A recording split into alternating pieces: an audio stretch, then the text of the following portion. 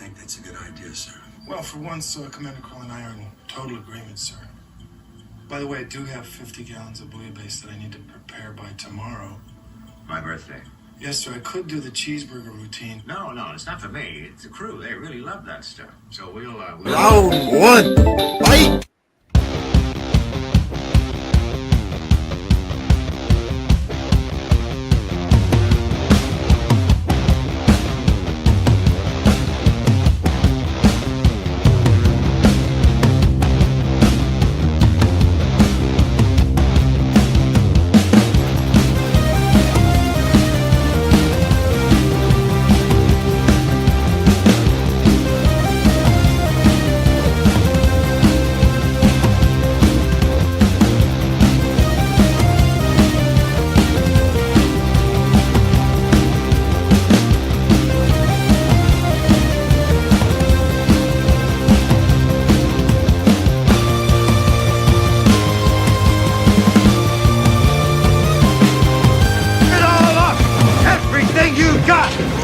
Come on, you ape! You want to live forever?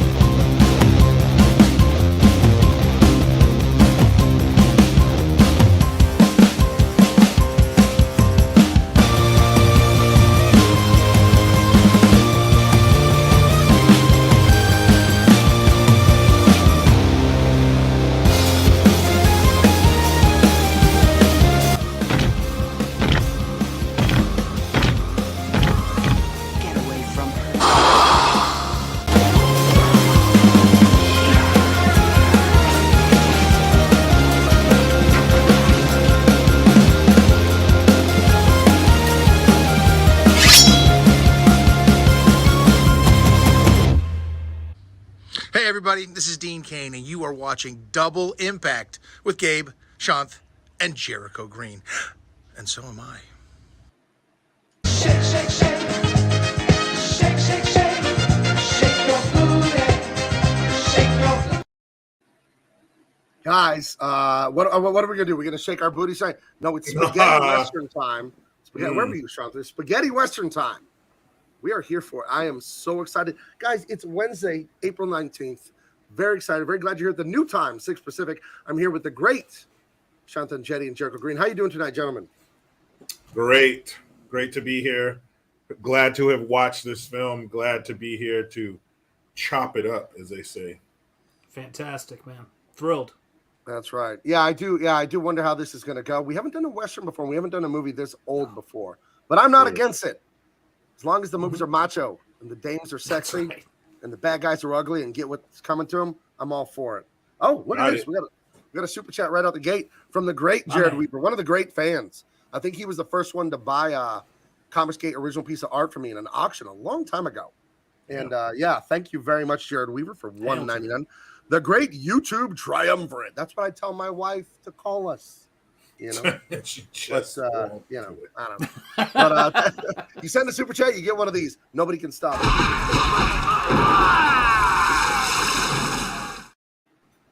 Thank you very much. Oh, here we go. Think about what you'd think about. We'll do for $4.99. Thank you very much, friend. Hey guys, I know this is a broad question, but it's a broad question. Hey, you broad. Because he's marrying a broad next week. I'm getting married next week. So I was wondering, what advice do you have for starting out a marriage? Well, do either of you want to go first? I wanted to ruminate for a minute. I've been married almost 27 years. 27 years this fall. But do either want to take a stab at it? Because I'm thinking. Starting out. Oh, I got one. Here's my advice that I only started this last 2 years. You go out for an anniversary, Valentine's, whatever dinner. Have sex first, then go eat a 3-4 course meal Duh. and drink a bottle of wine. I don't drink, but a lot of people do. But if you eat too much and then you come home and then it's not as, you can actually hear your stomach that that sound. Everything's sloshy. So yeah, that's some advice I have. It sounds silly, but this is good advice. Believe me. Sex first, then you go out to dinner. Besides, you'll be hungrier anyway. You know what I mean? So, what about you two? Any sage advice for the Jericho, you're following that. I would say, and not just for the beginning. I guess more specifically, like you said, in the beginning of marriage. I don't know if you guys have kids. I'm gonna err on the side that you don't. If you don't have kids yet, in the beginning of your marriage, spend as much time as you can together. Going out, spending time at home, going on walks, whatever. Just spend quality time together, no matter what that is. Spend time around each other, enjoy each other's company, because when the kids come, things change. But for the beginning of your marriage and all through, have as much sex as you possibly can. A lot. Okay, no kids yet. All right. So make sure you spend as much quality time together as you can and have sex a lot, because a healthy sex life is indicative of a healthy relationship. No matter what it is, work through it, talk it out. Don't go to sleep angry, and bang when it's over, and you will be fine. This is the greatest series of advice. What's your sex advice, Sean? Don't ever choose harder as your safe word. True that. Sorry. Let's bring it back. Let's bring it back. Let's first of all, the simplest one, which kind of goes into everything we're talking about here. Never ever stop dating. Right. Take your wife out on dates. And another thing I think is important, there's a lot of advice out there. Whichever ones you do are going to be, it's going to be whatever. But the one thing I always think about is I try to do at least one thing consistently for my wife every day that makes the day better for her. So for me, because this is how I came up, I had to make the bed every morning and make sure that bed was tight. I make the bed for my wife so that every night when she goes to bed, for almost our entire marriage, unless I was sick or something like that, she goes to a nicely made bed when she goes to sleep, and it puts her in a good mood, and she knows, I was thinking about her. That's it. Little things like that. Yeah.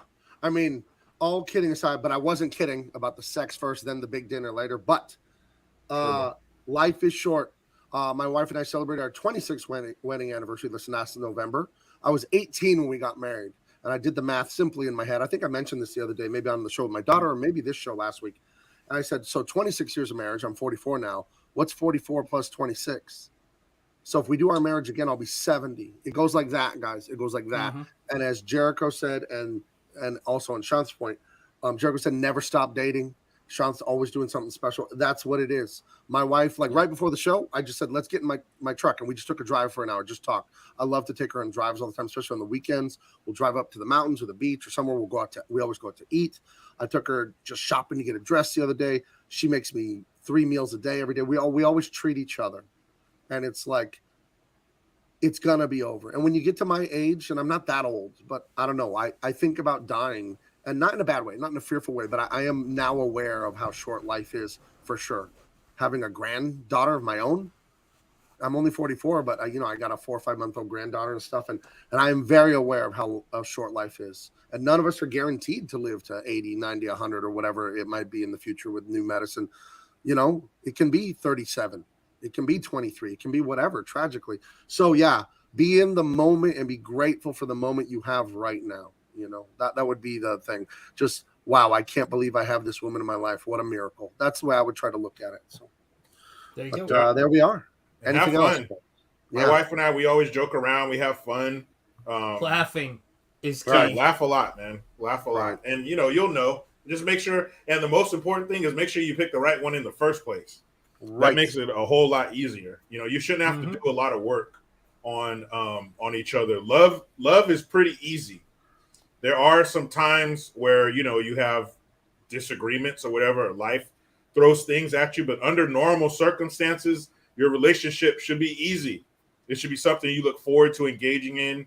You shouldn't take an extra lap around the neighborhood before you come home. You know, some people say that that marriage is hard. I don't know. Outside things can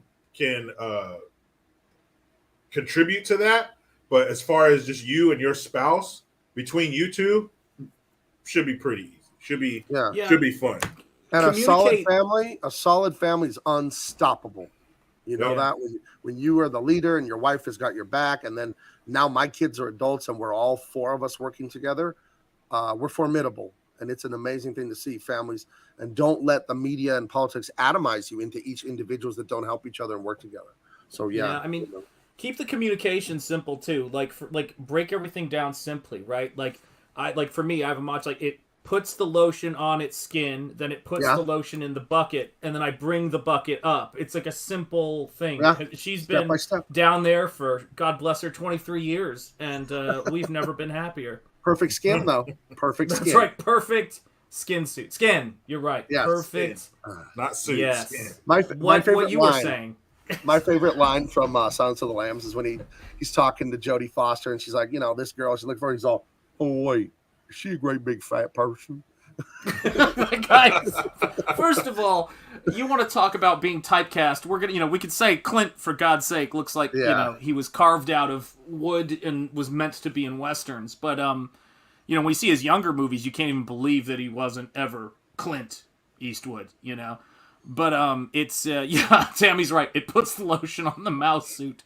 I think my favorite part of Silence of the Lambs is when he's in the mirror and he goes, "Art fuck me." That one sticks with you. You know what I mean? Yeah. That'll change you as a person. None the miser says, "Keep your wife far away from San Miguel and Ramon Rojo." Yeah, man, because that was a weird situation. That's true. Some people needed some killing in this movie. Let me tell you. What a weird setup.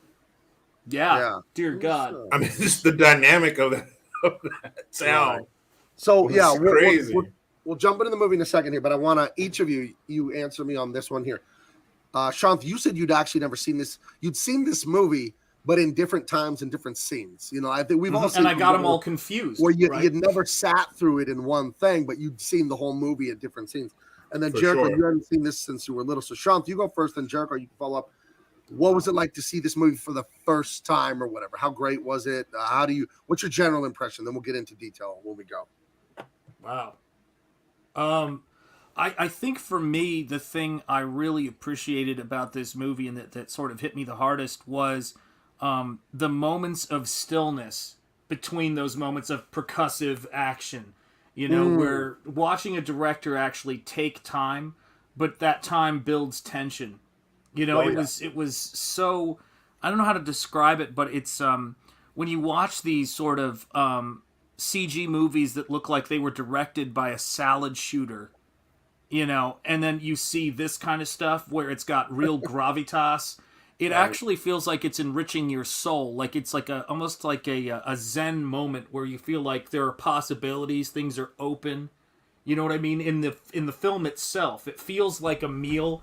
Dare I say, it feels like pasta that's al dente. It's that kind of thing.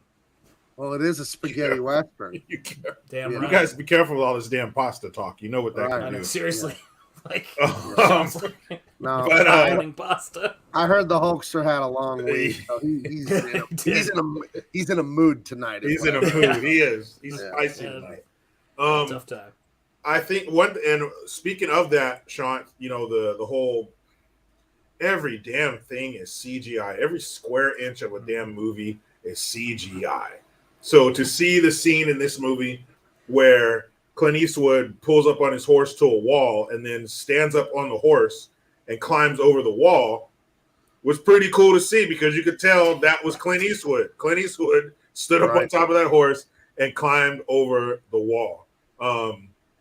Just the practical effects. All the people you saw in it, everything you know, because it came out, I think, in '67. There were 3 Clint Eastwood movies in '67. I was like, damn, he was working. But he. So what else was there? There was the one after this, a few dollars more. But what else? I was the third think one? it was Fistful of Dollars. Oh, The Good, the Bad, and the Ugly. They all came out in the same year. All three of them came out in Oh, 1967. I thought Good, Bad, the Ugly came out the next year. Wow, I didn't know they came out. That's in the how same you make year. a Wow. superstar, right? Damn. Yeah, and I mean, and when you look like a young Clint Eastwood, that helps. I think he was 37 when he did this movie. Yeah, I'm sure. I'm sure. Jericho, couple. I passed through 37 once, and it didn't do for me what it seems to have done for Clint. Same here. It didn't work out for me like that. Interesting. Same here. Interesting. But it was great, man. It was a great movie, and you know that everything you saw in that movie was real. It was good to see the fake late 60s, early 70s, like even through. I remember seeing Bruce Lee flicks with like the orangish red paint blood. Cadmium red blood. Yeah. All right. Yeah. That was something else. That was good. Now, Mighty Magic says something here. We're going to have to do Unforgiven. We're going to do Clint for a few weeks. I saw Unforgiven once and didn't like it. I didn't dislike it, but I was like, I was told this was his greatest Western, and it's good, but I thought it was going to be lightning from beyond the blue, and it was. So I must have watched it wrong. I'll have to watch it again. We'll do it again. We'll do it live. His greatest Western? That's what I was think told it's by everyone. a good, the greatest Western, the greatest Western. I was like, it's a good finale Western, I think. Yeah. But it's like, if the things that elevate that movie, and if there's a few things that elevate that movie, it's the supporting cast. I mean, you've got Gene Hackman. Gene Hackman is about the worst Morgan human being Freeman possible in that. Yeah, he's up there. Gene Hackman kills Morgan Freeman. The fuck is wrong with you? He plays like a crazy egomaniac so well. Like in Crimson Tide, remember with Denzel or whatever? Yeah, his same thing. Psycho he is, you know. But he's a real piece of shit in Unforgiven. Right. He's real bad in that one. But his greatest, I don't know. But this one, A Fistful of Dollars, High Plains Drifter is another one. Of course, my favorite is Pale Rider. But his High Plains Drifter, I think, was in 73, and he had another one in 76. I think Hang 'em High was 76. But I think I've pretty much seen all of his westerns. I just love them, you know. Yeah, and let me say this, guys. I know a lot of you guys in the chat, you know, I'm sure have played video games and video games have really kind of started to move into that Western territory. Some of the best Western stuff, even though I don't play video games, the stuff I've been seeing, Red Dead Redemption and all of that stuff, right. There's this big movement. But guys, there was this period where movies were not so, you know, the movies that were coming out of Hollywood were not so great, and there were these big revivals of old movies on the big screen. We were seeing drive-thrus everywhere. I mean, do yourself a solid and you know, ride with us, dare I say, and have a rewatch of some of these classic westerns. If you haven't done it with a Fistful of Dollars yet, I bought the Blu-ray to do this. I was telling the gentleman before the show, and I'm just going to be digging into those bonus features, and I'm going to be ordering all the rest of these flicks that we do, and some more, because I want to own them. And on that note, The Horror of One is the Man with No Name trilogy worth watching. I've never seen it. As they say in France, fuck yes. No, they don't say that in France. Yes, they're fantastic. And for those of you out there who don't know, that's A Fistful of Dollars, a few dollars more, and then The Good, the Bad, and the Ugly. These are fantastic movies. They really are. It's part of our cultural patrimony as Americans, too. It's part of our heritage. You got to watch this stuff. So well done, so tense. It's not boring. They're outrageously good. There's a reason they're classics 50-something years later, dude. There's a reason people still absolutely adore these movies. And it's hard to just pick the top 5 Clint Eastwood westerns. Right. You're not even getting into all the other action movies and stuff that he's done. Just his top 5 westerns is hard to pick. Outlaw Josie Wales. I mean, there's just so many to choose from, but this was the beginning. And this, like a lot of the action movies we've done, some of the Van Damme movies we've done, it got right into it. It didn't, because it's an hour and 40, so there's not a lot of time to fuck around. Let's do some character building. Let's show you who the good guys are, the bad guys are, and let's start killing them. And that's how it is. And like we mentioned, the dynamic of the guy and his son, and then the woman living in that town, but it wasn't his woman. I mean, it was just the Yeah. kids crying. I mean, it's just a lot of crazy shit Right. going on in the town of San Miguel. It's wild. Right. Yeah, you This was, want to talk about how difficult it was, because now this is a big thing, because I'm directing some compliments at you two gentlemen, so brace yourselves. As tough as it is to find, people who are really have a deep appreciation of all these action movies, Van Damme movies, Steven Seagal movies, it is incredible when those very same people are also into westerns. And it just made me think that I'm in a group of people with three guys, we're hanging out, and I'm not the one who's like, let's watch a western. All of us are just like, let's do this. You guys were like, let's get some westerns going. Freaking amazing. So Well, I'm grateful for you guys. Yeah. Thank you. Here's the thing. When you're from Colorado and you live in California and you're always in Nevada, you're not into westerns. California. You are western. I really, as Sounds an American, this is my grandfather's hat. This is my grandfather's old cowboy hat. But he wore cowboy boots. He wore a bolo with turquoise on it and all that. And being a Coloradan, it's very western. It's the mountain state. There's rodeo. There's cowboys. My dad has had a ranch since I was a little boy with animals and all that. Jericho, you grew up on a ranch and stuff. So being Westerners in America, like nothing feels more American to me than the pioneer days, Little House on the Prairie, Clint Eastwood, all of it, the cowboys, all that post Civil War or during the Civil War, I guess, but all of that American westward expansion, nothing feels more American to me. The American spirit, everything we stand for as a country, conquering the wild land out here and all that. It's like, it couldn't be more romantic in my mind. So yeah, I love the West and that Western culture, so. Yeah, it's great. I love it. And there's two genres of even westerns. You have the westerns that take place kind of in the plains, Kansas and stuff like that. But then you have the westerns like this one that take place, at the Mexico border, New Mexico or Arizona or California. Like there's that whole landscape too. And this is one of them. This takes place somewhere near the Mexico border. Right. And the town with the bell ringing and the guys with the sombreros and shit. And I was noticing the stitching and stuff on some of those sombreros. Man, that stuff looks awesome. But this is a good movie. Lots of gunplay. Right. And I'm watching this movie and I'm like, wait a minute, this is familiar. It's Last Man Standing. Last Man Standing was a remake, or I guess, or whatever, of this. And then this was a remake of a Japanese movie called Yojimbo. Yojimbo. Yeah. Toshiro Mifune, one of my and favorites. he changed it from 4 to 2 games. Right. So everything since that has been 2 games. I guess originally it was 4. But I was watching the shit. I was like, small town, gunslinger comes into town. And what did it for me was in the very beginning, he says he's harassed by some ne'er-do-wells in town. And then he walks past the Undertaker and he says, get 3 caskets ready. And I was like, wait a minute. And then I was like, oh shit. Yeah, it is. It's, and then I looked it up and I was like, yep, for sure. Right. But yeah, man, there's some cool shit in there. There's some cool lines in there. And real men, there's deceit. There's a beautiful woman involved. What else do you need? Yeah, it's stripped down and it's simple. Like Shakespeare says, brevity is the soul of wit. I love that quote. Amen. And these kind of movies, they get to the point. They strip down all the unnecessary crap and they just give you the pure message of heroism, men, women, good, bad, all that stuff. I think it's fantastic. I want to mention this real quick. Think about what you think about. Congratulations on the upcoming nuptials, by the way.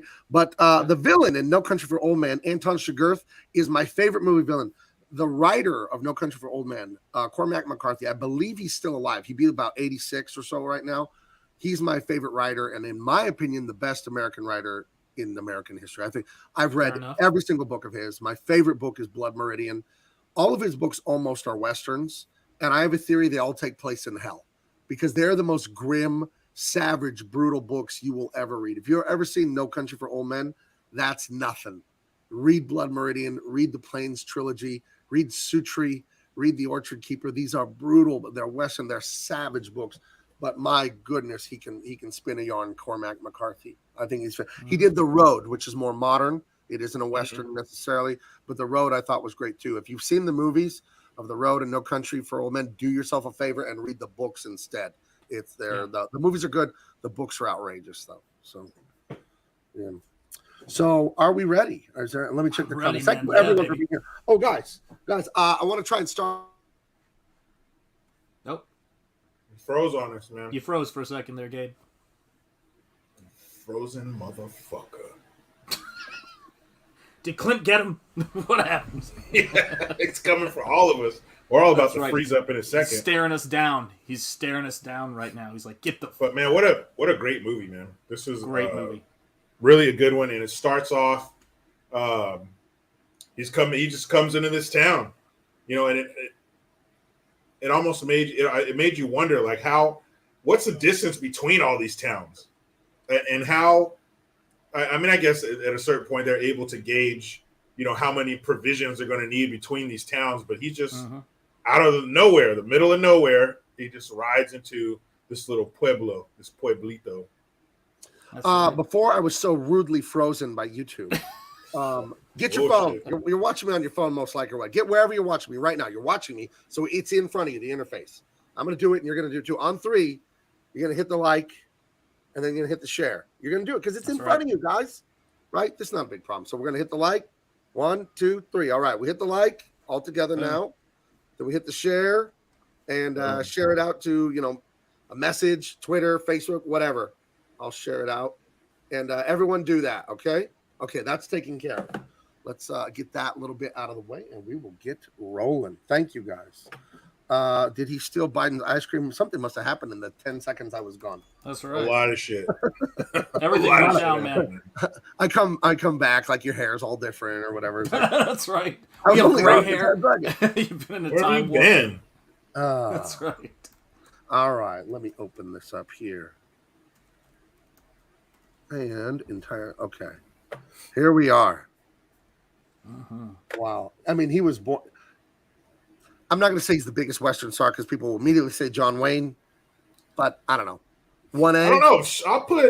I'll put Clint Eastwood up against John Wayne. Hell yeah. I mean, John Wayne, he may have, I feel like he's made more Westerns. Right.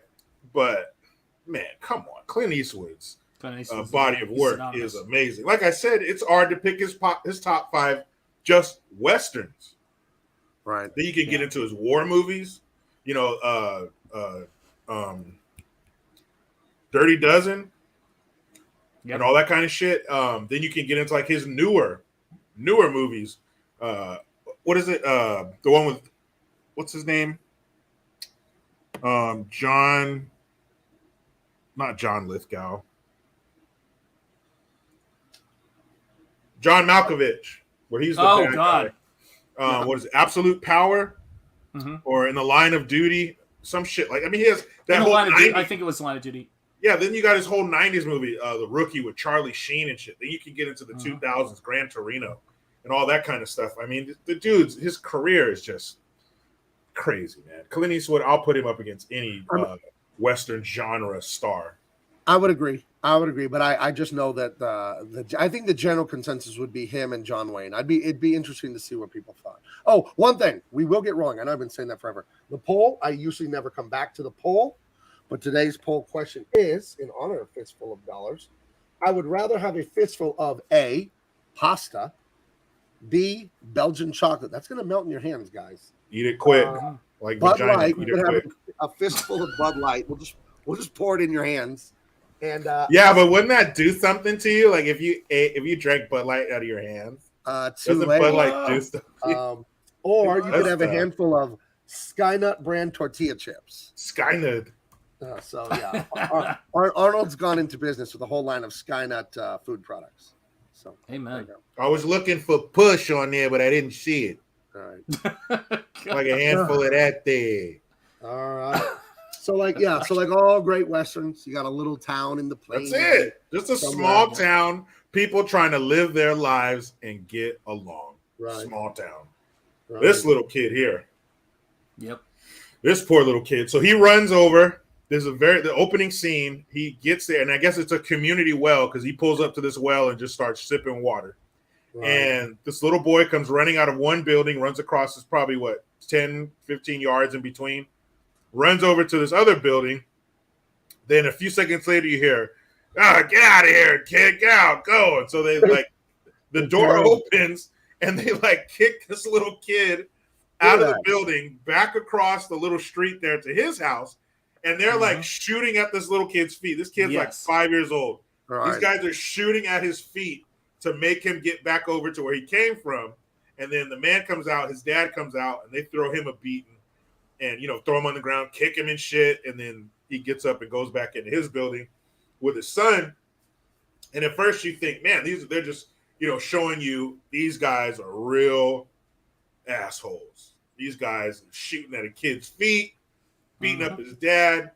These guys are monsters. And they're right, but there's a couple more layers to this onion here. Right. Yeah. And it's funny to me to think this is Italian director, a lot of Italian actors, some Spanish and stuff. And they filmed a lot of this in Spain and Portugal, I believe. And as a Mexican myself, it's funny how Mexican some of these Italians can end up looking. Some of these. He looks like a real fucking Raider fan, homie. Hey, senor. Hey, what's up? What's this fool over here drinking water? Well, hey, what are you drinking our agua, fucker? Hey. And he was this particular guy here. He was missing a lot of bullets at his bandolero. So that's showing you this dude's a badass. He does a lot of shooting because he's about missing about half of his bullets. So this is a real bad guy right here. Yeah. I mean, and can we also just say this too? Because we see this with French comics, we see this with Italian movies now. It's wild to see the greatness of our country and this time understood best by someone in another country. But the Europeans are obsessed with Westerns and the Wild West. In a lot of ways, it's kind of the the plateau on which many of the ideas of the Western Enlightenment and individuality and all of those things, property rights, self-reliance, those things played out there. And I think we could all use a refresher course in that kind of, that kind of philosophy and what a hero is, an independent hero is. He has his loyalties, and he has his goals. He has his different things that he's after. But I mean, you had to be a thinking man out there. You had to be. And it was brilliant. I think the reason they're so enamored with that, or maybe one of the reasons, is because they didn't have it. They didn't have that Western period. They didn't have cowboys. They didn't have that go out there and stake your claim that we had here. And just like we don't have the royal family. We don't have kings and queens. We have no attachment to that. We don't have this family that we keep living in olden times like they do. So I can understand why and it's so cool. Like, especially in cinema, cowboys are so cool. They're lawless. And if there's a problem, I meet you in the middle of town at noon and we figure it out. Right. Everybody's drinking whiskey and, smoking cigars and shooting shit. Seems pretty cool. I think a lot of Americans may not be aware of just how much specifically the French and the Italian love the genre of Westerns.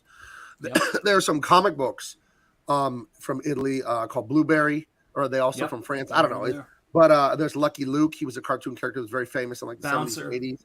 He's there's a lot of Westerns. So I have a very good friend that is from France. He's an animator and an illustrator, and he was telling me all about it. But I'd also known about Blueberry and these other things. And like you said, Jericho, they didn't have a westward expansion period where they're from because that land was the frontier probably thousands of years ago. Our frontier was unsettled or whatever by civilized, industrial society just 170 years ago or whatever when they did it here. So in Italy, when would it have been the frontier where you're the equivalent of a cowboy going out there settling wild lands? Thousands and thousands of years ago. Like 5,000 years ago. So I think the cowboy thing only really happened in America and I think Australia at the same time, So because they were cowboys down in Australia too, all the ranching and stuff going on there at about the same time. And they also in Australia they have that harsh landscape. I mean, you get into Eastern Europe, it gets pretty harsh. But they don't have that desert, that plains, that wide open plains landscape that made tough people like this, that made tough tobacco spitting, gun wielding, whiskey drinking, horse riding, kind of people that they were forced to be here in America. They just the technology too, though, right? the technology. I mean, this is the thing, right? If they had that, it was what, swords and spears. What was it, taking on the Neanderthal? You know what I mean? And things like that in Europe, Homo sapien. You know, that kind of thing. We're going way back to that when that land was settled. Here, you've got a lot more open territory, but then you have the technology of the pistol, of the rifle, of the gun. Right. We're not even talking in the Wild West. We're not even talking muzzle loaders, for God's sake. You know, we're talking about, you know, we saw in this, the the Gatling gun and the Right. what kind of gun was that in the West? I forget what it's called, but anyway. Well, the most common one is like that Navy Colt revolver.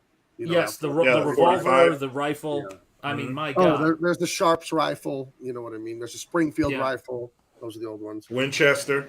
Right. Winchester. Yep. Right. Have you ever, Jericho? Have you ever been to the Winchester House? Isn't it up there by you or something like that? Yeah, it's near San Jose. Okay, I've never been there. But So I it's heard a about couple hours from me, but where I used to live is in San Jose, about 45 minutes away. it. All right. All right. Okay. So yeah. So this little boy's running. These horrible Raider fans are beating up on him. Terrible. Fool. And hey, get out of here, you little fool! Hey, get out of here, fucker, little pendejo. Jeez. Pinche puto. There's no, Get out of here, little puto. just for the audience to understand, there's really, my friends are leading you astray. There's really no evidence that they were Raiders fans. It's just strongly implied. Right. I mean, he's wearing silver. The guy in the middle is wearing the silver and black. You know, he's in the silver and black. You look at the front, he has that stupid skull or that stupid pirate thing that the Raiders have. Hey, I'm a Raider. Did they have bouillabaisse back then? They only had bouillabaisse back then. A lot of people don't know that. It was the only thing to eat in this town was bouillabaisse. That scene where he's at Clint's in a little tavern and he's drinking a bowl or sipping a bowl of soup. Right. And he's like, do you have anything else? Do you have anything else besides bouillabaisse? Sorry, senor. All we have is bouillabaisse here. Bouillabaisse and whiskey, fucker. That's right, fucker. That's even what we call our army base. We call it the bouillabaisse, fucker. Dude. So anyway, our first meetup will be, I can see it now, premonition. Shockingly, we were all killed by Raiders fans. No, We should have our fan meetup at the Raiders Stadium in Las Vegas. Yeah, Hey, right. fool. Hey, welcome in. Come in, fucker. Yeah. No, I can't I'll step drop a inside legal the place. document / will, we'll just do Hey, it. fool.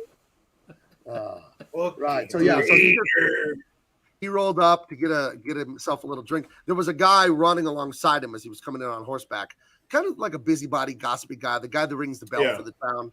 And he was like, "Oh, don't go in here. This is dangerous. There's two groups, the Baxters and the Rojos, and they run this town. You're going to get yourself shot. That's what happens to everybody in here." And he's just kind of giving them a warning, but he doesn't pay it. No, never mind.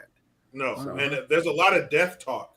This guy is warning him. The old man who runs the tavern, he's telling him, "Hey, man, all there is to do here is, steal shit and get shot. That's all they do is kill. Though they don't. He was telling him how men don't want to work anymore because all they do is kill, and there's no women out there. All you see is widows. Right. So there's a lot of talk of, hey, man, this town is very dangerous.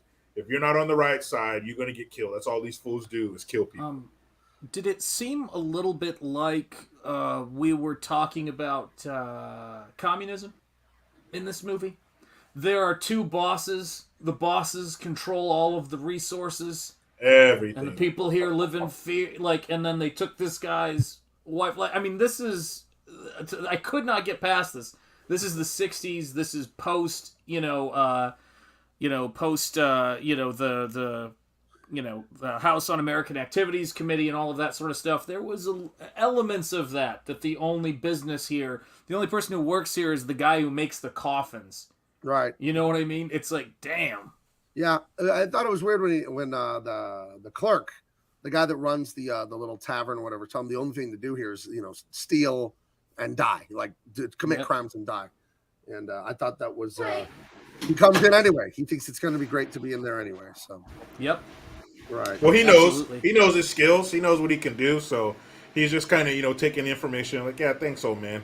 but he has a plan in his mind, and he's going to do Oh it. yeah, he does. Is this right after he has he confronted the guys yet on his horse yet, or no? Are they? Yeah, Yes. his mule, right? Yeah. Yes. So oh, okay. So yeah, so this is Baxter on the one end of town, and he runs whatever he runs. I don't know if he runs whiskey or guns. I don't remember. But you know, he's one of the crime families that runs the town, and the Rojas are the ones that run the other end of town. And he confronts some of Baxter's men, and they're giving him shit and stuff, and he drops them.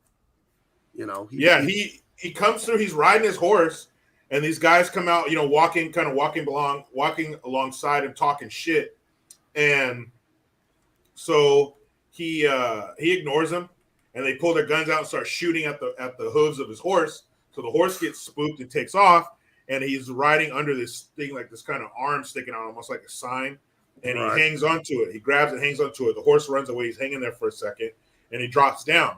And then it happens to be right in front of this tavern, so he walks inside the tavern. And you're thinking, you know, coming into the movie, like, even if you haven't seen it, you know this is Clint Eastwood. He's a badass, so you're just going to let these guys shoot at your horse and basically punk you like that. So he goes inside, and then this is where the old man starts telling him, you know, this is who's who, and you know, the best thing for you is to get out of here and all this shit. And then he goes back outside, and then he's walking back toward those guys, and he walks past the Undertaker, and that's when he tells them, hey, get 3 coffins ready. Right. And I have the confrontation right here. I like it's only 15 seconds, so we won't get the thing. But hold on. Let me make sure that do we have sound on this? Tell me if we have sound. Yep. Okay. See, my mule don't like people laughing. It's the crazy idea you're laughing at him. Now, if you apologize like I know you're going to, I might convince him that you really Don't do it. win. Yeah. So he's basically, he walks up to him, and he's lighting his cigar, Right. and he's telling him, hey man, you know, basically, I don't care that you guys shot at me. I know you guys are just fucking around, but it's my mule. He's the one who's tripping. He's like, he has it in his head that you guys are making fun of him. So if you could go ahead and apologize, he said, like, I know you will, because you guys are good guys, right? Then it'll be fine. Because I know it's crazy, but the mule, he's fucked up. He has it in his mind that you guys are being dicks. Think about how hardcore that is. Like that thing of you're going to apologize to my horse. He's humiliating them, and they've got him outgunned. You know, like 4 guys to 1. Yeah, and they're all killers. This is what they do for a living. They're killers.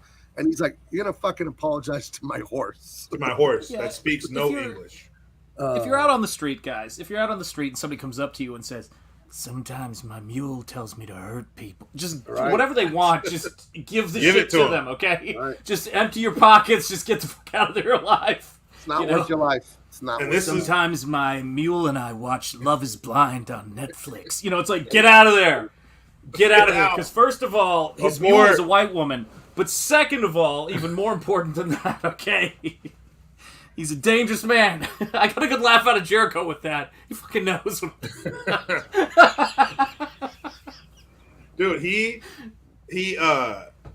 goes up to these guys, tells them that. Then you see the guy, you know, he reaches for his gun. So, of course, Clint, boom, boom, boom, boom, boom, takes all of them down, all 4 of them. So then he turns around and walks away, and he passes by the Undertaker again, and he says, "My mistake, 4 coffins." Yeah. Right, because on the way over, he told him 3 coffins. Right. That's a level of badass you're getting in the calm and the confidence. Like you said, Gabe, he walks up to 4 dudes. He's outgunned, and he's talking some shit about his mule and how his mule feels about what they did. I would just like to take this, Dave and his death beanie, that hair pomade too. Yeah, this hair of Clint back in the day, it goes right in the Hall of Fame with Mel Gibson and Stallone. That is some serious, gorgeous hair. That's a mane. Yeah, that is a scientists might classify that as a mane. Now, and I'm seeing Gabe walking down this street, looks over at the old guy. I'm gonna need 30 gallons of bouillabaisse, and then he comes back. Sorry, I meant 50. Shit. Yeah, this dude Clint, he's a good-looking man. That hair is something else. I think that hair had its own trailer on the set of this movie. And he's already getting to work. because the information he's gotten from that old man kind of gets his wheels turning. So he's going right over to the Rojas, right? It was Rojas. Rojas, right? He's going over to the Rojas clan gang, and he's getting shit going. He's already playing. He already has an idea because the old man told him it's going to be the Rojas gang, the Baxters, and you in between. That's a dangerous place to be. And he's like, well, not really. That's a place. That's a lucrative place to be. So he starts putting his plan into place and starts cozying up to the Rojas. It reminds me of some financial advice I once heard that was fantastic advice. It was like money is like water. It's always flowing between point A and point B, right?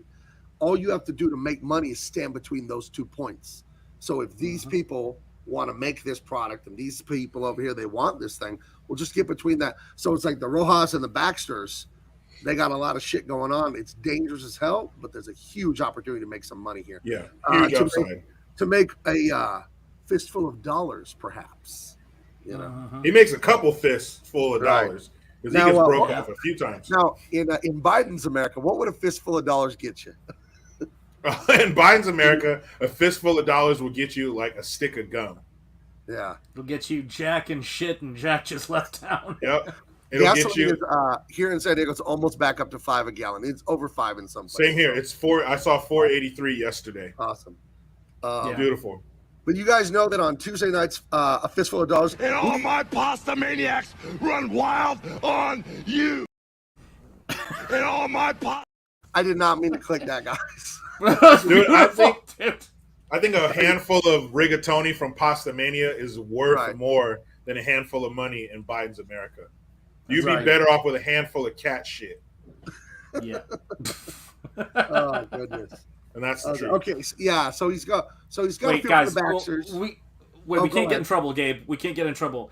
What Jericho said was not financial advice. Okay, so do not move all your money over to cat shit because he said that. We have to just safety tip from YouTube. Sorry, Gabe. Go ahead, Gabe. I'm sorry. He told me. Told me to get a handful of cat shit. Right. Are you prepared for the financial collapse? How much cat shit do you have stored away? Call Patriot Cat Shit right now and enter promo code Jericho Green to get your cat shit tonight. Promo code Jericho to get your. Gabe, you're killing me, man. Are you prepared for the communist takeover? How much cat shit do you have stored away for you and your loved ones? Are you still sitting there with cash in your vault, in your safe? You need to get that out of there and replace it with 100% organic American cat shit. It'll be worth way more, and if you have to, you can eat it. We collect our cat shit from single feminists in the largest metropolitan areas in America. It's the most pure cat shit you could find in the USA. Actually, that's true. I'm like 37. I haven't been married, but I like turn out great cat shit and like cat hair sweaters. So like, you hear that? Who else produces better cat shit than a lonely bitch like that? Yeah, that's right. Oh my gosh. I do not want to live in a world where we're using cat shit to pay for things. Me neither. I'm just saying. And one time, we went in to collect the cat shit, and the lady had died, and the cats were eating her face. More shit. However, it was a mercy killing. That just means more cat shit. This cat shit used to be an actual feminist until the cats ate her face. Now she identifies as cat shit. Now grab a fistful of cat shit, brother. How did the stream go? Pretty good. We talked about cat shit. Yeah, we we go, man. We go all over. Never have to worry about cat shit, brother. Pasta Mania. A fistful of dollars will get you all the rigatoni you want. Tuesday night, kids eat free, brother. Brother. God. Please bring the whole family in, brother. Bring your neighbors, because I'm still sitting on about 1 million pounds of that damn rigatoni, brother. But I promise you, no cats are shitting in here, brother. Oh, my goodness. Hey, Hulkster, how much cat shit do you have saved up for your family for the coming economic collapse? Well, I know sometimes, brother, you look at the terrible investment I made into the 1.5 million pounds of rigatoni, brother. But I didn't do that when it came to the cat shit, brother. I got a whole silo packed to the roof with cat shit, brother. How much? What is the conversion rate currently cat shit, fistful of dollars? What is the conversion rate? Do you know it or? Right now, brother, the fistful of dollars are barely ahead. But if you get a big old handful, you got to have hands like me, brother. You can't have regular size hands. You're going to be palming cat shit, brother. But right now, it's about $1.75 to one piece of cat shit, brother. Wow. Now, if you're Andre the Giant, you had those catcher's mitts that he had, living like a king. If you had that, a fistful of cat shit in Andre the Giant's hands, that'd be wild. Yeah, that might be more cat shit than the regular person can handle, brother. That's a whole lot of cat shit, brother.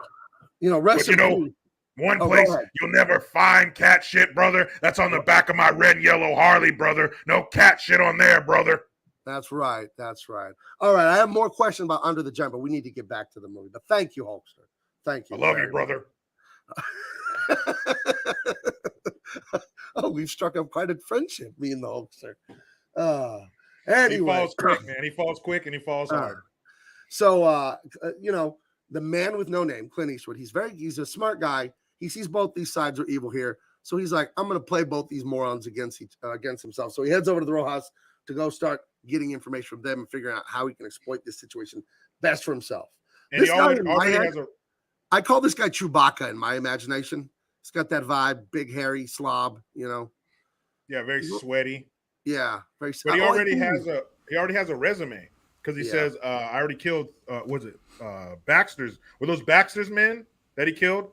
Yeah, I think so, because he goes up to him and says, I've already killed 4 Baxter's men. Like, basically, I've already shown you how much I'm worth. Because he was telling him when he was walking over to shoot him, he said, Rojas, if you're going to have me as a hired gun, I'm not cheap. And then he goes over there and dispatches those 4 dudes quickly. And he goes, I told you, I'm not cheap. So he was basically, doing an interview showing this man what he's going to bring to the company. So now he has something to bring to the table. So let's start talking money. Let's start talking dinero. Right. What is the old saying? The silver or the lead, but in Spanish, the plata or the ploma or something. How do you say that? I forget. I don't know why I brought it up if I don't remember how to say it. Way to go, Gabe. Yeah, fucker. Yeah. See, here's the thing. Let me tell you something. Like, this is the thing. That Raiders fan inside of Jericho is just locked and loaded. Like, it's always there. It's always turns on a dime. I have a suspicion, being a Northern California person that Jericho is, he might publicly say he's a 49er fan. But I bet you he's a closet Raider fan. I think we're there now. Never. I bet you he actually hates the Niners and loves fucking Raiders. Hell no. Oh. I hate the Raiders. I love that. This no is, way. Like, you can call me many things, man. He flips the table. The mic goes flying. Fuck that. That would be like saying you're secretly a Raiders fan, Gabe. That would bother me, but that wouldn't bother me much as saying I was like a Chiefs fan or something like that. Or there you go. That would be like saying James fan. You call me a LeBron James fan, we're gonna have a problem. We're gonna have an altercation of sorts. Poor little California and all its sports teams. I grew up in fucking Tennessee. You guys go to hell. Yeah, but you grew up in Tennessee. We're in California. Yeah, that's true. That's true. Any Chattanooga Lookouts fan? Anybody a fan of our team, our baseball team? Let's trade. Wait a minute. Trade the way your states ran for the way ours is ran, and our sports team. That's true. Their minor league team is called the Lookouts. I believe so. Yeah. So my favorite, look out for the ball or something. Hey, look out! Yeah, it's kind of named for Lookout Mountains. And I'll say this: my favorite Lookout story I remember is the old Lookout Stadium. They built a new one. Was a drunk driver once drove his van through the cinder block wall Damn, where look the out. games were played. Like we don't have a lot of. Like the world's worst Kool-Aid man or something, just coming through that. Oh yeah. Oh yeah. Yeah. Oh yeah. Oh no. Dave and his death beanie. I used to be a Niners fan until the kneeling and then the poop on the streets. So Colin. That's understandable. Understood. That's understandable, and I don't begrudge people who left the Niners and left the NFL. But me personally, I've been a Niner fan since '84. And I'm not going to give that up. I'm not going to let them take that away from me. What would you do? Now, this is for husband, fathers everywhere. What would you do? You get married. Commit yourself to one woman.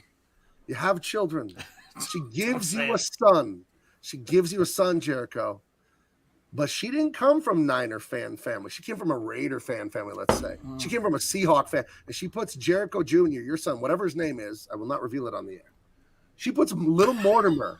She puts little Mortimer in a Baby Seahawk. Mortimer. Baby Mortimer. She puts him in a Seahawk jersey. What would you do if you came in and saw your son wearing that? Oh shit. Well, I would hope that before she did that, she contacted her parents to ensure that they have room for her. Oh, because it's a wrap. Right. Because if we get to the point where we produce another human being, you know where my loyalties are in the NFL. And for you to do that to me, woman, you got to go. Your address just changed. Damn. Now your address is different. Look what you did. Damn. All right, I feel the same way. And leave my son because I will not have him a good woman living in a Seahawk house. That's right. That's right. You have to get a court order to protect your son from the Seahawks and keep him out. It's clearly abuse. Right. Clearly. Yeah, my wife, born in San Diego. She's one of the rare person that's actually born here because nobody here is from here. But her, my kids, they're all born here. But my family, not Charger fans. Oh no, my wife married me, and her allegiance changed like that. Bronco That's what I'm saying. That's how it's done, ladies. That's a For all good you woman ladies out there. That's how you do it. Man, I've seen, like, when I used to work at Trader Joe's, on Sundays, you'd see couples come in and, like, say, and I've seen a Niner Cowboys couple, and it was the day they're playing each other, and the dude is in Niner shit, and the wife is in Cowboy shit. I was just like, I don't know how you do it. You talk about, it's sports, it's not real life, but if you're being honest, when you're a big fan. Oh, you meant the marriage. Sorry, I got confused. Yeah, she obviously put that jersey on. Let's put that Dak Prescott jersey on and turn around, lady. Yeah, that's. I mean, yeah, that would definitely be a topic. You're not going to be a tight end anymore. Yeah, when I'm done, you're going to be a loose end. That's no, right. no, sir. No, sir. You could be a split end, So, yeah. It's that would be something to talk about because yes, it's sports, it's not real life, but it's very important to people. And to marry a Cowboys fan, I know a couple, big combo couple. I don't want to say names. He is a Texan. He's a huge Cowboy fan. His wife is a Redskin fan. That is like the nemesis. Wow, that's in their division. Yeah. Damn. I That's don't like know, a man. personal attack on your husband if you do. Yeah, I don't know. Yeah, I don't know. We'd have to, maybe this ain't gonna work out. Yeah. Am I describing my love life? No, I told you my wife converted to a Bronco fan. That's She's a a good real woman. woman right there. My wife's a Niner fan. She knows what's up. That's right. I'm gonna make you my bench. All right. Okay. Yeah, that'd be put away wet. None of this is marriage advice. What we're saying right now, just to be clear, again, just going back to our previous. Hey, I mean, how that would about just the be. fucking New York Jets over here. Hey, how about the fucking Jets, Jets over here? No, they changed it. It's Jets. I can spell, I swear. Jets. Lose. That's what they changed it to. So Fucking yeah, Jets. I really don't care about the Jets. They've never been a threat No. to the Niners, so I'm cool with the Jets. Oh, so anyway, he's over here with the Rojas, and he's gonna. And work out that's a the deal with- broad. That's Yeah. the broad right there. So she is because I think in Last Man Standing, weren't they romantically involved? No, I'm trying to think. Bruce Willis and the girl, this character in that movie. I don't know if she was romantically involved with Bruce Willis. I don't think so. I don't think she was, but he's not romantically involved with this woman either. You can tell when he punches her in the face. We'll get to that part. Yeah. That's a he's not giveaway. romantic. He's not romantically involved, even though there's a bit of eye contact when he's drinking from that well, and the little kid who ran back and forth. The little kid was looking for somebody, but they meet eyes. They lock eyes for a second, but she slams the door. It's almost like what I thought was she was mad at Clint, his character, for not sticking up for the kid, for letting those guys shoot at his feet, kick the shit out of the guy, because she looks at him and then she like slams the door. So why else would she be upset at this man? So I think she was kind of upset with him for not in intervening and helping that little kid. Yeah. All right. I mean, I Double thought- Brewski with a genius comment here. He's constructed a comment that will go down in history as a brilliant one because it's only consisting of titles for Clint Eastwood movies. And here it is. Here it Folks. is. Double Brewski presents The Outlaw Josie Wales traded a fistful of dollars and 2 meals for Sister Sarah. She was dirty and hairy and every which way but loose. Damn. Damn. Thank you. As long as she wasn't loose. Hey, every which way but loose. Yeah, that's right. That's I'll take right. that. And her favorite song was Play Misty for me. Mm-hmm. Yeah, man, I'll take that. There's a All right. So anyway, That'll go down in the annals. hey, Comments. uh, Hey, go down in the annals, eh? There's always that one person, right, in your class when you're a kid who reads the words wrong, and it's the silence man. in the classroom, man. remember I have you told us that story about when they were reading about the country Nigeria? Yeah. Have you told Yes, everyone? that's what's the one. Yeah, that happened at my school too. Life Please changing. tell it, Jericho. Please tell it. Oh, I was in 5th grade, Mrs. Husby's class, 1990, I believe. And someone who ended up being a great friend of mine. He was a friend of mine then, named Mark. And we were reading this book called Jump Ship to Freedom. And it's about this boy who comes over in the slave ships and he's a slave and blah, blah, blah, all this shit. And they're talking about where he came from. And so, remember in school where people would take turns reading and all the good readers would put their hands up and volunteer. Right. And all the people who weren't so confident in their reading ability never would. So Mark was shy and he didn't want to. So the teacher picked him.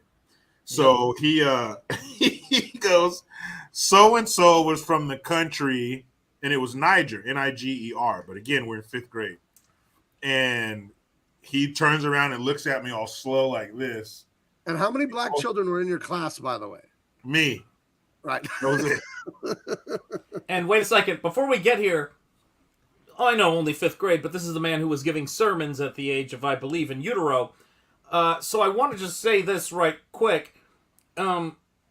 Did you know how to read that, Jericho? I did. I knew the correct pronunciation. You knew what he was going to say, did you not? I could feel it. And you yet claim to be this man's friend. Is that correct also, sir? It's true. The prosecution rests, Your Honor. Did I have the wherewithal to, hey, Mark, it's pronounced Niger. No. But I knew what was going to happen, and he knew. You could have leaned in and gone Niger. I mean, you could have done any number of. He wasn't sitting that close to me. I just love it. I love It wasn't that close. Do you mean friendship-wise or location? No location. He was like across the classroom. You should have screamed at Jericho. You should have been Niger. Niger. But we all knew what Mark was going to say, and he looked at me, and he looked at me, and I looked at him, and he goes, "No, sir, nigger." No, don't. In the whole class, I had race relations at my elementary school in the palm of my hand in that moment, and I knew it. Oh, Right. The whole class turns and looks at me to see was I just going to freak out, like remember in Half Baked? He's, I'm not going to freak out, man. So I wasn't going to freak out. And I just looked at him, and I was just like, what can you do? Simply Green has in the chat. You should have just faked that you were upset so you get the rest of the day off, Oh, friends drop first. Yes. That's right, man. I don't pray. I wouldn't let him drive drunk. Right. I let him drive. My brother is here, Abraham El Taib. hey, He What can up, feel the Dave? hard R coming. Yeah, there's like a rumble. Yeah, you see It's it like you coming. can hear the thunder coming across the reunion. Like, what is that? Is that a hard R? dogs were barking, rabbits were thumping the ground. Every animal knew she The was. dogs were like pulling and breaking their restraints and running away. Double Brewski for 5. Thank you, Double, for writing that. That was brilliant with the Sister Sarah and the Any Which Way But Loose. You send a super chat, and you're always Get it. get one of those.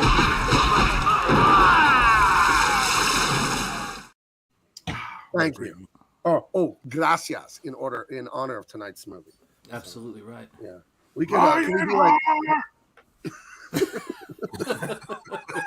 Let's see. I used to have a ghetto pass, but only used it with my black friends. Oh, I'm assuming from your name Munoz that you're a Chicano. You're a Hey, Chicano guy. fucker, you like the Raiders? Hey, fucker, you a fucking Raider fan, homie? Well, Hey, my homie that car Elliot, is thank you. muy firme. That car in your picture, it's firme. It's firme, just like the Jaina, dude. Yeah, big supporter over on my channel. It's great to see Ellie, and I want to say this. This is important. You know, Jericho, you may not know this, has a Raiders pass, which means he's Never. allowed to I'll go turn it in. Where can I turn it in? Because I don't need it. Just throw it in the trash. Fucking need it. I'm gonna turn it He into threw his toilet. Raiders pass up the stadium ramp. Throw it in the fucking toilet where it belongs. All right. Throw it in the toilet. Oh my Throw it in the God. toilet with that- What kind of pass do I have as an Arab Mexican? What can I get? Whatever pass you want, man. Oh, jeez. You know that joke, right? It's all, you know what's really fun about being Arab and looking Arab is getting randomly selected at the airport every fucking time you go on a plane. Yeah. I'm looking forward to flying with you, Weirdest Gabe. thing. It's the weirdest thing that happens every time. Dude, you should lean into it. Get like that polka dot like wrap that they wear, like the fucking over there. Oh, like when you see like the CIA, the CIA operatives, like the special ops dudes, Right. when they're in country and they got those dudes, lean into it, man. Then they We probably need won't to fuck fly. with you. We gotta fly somewhere with Jericho, man. That would be great. Because, Jericho has got, his Navy credentials and everything, and all of a sudden, Jericho's going to go, I've never been brought to this room before. And he flies with us, too. Look at my brother dunking on the Raiders. The Raiders feel like they got the patch on the good eye. They play like they got it on both eyes, fucker. They suck. Ciegos. Ciegos. Oh, my God. We suck. Is Abe a Broncos fan too? Oh, of course. It's by law. He's born in Colorado, too. Yeah, it's by law. He lives there It's stamped currently. on Yeah. it's stamped on your birth certificate. Right. The No, Broncos logo. Boom. Right. No choice. It's part of being a Coloradan. There's people have shirts out there that say, I have to paraphrase. Proof that God is a Bronco fan is because, sunsets are orange and blue. That's proof God is a Bronco fan. Stuff like that. There you It's go. everywhere and it's year round. You guys do not know the intensity of the Bronco fan. It is like, I think, the most intense fan base in America. So Damn. it really is. The state is ruled by the Broncos. So. Be careful. Right. So, and then this guy, he must have gotten into some of that pomade too. Look at the hair on this guy. Dude, I'm telling Oh, you, yeah. Oh, the hair department was on point. yeah. Yeah, Yeah, all these that's guys a good looking good. But this That's guy, they don't like Clint coming in. And the boss is the guy sitting down with the mop top. He's enjoying some nice bouillabaisse. Yeah. And Chewbacca and Pomade here, they don't like Clint. They don't trust him. Mm-mm. Let's just kill the gringo. We don't like this guy. Hey, let's fucking kill that gringo. They Hey, don't let's like do it like we do at the Raider game and fucking kill the gringo. Fucking bruto. So he joins his first side there. Let's see. Oh yeah. So then coming through town is like a Mexican army. They're bringing a big Yes. wagon through town, and everyone wants to know what it is. Well, at least Clint wants to know what it is. So he wanders over there and he distracts the guard like in the dumbest way. It's kind of brilliant but stupid at the same time. He goes up to the horse and he's looking at it's like its eyelid and eyelash is really Yeah. close. So the guard turns to really look at the horse's eye.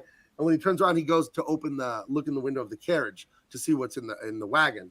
And what's in there is the barrel of a Yes. 45 ACP revolver. I loved that. He says, Right. That "Get shot was lost." great. He says something like, get lost and get out of here. Like, what are you looking at? Yeah, I think he asked him, what are you looking for? And he goes, oh, hey, buddy. me? Nothing. But Uh, what about the sleuthing, though, that was done beautifully beforehand? He goes, go over there. If they try to kill you, there's gold in there. right. Yeah, I don't know. I don't know about that. But he did it. It's a He's like, one-time good thing. idea. I guess you're right. And he goes over there and the guy, draws down on him. And it's like, well, I guess I'm done looking in here. Right. That was great, man. Yeah.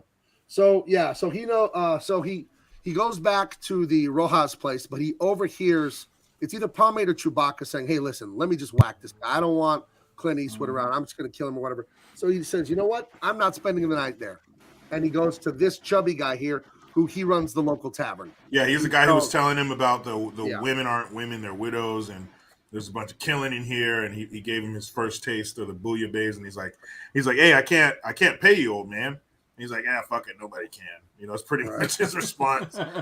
And he let him, shack up with him. It'll become roommates. And so yeah, he's staying with him for his own safety. So he knows he has to prove his worth to these fuckers, or they're gonna kill him. Yep. Right.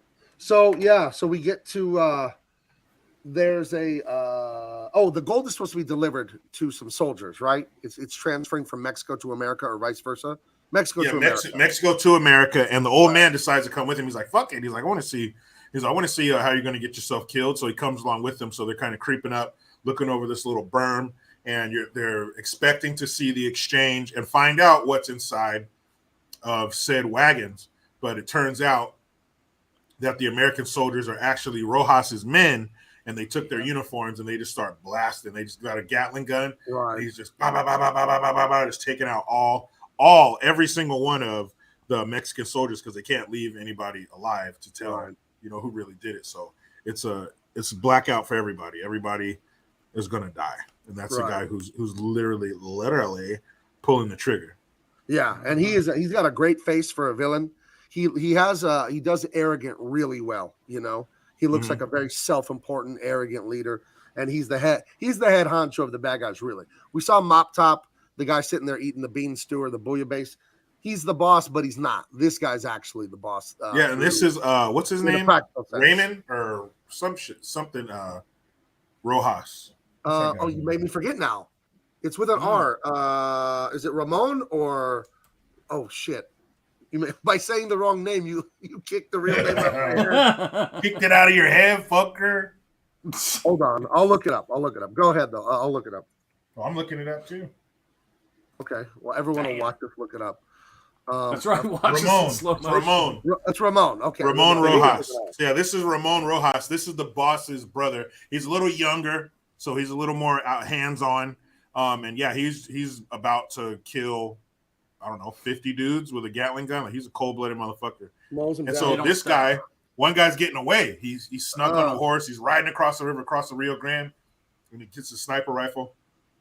Boom, shoots him in the back and kills him. Can't leave any witnesses because they're killing those guys and stealing the gold. So everybody is dead. So now there are no witnesses. Now they can take the gold. Hold on, double brewski for $5. Wrong, Gabe. Caliber is a 45 Colt, not 45 ACP. Oh, stands for automatic Colt pistol, which is used in the 1911 semi-auto. Well, now I know. That will. Thanks, double Bruce. Thank you. Absolutely right. Very informative. Thank you. Right, so the frame up is now set. Ramon and his men, they killed the soldiers, they stole the gold, and they got away with their crime. But they don't know that one young Clint Eastwood knows what they have done. Mm-hmm. Him and the old man, they saw that shit. Right. Yeah. I mean, they left. I mean, that was I got to say this, and the thing I love about this movie is first of all, low budget, right? It's in the town. It's it's a town square.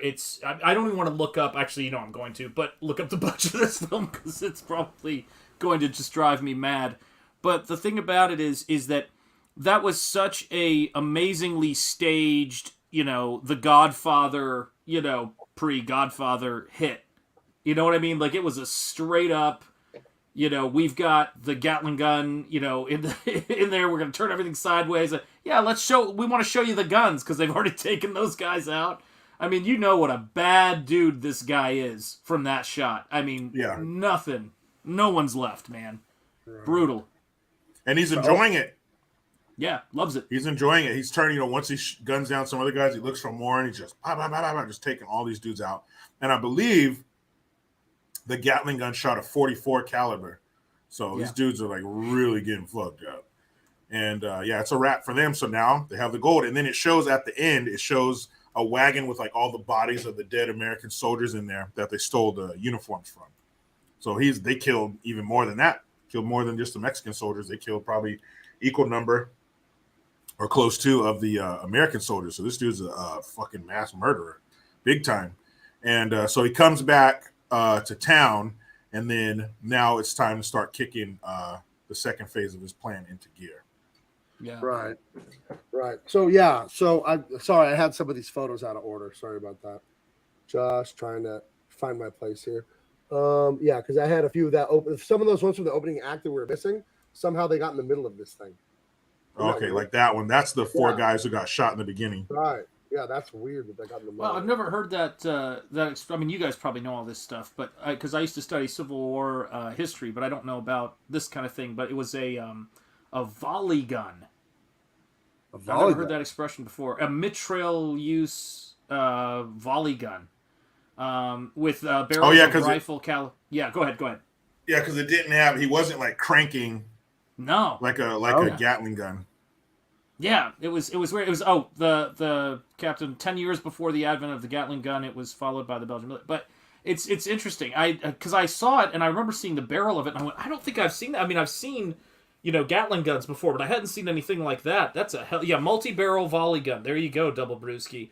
Yeah, I was like, that was crazy, right? The end of that thing, looked like a freaking sieve. For God's sake, it had so many holes in front of it.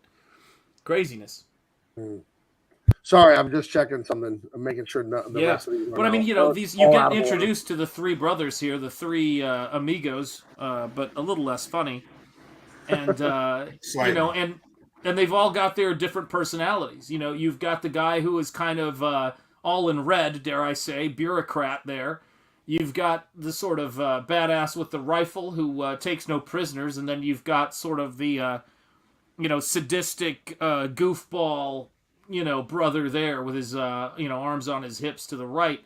And the guy who's kind of like, well, let's take this guy out. Like, he's kind of a wannabe badass, but he's only a badass because the other guys are there. One's running it, and the other one is, the bureaucrat.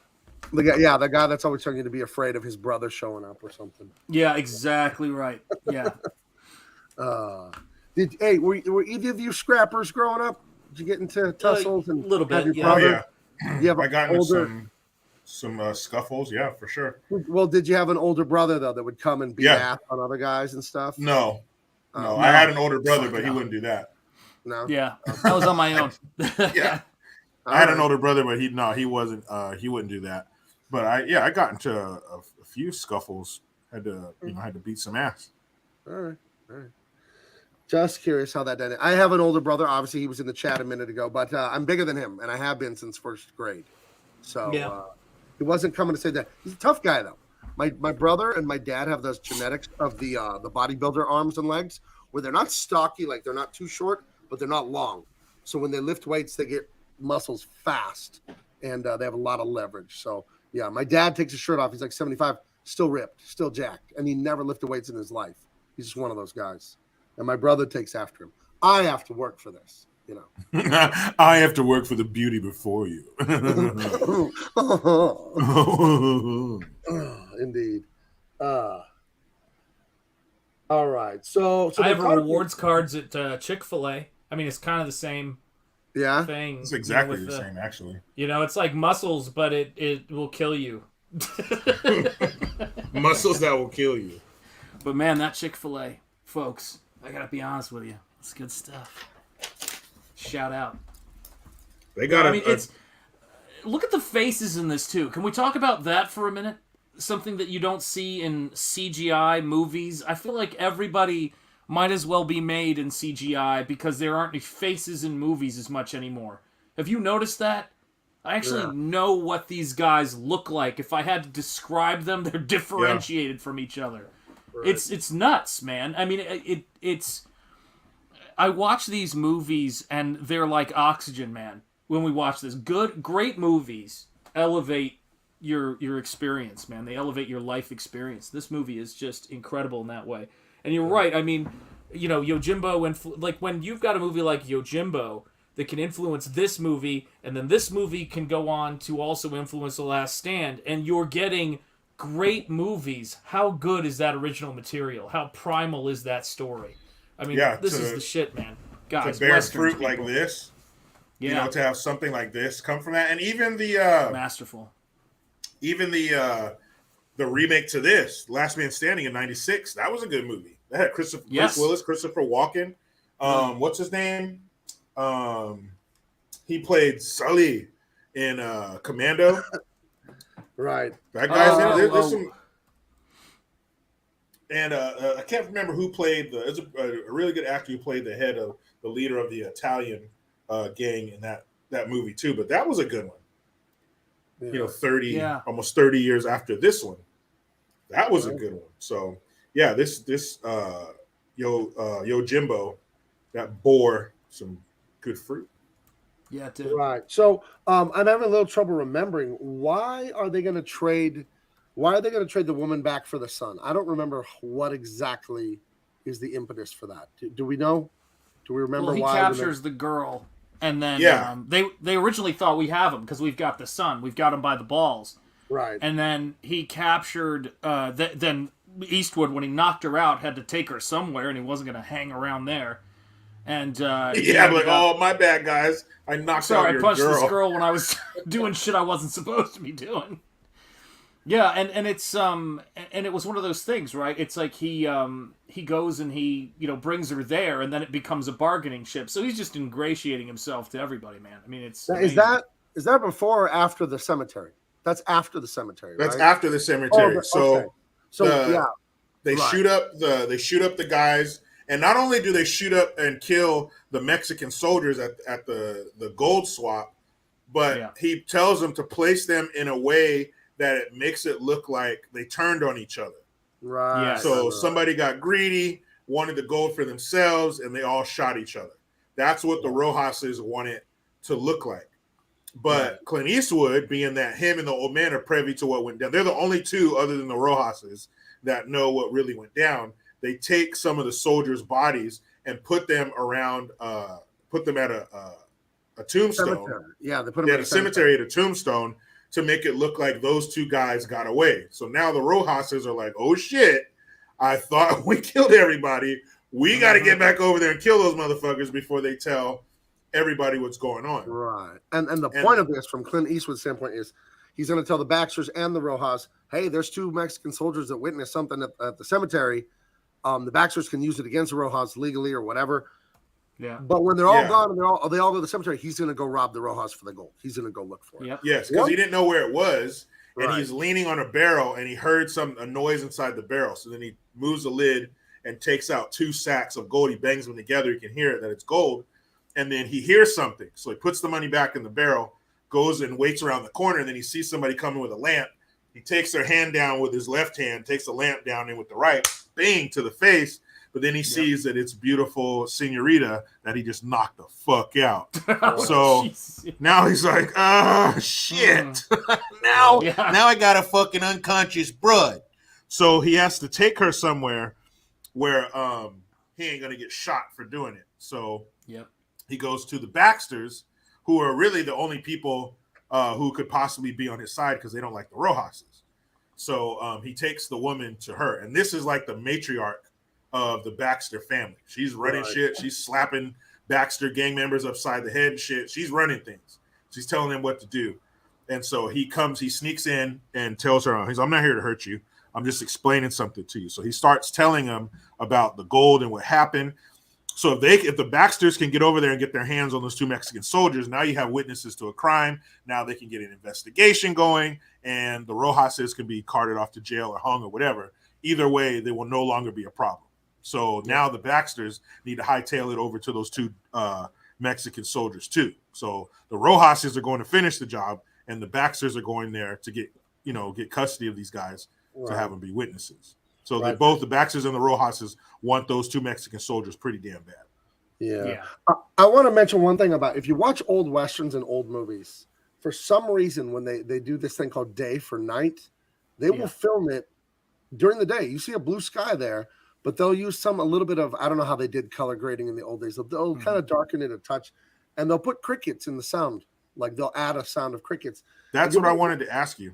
You'll be watching people going around with daytime shadows on the ground with a bluish sky and crickets. And I was just told they had a hard time filming stuff at night. So you watch television shows like Little House on the Prairie. You watch The Rifleman. You watch all these old Westerns. There are so many nighttime scenes just filmed in the middle of the day. And it's just like, it's nighttime. Just ignore the sun. It looks like a full moon. It always looks like they're under a full moon. And I wondered that same thing watching it. Did they happen to film this on a full moon, or is it like you said they film in the daytime and then fuck with the film after? So it's this stuff is literally filmed in the day. So Well, I mean, there was a few shots where I thought if you're filming this at night and you've got a horse going down a rocky cliff, I was like thinking, probably full speed in the dark. Yeah, live life on the edge. Well, and, this is the money. This is the money factor. To what kind of lighting you need, setup you need to be able to film at night outside. In the middle of nowhere. In the middle of nowhere. Like I shudder to think, and now I've got to look it up. Because I just have to. Maybe you guys already did, but I have to look up what the budget was. I know. I know what it was. It's like 200,000. Don't say it. Don't. No. Yes. Stop. Yes. Stop. 200 grand. Stop with your lies. I'm sure. 200 large. 200 large. I'm sure that Where am I going to get a cyanide capsule at this hour? I hate the shit. I hate the shitty entertainment we have right now. Okay, I fucking hate it. $200,000. Right, but to make a classic. Sorry, go ahead. Yeah, Clint Eastwood probably got paid more than that to do this freaking movie. He probably paid for the damn movie out of his own pocket, and this was probably in a real pueblo, actual pueblo somewhere. So they couldn't have all this electric equipment and shit out there. This was a full daytime shoot. We'll fuck with it in post. Guys, it's going to look like you're riding full speed in the dark or under a full moon, but whatever. And it turned out great. I wouldn't even question that until I became an adult and realized as a kid, looked great to me. There was a famous scene from this movie called Buck and the Preacher with Sidney Poitier and Harry Belafonte. And there's a scene where one of them is galloping across the desert and in the dead of night, but they're hauling ass. I mean, the dust behind them and they're moving. And it looked like it was under a full moon, but in reality, it's not going to be pitch black and you're just riding full speed in the darkness. Don't do it. You're going to get fucked up. Ride full speed in the side of a mountain or some shit. You will definitely make the Oscars in memoriam, but you will not be. I mean, Let me tell you will you posthumously receive that one. Now, how far along in his career was Sidney Poitier at that point in the movie or in his career? When was this? I mean, this was like early 70s, maybe. Okay, so he was established. This was after Guess Who's Coming to you Dinner. aren't gonna have even his double riding in the dark on a horse down a hill like that. That shit ain't happening. No, sir. Damn. Yeah. You 72. And that was a good one. That was a good movie. But 1972. Yeah. We have to do that. So 5 years after this. But you're not going to have. Nah, man. They ain't doing that shit. Somebody's going to get hurt real bad. Real bad, yeah. Right. I can't believe you've ridden a freaking horse as a kid. Like, how old were you when you took that 9. wild? I was 9, but that wasn't the plan. That was. I know it wasn't the plan. I'm just saying. Is that like when your faith was solidified in hindsight? Is when you really said to yourself, I thought all I kept picturing in my mind was me falling off of that horse and getting hurt. That's all I kept picturing in my mind. Destroyed by watching the ground go by. It was like looking out. It was like if you're riding in a piece of shit car with a hole in the floorboard. I was seeing the ground pass by so fast, knowing what would happen to me if I hit. I was scared shitless. Did you have? It all ended. Speaking of piece of shit car with a hole in the floorboard, what was the first car either of you had? Was it a piece of shit? Absolutely. Mine was a piece of shit. The second car I got was a steaming pile of shit. But the first one, no, it was an 84 Grand Wagoneer. Paid $1,600 for it. Damn. Piece of shit. Tank. Is what I had. Piece of crap. I had a Cadillac Cimarron. Oh! Yeah, can you feel that?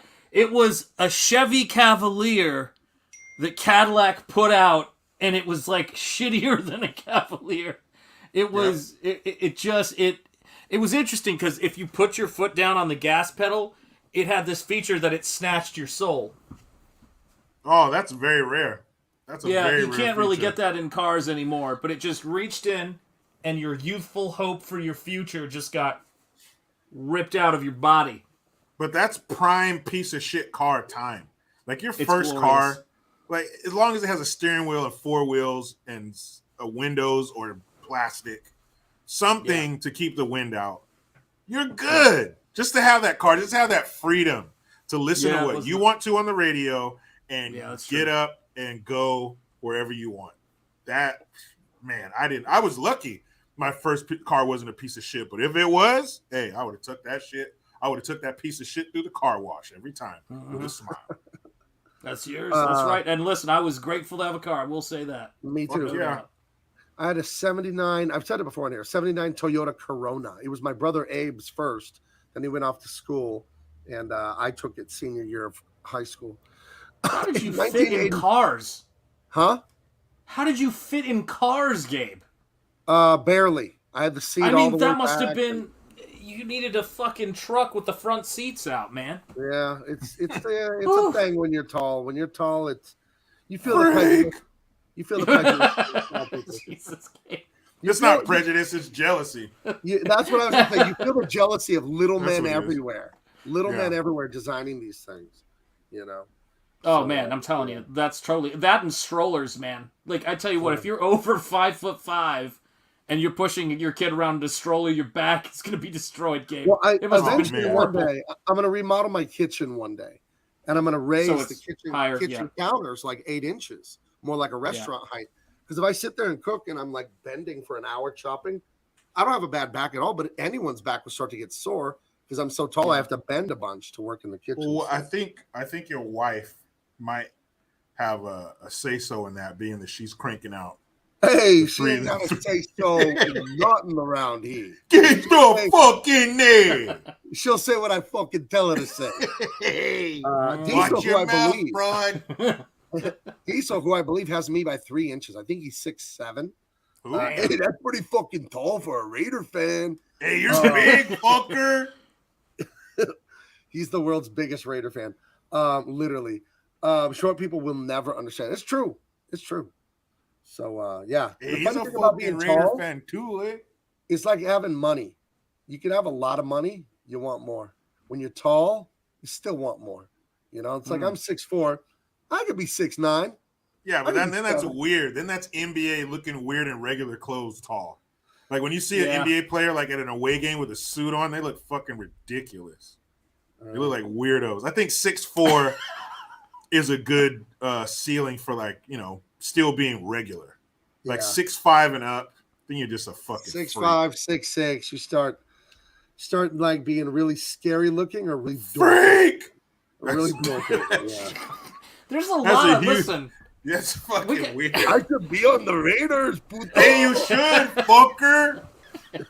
I bet you make them better because they can't get worse. I'm telling you, man. Diesel's killing me, man. I swear, man, there's sometimes somebody tells you about an injury and you experience it vicariously. The freaking hornet to the throat, Diesel. I will not recover easily from that, man. God bless you. People die from hornets in the throat. Damn. See, seriously. A hornet can't kill a fucking Raider. That's right. Damn fool if it gets in your fucking neck, puto. What if it gets in your culo, ese? Hey, that's not gonna kill you. That's gonna make you feel good, eh? Hey, sting my culo, fucker. Right in the fucking chili ring, fucker. Oh my gosh. That was $5. What movie are we doing? The first car. The first car was a 89 Toyota Tercel. My folks, it was known as the pussy wagon, that thing. My folks bought for $80. The engine knocked louder than a drunk girlfriend at 3 a.m. Yeah, but you let her in. Let me in. Let me in. Talk to me. I just feel like we need that little kid from this movie to show up and go, Papa, I'm watching Double Impact and I can't see the rails from here. I can't see the rails. We're off the fucking rails. We've been off the fucking rails. Off the rails, fool. Hold on. Because when rails? We don't need no stinking rails. Now where we're going, Double Brucey, whenever you send a super chat, get yourself one of these. Hey, thanks a lot, fucker. Hey, thank you very much, sir. See, there's more than one Raider fan. That's right. There's this one, like, what, eh? Like, puro Raiders por vida, eh? But then there's, like, their dad. Hey, fucking Raider. What about really? We just heard the Raiders fan climax. What about? Okay, wait, stop. Oh, okay. That's worse. Don't touch than me, Don't touch me, fool. Don't touch me, Ina. Okay. Is he gonna scream out Derek Carr's name or something? Wait, number 4. Hey. Pinche madre. Let's see. Okay. Let's see. Oh, Joe Mello for $4.99. My first car was a 72 El Camino. That's nice. Bought it from its first owner. I still have it today. Yeah, that's a really nice first car. Wow. Joe Mello. 72 go, Elko. Joe. I'd love to see this after you send that. Oh, thank you, Joe, and thank you, El Camino, for being awesome. Yeah, man, that's got to be worth a pretty damn penny right there. Yeah, that's a fucking badass car. Hell yeah, 72 Elko. What a strange vehicle, right? The El Camino. Is it a truck? Is it a lowrider? Is it a sedan? Why not all three? You know, I think it is. The answer to that is yes, yes, and yes. I think that pickup truck snuck into that sedan's garage one night. Oh, ew! I see. That's what happened. Are you saying that sedan? She's a hua? Is that what you're saying? Definitely. Yeah, I mean, you gotta. How comfortably can you fit a queen size mattress into the back of that El Camino? That's what I want to know. Oh, you got room on both sides. That's right. Sure. You got room on all sides. Really. That's right. Hey, sedan, let me sneak in your garage real quick. Get out of here, pickup truck. So let me see that tailpipe. Hey, why don't you let me put my dipstick in there?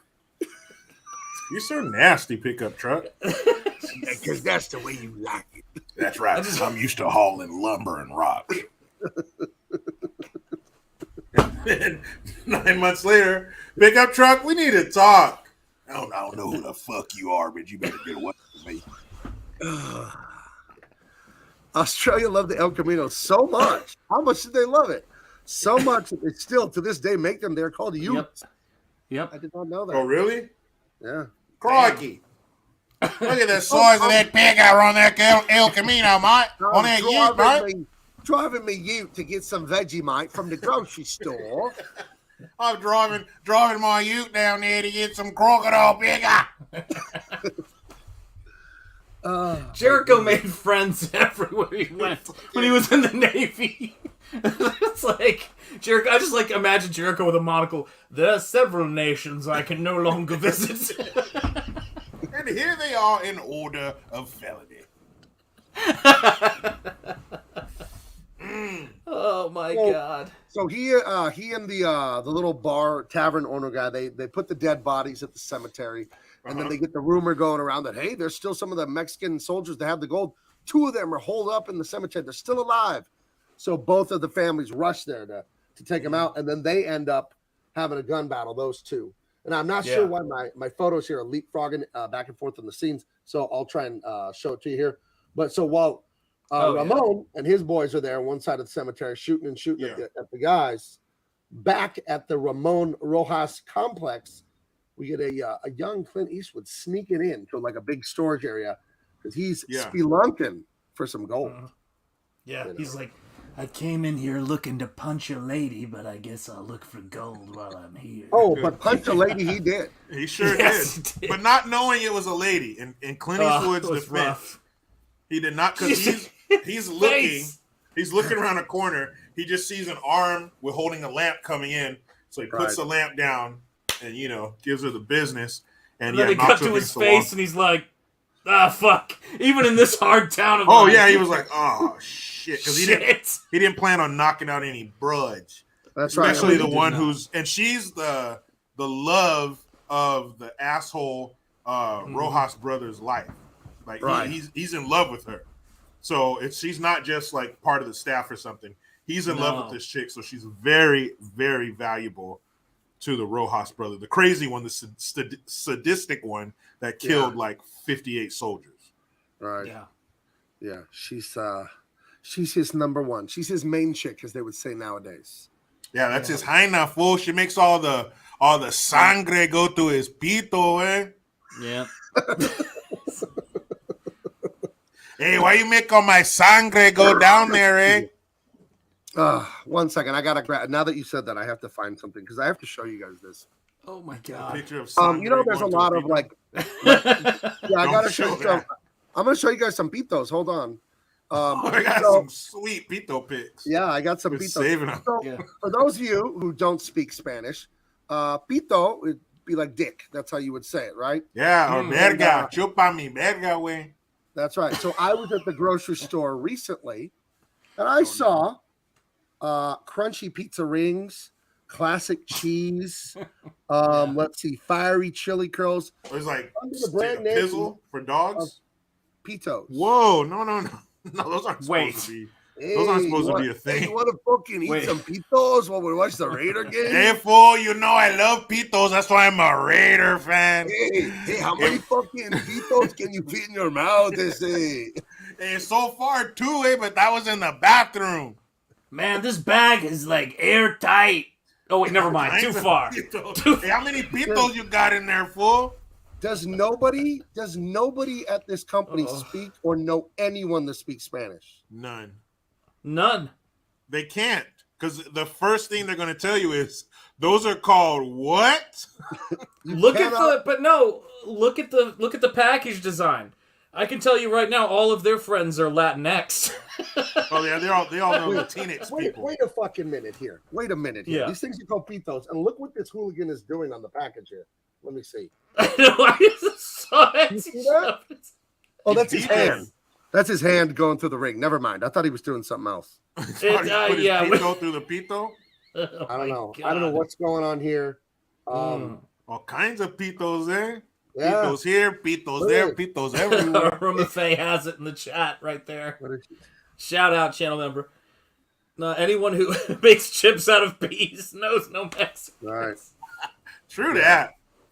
So these are pitos. Hand me those pitos. Oh. Those are nice pitos. Hey, nice pito guy. Oh. These pitos are spicy. It or what? Can you see it? No, nice pitos. The bag you're holding. Oh my god! Like, how many pitos can you fit in your mouth? Like, oh my god. When are you gonna let me see your pitos? Let me see your pito. Hey, this girl's crazy, eh? Whoa, you cannot have food called pitos. You can't. Fuck, she wants to You see can't my have it. pito already. Hey, hold on. I want to show you my pito right now. The water is cold, eh? Oh. Don't look at my pito. That's one of the crazier. That's one of the crazier snack names I've ever heard of. Oh, look at this. Mouse is right. You can never eat just one. Oh, you tried. Right. Not at the sorority. Oh no, these chips seen some shit. I hope not. What's on your pito? On the end of your pito. Oh. I believe that's called the. That reminds me of my screen. That reminds me of my screen name, playing Halo in college in 2001. Pitos. Damn. It was doo-doo hat. Where that doo-doo hat at? That was my screen name playing Halo in 2001. People probably could. I mean, they probably couldn't bring themselves to even shoot. They're like, respect. I can't do that, man. Let him live. Let him live. That man's a legend. So anyway, there's Pitos chips for those of you out there that want to eat a bag of Pitos. Go for it. That's right. So yummy. Those Pitos I know, man. Though, so good. Guys, look, this is a $200,000 movie, and I will say this: you cannot put a price on good compositions, and this film is beautiful. When it starts out with him drinking the water at the well, and they've got that shot of him through all of the little planks and things like that. I mean, look at this, man. I mean, you just have to study movies, for God's sake. It's the same thing with with digital, right? It's like or with anything. It's like you put shit, resolution and you're never going to get anything out of it that's great.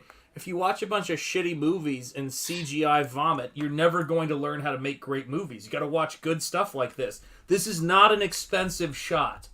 It is not an nothing in here is expensive. It was gorgeous. I'm sorry, I thought of this too late, but since we have the pito ring.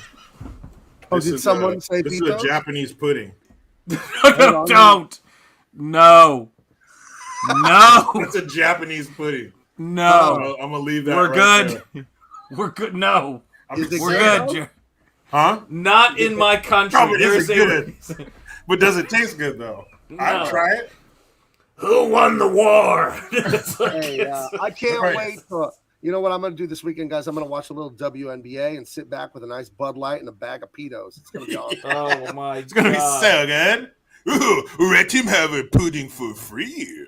By the way, let's just say this, and we're saying this with love, guys. I was surprised when I saw that video that I believe it was Mexico that did not take the Bud Light ads very well. Where I saw the tractor driving over entire fields of Bud Light. I was like, "Oh dear God!" That was like the steamroller. They ran over like cases and like hundreds of cases. They were just back and forth, folks. Are you saying that was in Mexico? I didn't catch that. I think it was. Was it not? Where was that? I didn't remember seeing where it was. I just remember seeing the video, and they were backing over like hundreds of cases of that shit. They weren't having it. Yeah, it was. Makes sense. I don't know what the fuck they were thinking. Let's talk about this because I thought of it in the beginning and then I didn't say it. Thank you for reminding me. None the Miser, you're always here with the great comments. No one has mentioned Ennio Morricone's score yet, so I will. If you love those Western themes, the good, the bad, and the ugly theme is probably the most famous Western theme. This is Ennio Morricone. He was still making music up until he passed away just a few years ago. God bless I know him. He did the score for another Western recently, The Hateful Eight. Your mileage. That Tarantino movie. Yeah. I liked it. I wasn't very impressed with that, and I should have been because of look at the freaking headliners they had in there. Right. But the music in this outrageous.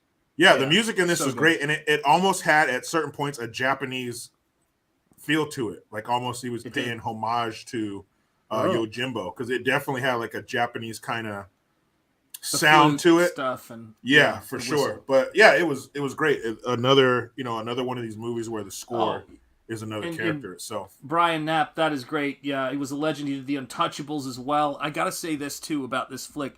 I don't know if we covered it or whatever, but I miss things like the artistry of those animated credits at the beginning where the aspect ratio changes, the names are up there.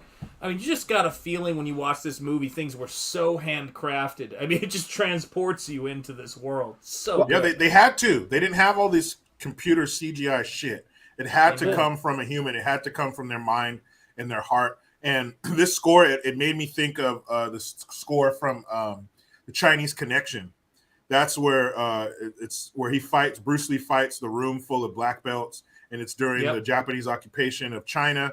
And at the end, it almost has that boom, boom, boom, boom, boom, boom, boom, like that same, the drums and the percussion and the same sound as this one. That's what it kind of reminded me of. But the staccato and the accents, those little it was accents of things is beautiful. It was great. I wish somebody now would make a movie like this. Make a movie with no CGI.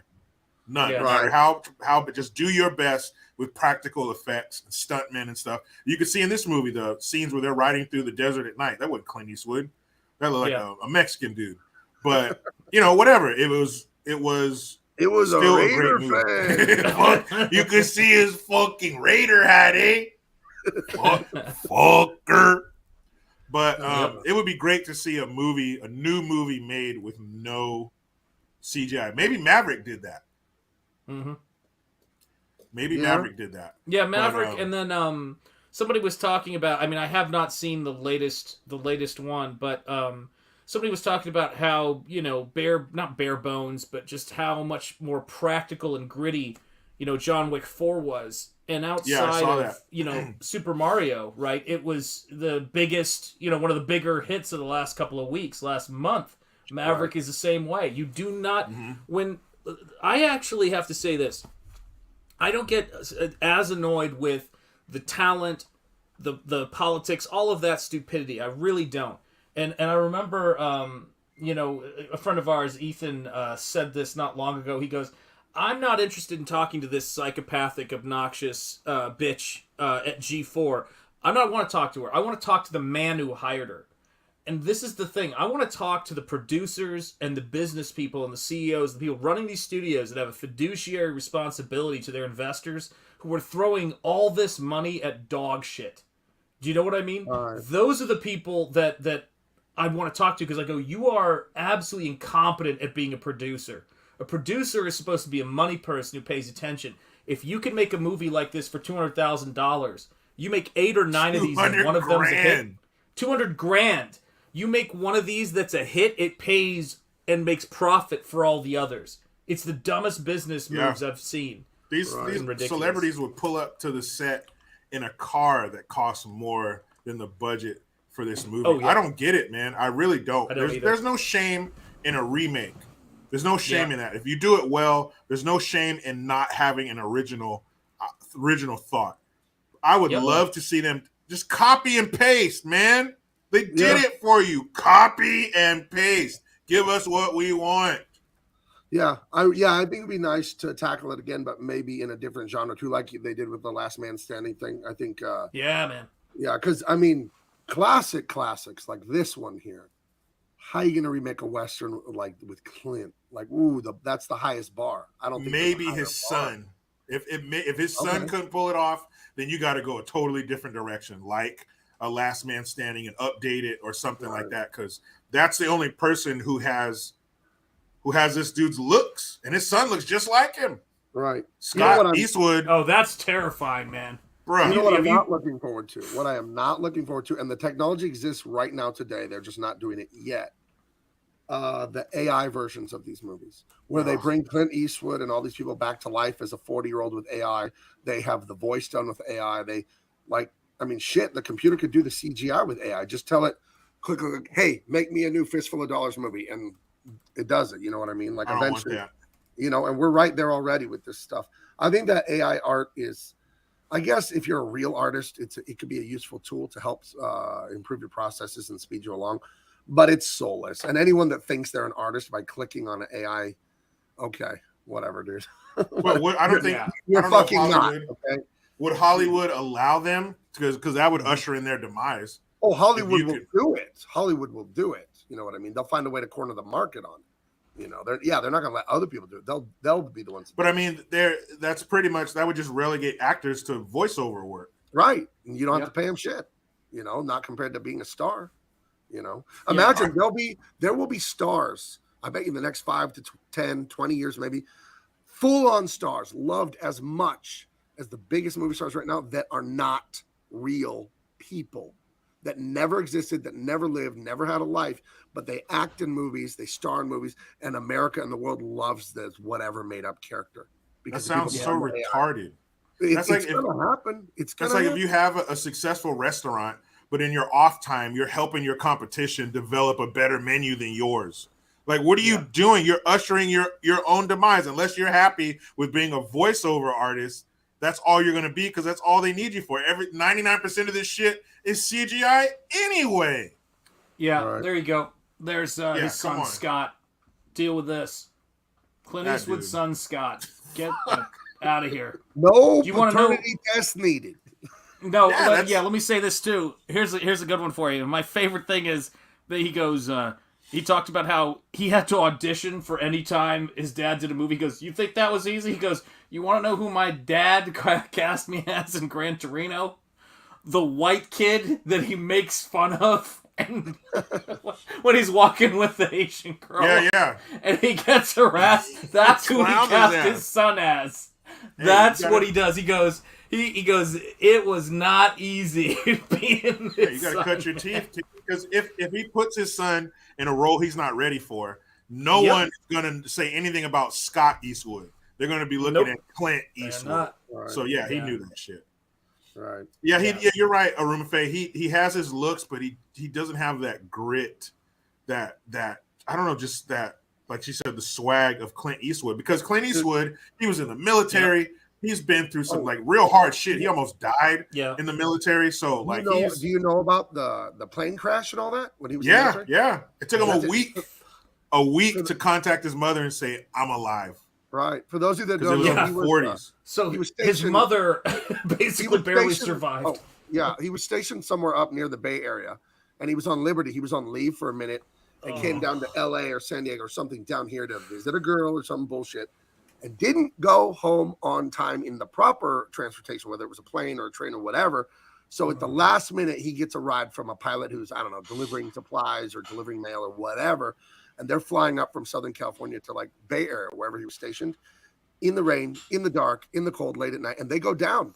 They go down off the coast up there. I don't know if it's San Francisco Bay or where. Yeah. And they had to swim. There are tons of sharks. The water is freezing. Jellyfish everywhere. And they had to swim like over a mile in the fucking dark to land. This is way back in the 50s. So this dude almost died when he was just a kid. He would have been just in his 20s when this happened. So and I you can go ahead and put that on my worst fear list. Nighttime in the ocean. And we're not just talking just because it's the ocean. There's sharks there. There's a thing called the Red Triangle. And it goes from the Bay Area. It goes from San Francisco Bay, I think, to Seal Island or something and back up. There's a Red Triangle because that's where the seals mate and all that shit. So this is where you have some of the highest concentration of great white sharks. And you throw in at nighttime. You throw in a delicious Jericho green at night. Yeah, I'm very tasty. And first you got to marinate that Jericho green, because I've talked to a lot of white sharks, and they say to me, just put a little seal blood, let it soak into him, and then just drop him in 24 hours. Water. Yeah, that's a fucking nightmare. And then not to mention the plane going down, the whole act of the plane crashing. Oh shit, we're gonna crash. All that shit at night. Man, fuck that. So it was like, because it was the 50s and everybody didn't have damn cell phones. It was a week or more until he was able to get in touch with his mother and let her know, "Hey mom, I'm not dead." A week is enough time to set up that funeral, and then I'm serious. Oh yeah, you had people at the house crying, the service. God, things have progressed nicely in 7 days, for sure. As far as getting his final affairs in order, and the actors back then. You look up actors who served in the military. A lot of them are older actors. Morgan Freeman, Clint Eastwood. A lot of them are older dudes who had to serve Korean War, World War II. So these guys were cut from a different cloth. They came up in a tougher time. I'm sure Scott Eastwood's life was pretty fucking what. So he doesn't have that swag, that grit of his father, but he has the look. And I think if he gets older, he'll have that grit. Because Clint Eastwood, I think, was almost 40 when he did this movie.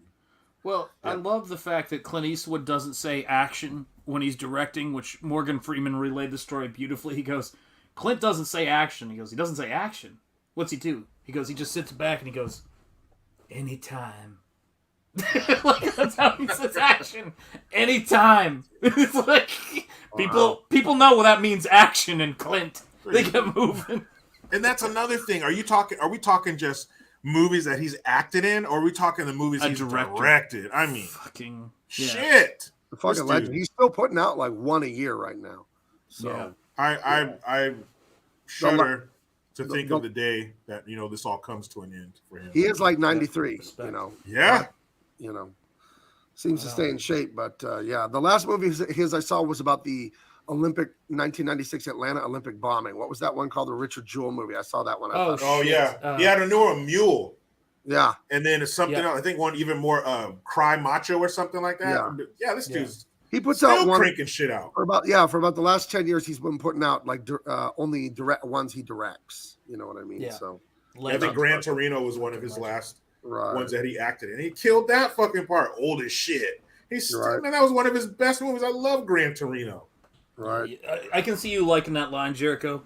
Every now and again, you run into somebody you shouldn't have fucked with. That was just the scariest. That's him. Shit. Oh man, Aruma Faye, thank you, very generous for $20. God bless you. A lot of actors from classic Hollywood were Hollyweird. Am I right? Were prior military. A lot of Pitos and Bud Light going on. That's what made a lot of actors so cool. What's his name? Lee Marvin. A lot of Right. those, those Looking old. hard. I don't know if Charles Bronson would. Oh yeah, dude, he was a ball gunner on a B-17. Yeah. One of the deadliest jobs. Of the fucking Come Army. on. Yeah, those dudes. Some of those dudes would get crushed in the landing. When it would land, they'd get crushed. Yeah, if it Yeah. went down. Yeah. Tough motherfucker. He doesn't go down. Is Van Damme fighting Paco Prieto in a swimming pool? That's in right. Beverly He Hills. does not. That's In who a doesn't singlet. ever go down. In a singlet, Thank you you. can see the outline of the helmet in that damn thing. Yeah, it's like he's stealing fruit. Hey, I can see if he's fucking whether he's cut or not. Oh my goodness. Jeez, Oy. love it. Okay. Singlets. So he sends those guys to the cemetery, tricks them into killing 2 Mexican army soldiers that are already dead. How can you kill Yeah. someone that's already dead? And while they're there, he's snooping through their stuff, looking for the gold, Knocking out their ladies. knocking out Yeah. broads. Fucking boom, Addy. I do like the old trope in movies where water was going to cure everything. Like a lady's going to have a baby, it's like boil some water. Yeah, Or it's this whether woman it's gets hot or knocked out cold. here, you're gonna concuss this woman's brain, and then a little sprinkle of some H2O is going to make her right as rain. Well, What about Gabe, Hitchcock movies, right? It's like, oh, you're not doing so well. Here, have some scotch. Like, it cured everything with scotch. You And can you go down three more slides? I think it is 3 or 4 more slides. Here. No, one more. Yeah, just ugly. Just hideous. Idiot. Ugh. Like, Where do they get these ugly broads from? But it's not just water. It depends on the temperature. Like you said, Yeah. if it's a baby, we need that water hot. If we're Right. bringing someone out of unconsciousness or we're fixing a brain issue, has to be cold water.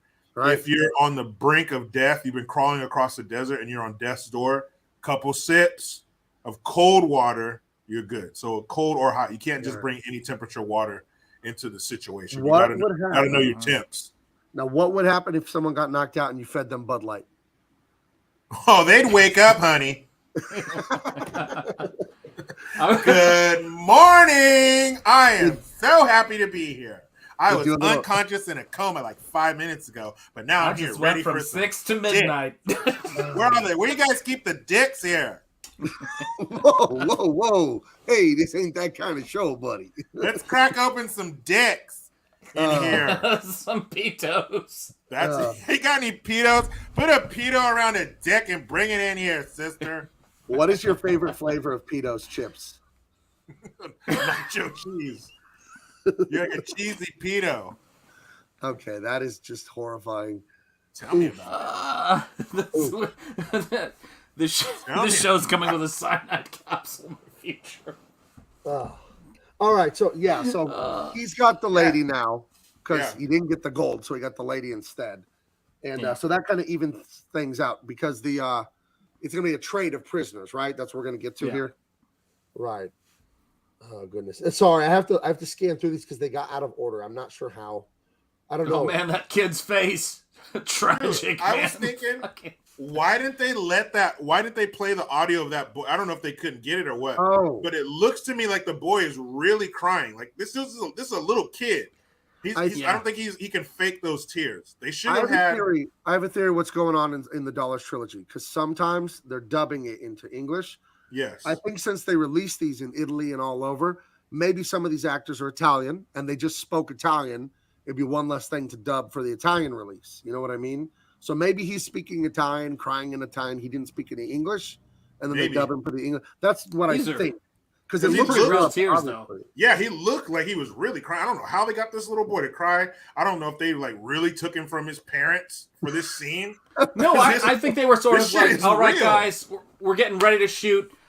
Billy, by the way, your mother just died. All right, action! It's just like, ah! All right, anytime. Anytime. And he's crying poor because his mother's being sent by horseback just across this. And this town, guys, is like 2 football fields. This is a tiny little town, like 200 Yes. yards. But she's being sent from the Baxter compound back over to the what the hell? Rojas. Right. The Rojas gate. Now, if you've seen Last Man Standing, you know how this is playing out. You know exactly where it is in the story. You remember all of these scenes from it. But in Last Man Standing, there was no kid involved. There was no kid involved, and there was no husband.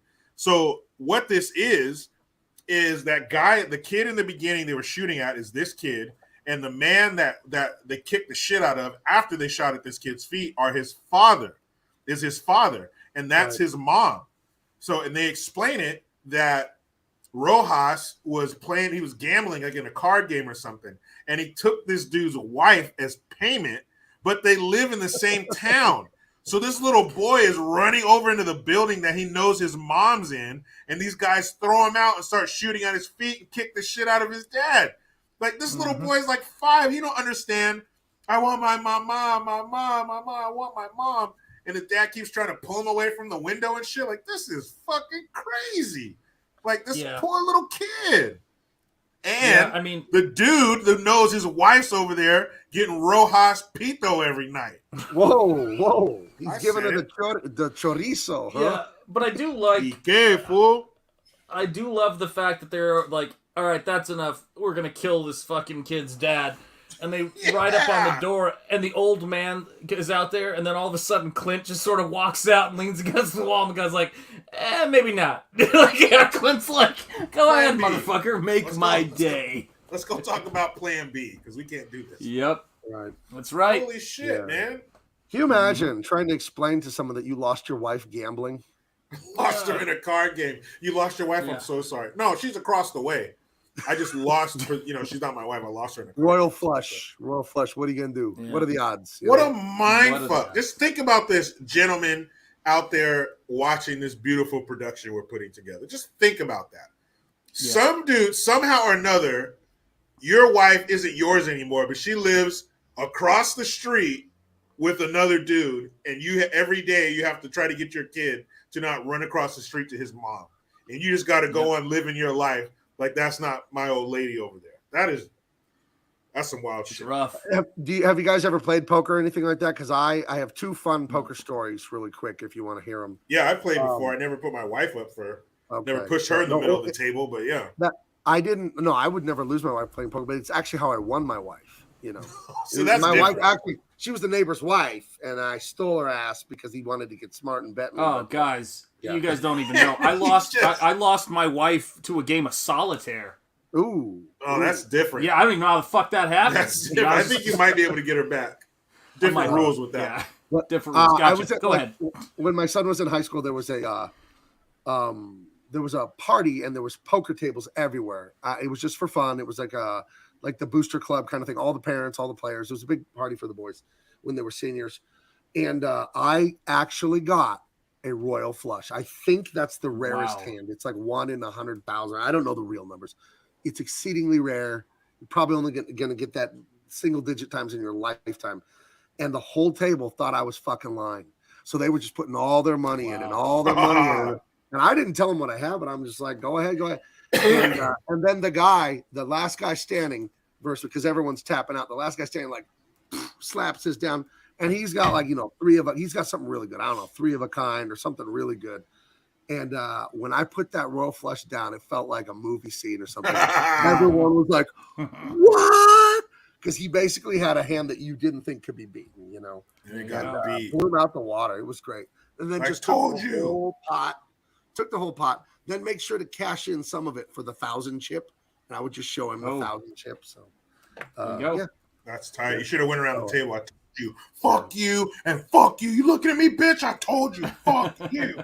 Well, he was just rub it in his face and then take his wife. Yeah. That's right. Give me your wife. Give me your fuck. I don't want to hear it. Give it up. Give me the wife. That's the deal. Babe, what? Hey, I have to. We shook on it. Right. I don't love him. You belong to him now. Sorry. Sweet. It happens. Let's go, you fucking broad.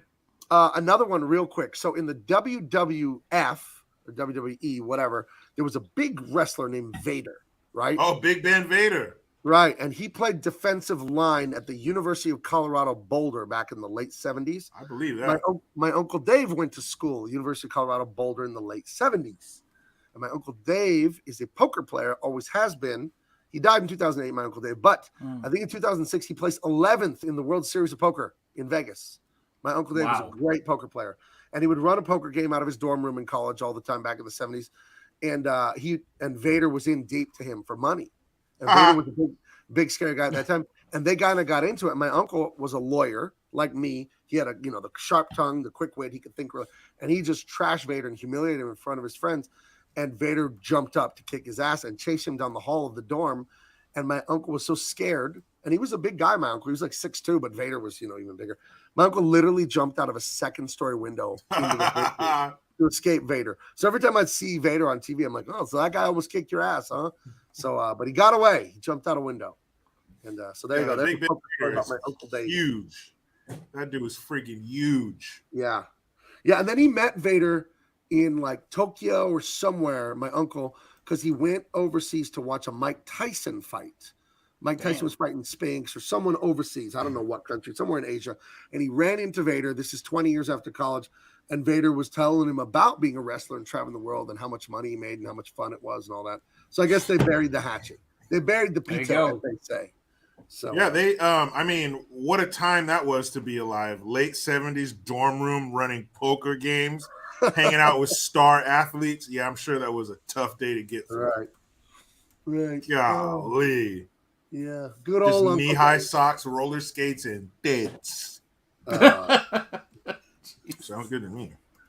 There you have it. Oh my goodness. Sounds yeah. real good. So that was Uncle Dave. This old man right here, he kind of gets he kind of gets brave now that he has Clint Eastwood at his back. Right. That's Clint's only friend so far. And I guess that woman with the Baxters who he trusted, telling her that he had that woman or basically giving the woman to her. But he doesn't have a lot of friends. And this old man is definitely his first friend and his best friend. So now the old man's, see, he got the gun and shit before. He's like, stay out of it and all this shit. And you're just going to get killed. But now he's, went on the little mission with them to see the soldiers. And now he's pulling guns out and shit. So this old man, he's kind of getting a second shot at life. He's living vicariously through a handsome Clint Eastwood. That's right. Collecting all Clint's spill. Can you imagine you're hanging out with Clint Eastwood in his heyday when he's this young, handsome guy, and you're hanging out with him? Just imagine you're in a city like Vegas or New York, and you're just rolling. Any city. You're just picking up these guys' crumbs, dude. Just picking up his spillover. See? With still top shelf. This guy is like throwing back nines, CFA. Like, CFA. Can't fuck them all. All right? You can't fuck them all. Let's say you're out with Clint Eastwood. You're walking through a casino. Let's say he takes back 10 women. 10! Right.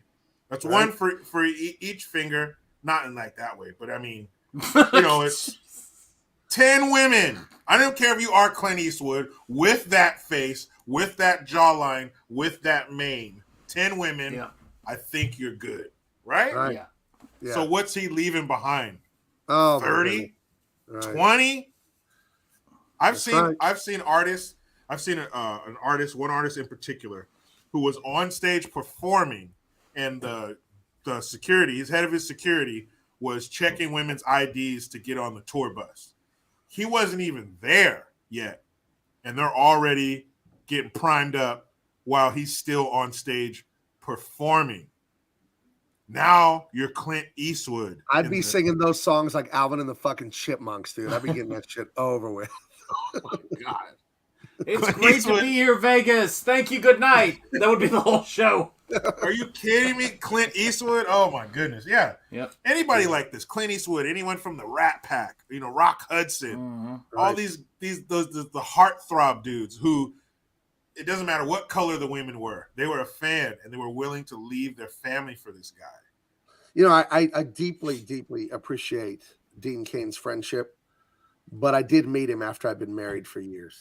Yeah. If I had been boys with him when I was single. Yeah, the question of the day would wouldn't be coming around. Can we get sick of vagina? That's what we're gonna see. That's the goal. Can we get sick of it to where the thought of it makes you ill, like the liquor we all have that we can't drink again? Yeah, that law of diminishing returns hit you, where you're like, hey, 1 scoop of ice cream is good, 2 is better, 3 is. But 4 is, that's bad. It gets bad eventually, right? So, but I'm thinking the threshold on vagina is much far higher. Beyond ice cream. Well, we don't count it in single. We count that in hundreds at least, right? So, in 100, like that's. I mean, I don't know. I just don't see it. Hey, it's a fistful of veg. Hey, give me that fistful of clam. And then Trump is like, oh, that's what Trump was trying to say, right?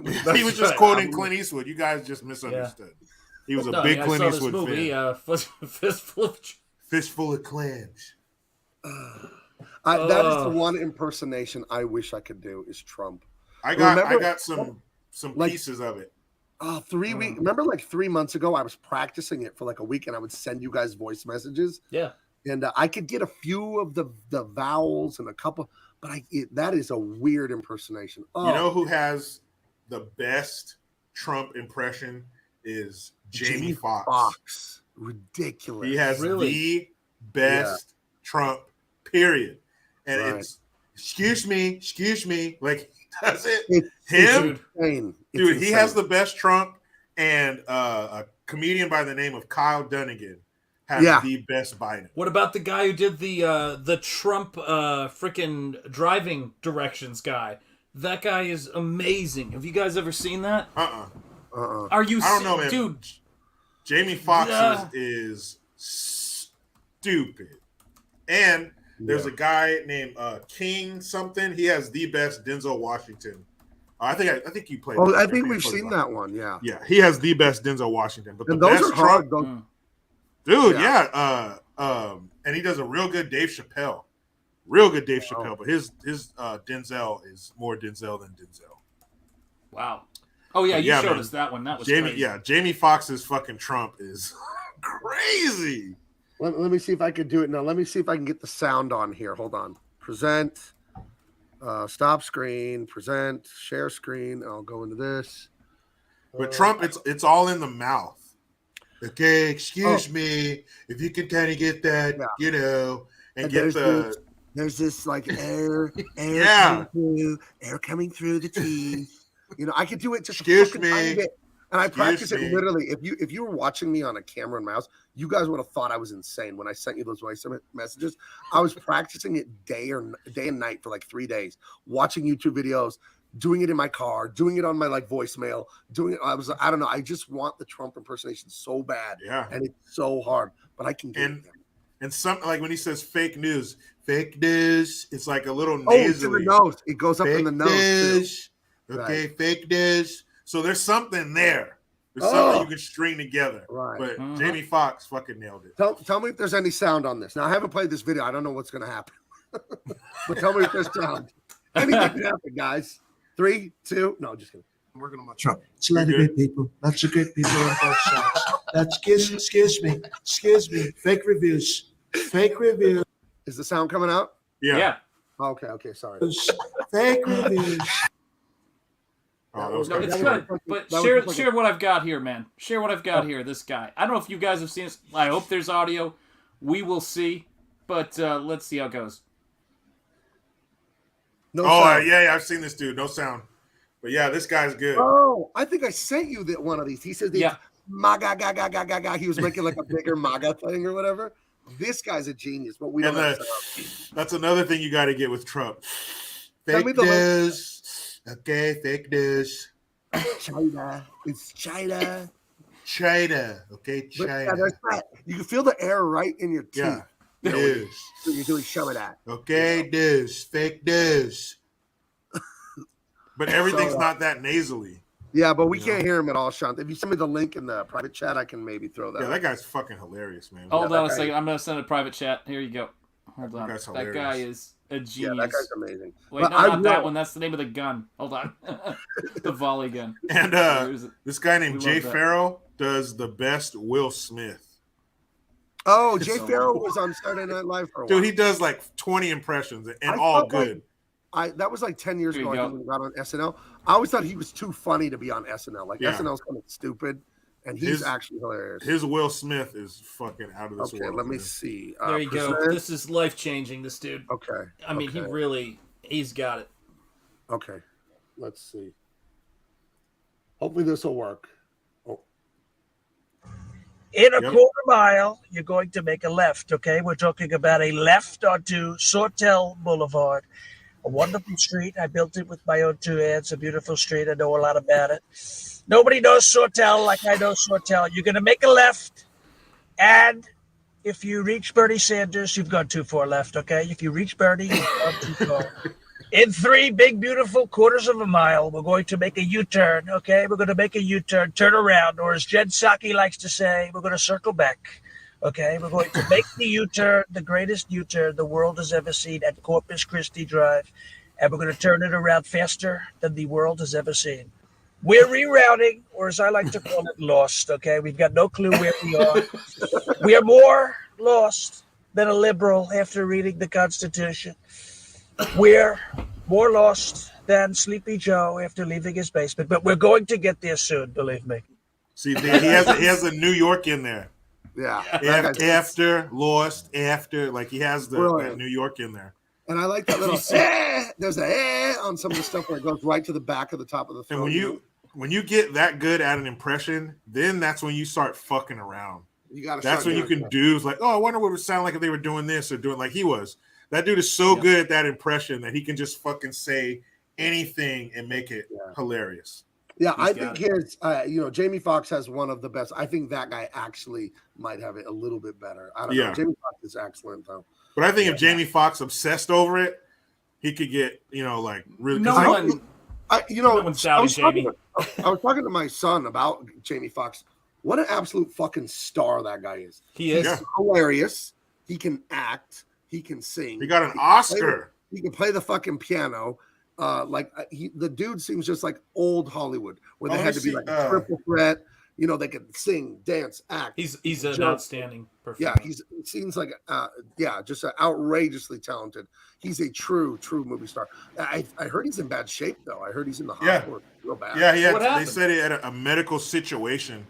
Oh fuck! I hate that's all that they said. But they said that he was in the hospital. He was doing well. He won a Grammy in 2010 for "Blame It." So he's won an Oscar for Ray, and he's won a Grammy for his music. He's crazy, and his dad grew up across the street from him, but didn't give a fuck about him. Like you wouldn't even acknowledge him. Like that's so what a mind fuck that is for a kid. But he grew up with his grandparents, and I think like a lot of famous comedians, their talent comes from tragedy. Because what a terrible upbringing that was. But I mean, look how talented dude. He won a Grammy. His voice, and he talks about how weird it was because he was known for his comedy first. So people didn't take him serious when they told him he could sing. Because they knew him as the funny guy. But he's an amazing singer and piano player. With much respect and much love, Jamie Foxx has many incredible imitations, but he does the finest imitation of one of my favorite people you could do an imitation of, which is he does an outstanding Floyd Mayweather Jr.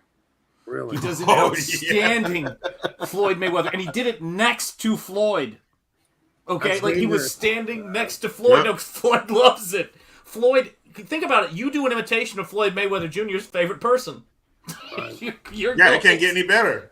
Get better. It's but oh my God, he crushes it, man. God if you got another person in the room doing an impression of him, he's going to need a cigarette and a sandwich. Yeah, he's got an gonna Oscar. Love that. Yeah, he's got an Oscar award winner imitating him. Floyd's good. Jamie Foxx is amazing, but he's dealing with some issues, so I hope he makes it out of it. I'm very worried. What a loss that would be, but we've lost some great ones before, so Have you heard his Robert Downey Jr.? Yeah. Jamie Foxx's Robert Downey is incredible. He's like, dude, here's the deal. Fucking hilarious. I'm telling you, man. And when you're that good at something, it just you can play with it. It's such a great feeling. He did do Mike. Yeah. He has a really good Mike Tyson. He was going to do Mike Tyson in a movie. Did you hear his when he was I forget what award show it was where Jamie Foxx was presenting an award to Robert Downey Jr. He told the story about he called Robert Downey Jr. because his daughter, who was I think 6 or 7, it was her birthday party. Yeah, and he said she wanted to meet Iron Man, and he called him up, and he goes, "Is there any way you could pop by or whatever?" And Downey was like, "Is noon okay?" I mean, that's the kind of I love that shit. People love this man. I hope every single person who pray for Jamie Foxx, and I also hope every medical favor that any celebrity can call in We need this man. I do not Yeah. like fucking seeing that shit. He's still in the hospital after a week. I'm not all right with that. Yeah. Fuck. Yeah. Yeah, that's crazy. So- And I think he's in pre-production and getting in shape to do the Tyson movie, like where he was. Yeah, Yeah. he's like, and you saw how he went all method on Ray. Right. So his Mike Tyson, but it's not a Mike Tyson impression. He's being Mike Tyson. So his all his idiosyncrasies and his quirks and the way he acts, not so much his voice, but the way he acts and his body language and his mannerisms. I mean, He's outstanding. He's getting deep. He's getting knee deep in this shit. And I hope he's around to play that part, because I think that might be another Oscar for him. Right. Yeah, he's a legend. Yep. So where do we left off with the sad reunion in the middle of the road with the mother, the father, and all them that they got. Yeah, together. and then he has a good line there. He says, "Get that kid home where he belongs." Right. Yep. Like, you know, we're still back then. Oh man, they little did they know what was coming in 2016 and beyond. But back then it was very clear lines of who needs to be where doing what. And that kid don't need to be out here. He needs to be at home with his mama locked up safe, because the men are about to start shooting some shit. Right. And everybody was okay with that. You didn't hear her say, "Hey, I could be out here with you. Hand me a 6-shooter." No, she was like, "You know, good idea. You know, whatever your kid name is, kid, let's get the fuck out of here. Let's go home. Yep. Close the shutters." God, that can I just tell you? Did Minnie get these screen caps? Or was this you? This was Minnie. Okay, Minnie Minnie, let me tell you something. She needs an Thank Oscar. you, my dear, wonderful, wonderful woman, for getting a screen cap of this, because that came on screen and I was like, I actually broke my television. I ran headlong into it and knocked yourself. I went down, on knocked the out floor. cold. I woke up just before Double Like a Impact. Cowboy I was like, fan during the playoffs, right after the team loses when they break their TV. Fuck, dude, it sucks. Dude, there's a guy who named his kid Dallas Cowboy. And he's like, wow. Yeah. He's like, yeah, he gets made fun of at school, but I tell him it's all right. You know, some people are great, man. Some people are destined for greatness, eh? Like, no, That'd dude, be they're making weird fun to of be him killed because by your son named Dallas Cowboy when he turns like, no, it's 16. because you named him Dallas Cowboy. That's and right, then he starts crying. He's like, man, the fucking Cowboys are everything to me, eh? He starts fucking crying. I'm like, oh my God. Of course you'd be a fucking Cowboy fan. Every year in the NFL playoffs in December, in January, January. I'll go on social media after the playoff games. And you search for men that are fans of teams that just lost, and inevitably you will find videos where they run up and demolish the TV. It's but that's like a 20-inch fuck. That's like a $40 TV. Yeah. What the fuck? That's like in a kid's bedroom. Why are you even watching the playoffs on that little tiny piece of shit? Oh my fucking! Why would you take the chance of breaking your hand for a group of people that won't even care? Man, what the hell, dude? That took a turn. Girls, dude, you got to see the guy who named his kid Dallas Cowboy. Dude, he starts crying. It's the fucking most ridiculous. I can't have that, man. It's the most ridiculous shit you've ever seen in your life. Let's see. Okay. Like, why, dude? And I understand being a fan and all that. And you got your man cave all decked out. I think that shit's cool. But when you start naming your kids after the team and you start getting emotional just talking about them, that's some weird too much. Shit. Man names his son Dallas Cowboy. Now you gotta tell me if any sound is coming through. No look at sound. that photo. You don't even need it, really. Just look at this idiot. Look at him. Fuck you. He talking about the Cowboys. I love him, man. I love my team. He named his kid Dallas Cowboy. Oh my God. You know what he sounds like. He just said that his son was the chosen one. Yeah. you know what that guy sounds like. You don't need any sound. You know exactly what that motherfucker sounds like. I don't know. I remember when I was young, when I was a young guy, 17, 18, 19. I didn't have a lot going on. I was trying to get in comic books professionally. I didn't make any money. You know, I'm renting an apartment, working construction. My wife's a waitress. We didn't have a lot going on. And the more of a loser you are, the more you're into your sports team because you're living through them. It's understandable. Like now, the Broncos, they could win 2 games and lose the other 15 or whatever in the year. I don't care. Like I'm a Yeah, you leader. have more I going have on my in your own life. life. Like I'd Yeah. prefer they win, but if they lose, it doesn't ruin my day. But I remember being 18 or 19, they'd lose, and like Sunday's ruined. And you look back and go, how fucking stupid is that? Why should I care? I don't know. So it's weird to get caught up like that. Yeah, So. that dude, he was fucking straight crying, dude. I've never shed a tear. I've never destroyed anything. Not only is it stupid, but it's a waste of money. He had a dog named Raider, but we He had a fucking perro. Hey, dude, shout out to my perro Raider. He's fucking dead, eh? Just like the Raiders season, eh? He was my day one. Don't laugh. I love that pinche perro. Hey, don't be jealous, John, just because my wife makes me all 3 meals a day. Boom. She asks me what I want for dinner and makes it good too, by the way. Yeah. I mean, that's the problem. You have to think of what kind of life you're creating for your wife to want to do that. Well, I'll wake up and she'll go, "Oh, I'm sorry, I don't have the bacon ready." I don't ask. I never ask. But people usually who are against those traditional roles are only looking at it one way. As a man, you have to provide a life and an environment where your wife loves to do that. Right. Oh, she loves I can to. see that conversation, Gabe. I can see that conversation where your wife is like, I was okay with you inviting, Shanth for a visit, but you really need to invite him to leave. He's just eating there. Hey, what's for breakfast? What's for lunch? Right. We're going to have to put him down, dear. This part right here, man. First of all, this is delicious. The dude comes up, one of the Rojas brothers comes up and grabs like the leg off this fucking thing. Tender, comes right off, takes a big bite of it, and then throws it at one of his homeboys. But this is like, the party. This is showing the wild, drunk and just liquor and meat. Hey, we're going to barbecue some meat, eh? Yeah, it looks delicious. But this is like, because they're celebrating. They got the gold. Everything's going well. They fucking made the exchange. Now that the soldiers are dead, those Mexican soldiers that they shot who are already dead, they figure that, hey, there's no investigation. It even says the investigation is going to go away. Once they realize that all those soldiers shot themselves, it's all good. They don't have a case. So they're all celebrating. They're happy. And then Clint Eastwood, he pulls out his gun and shoots at this. They bring out this knight's armor. They bring it out there and he like shoots the underwear off, like the would be like the metal underwear part of it off. He like shoots the straps, showing his marksmanship. And then from the stairs, one of the Rojas brothers, the one who loves the woman that they got back, he starts shooting over his head at the same target, but the bullets are going over his head. He kind of ducks down a little.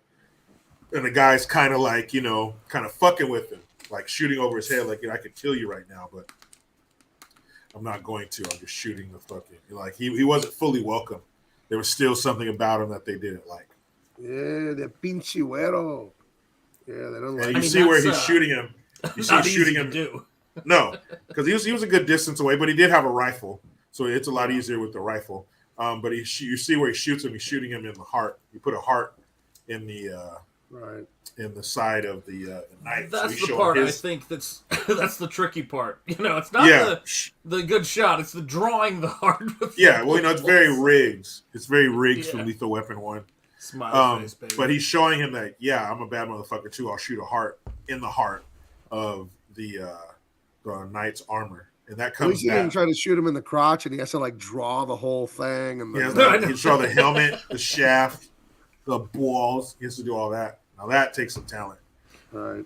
But he's showing him still. We don't still fully trust or like you, gringo.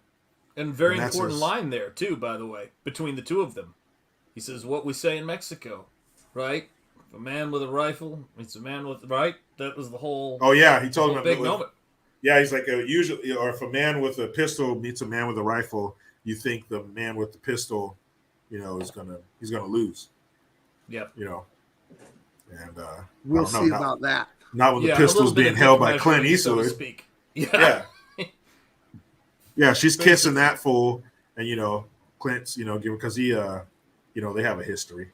He knocked her out, all that shit. And but now she's back, and he like kisses her, and you think, oh, okay, he has some lovey dovey in him, but then he like pushes her away, like put her away, put her in her room. So you're still a dick.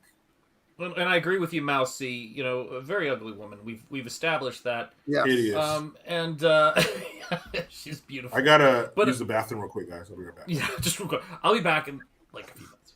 But this is the thing about it, right? Is that you've got her, and you've got this whole situation, but she's got this respect for Clint Eastwood because the man with no name, because these guys were about to basically murder her husband for not keeping control of the kid when she ran to him in the middle of the exchange.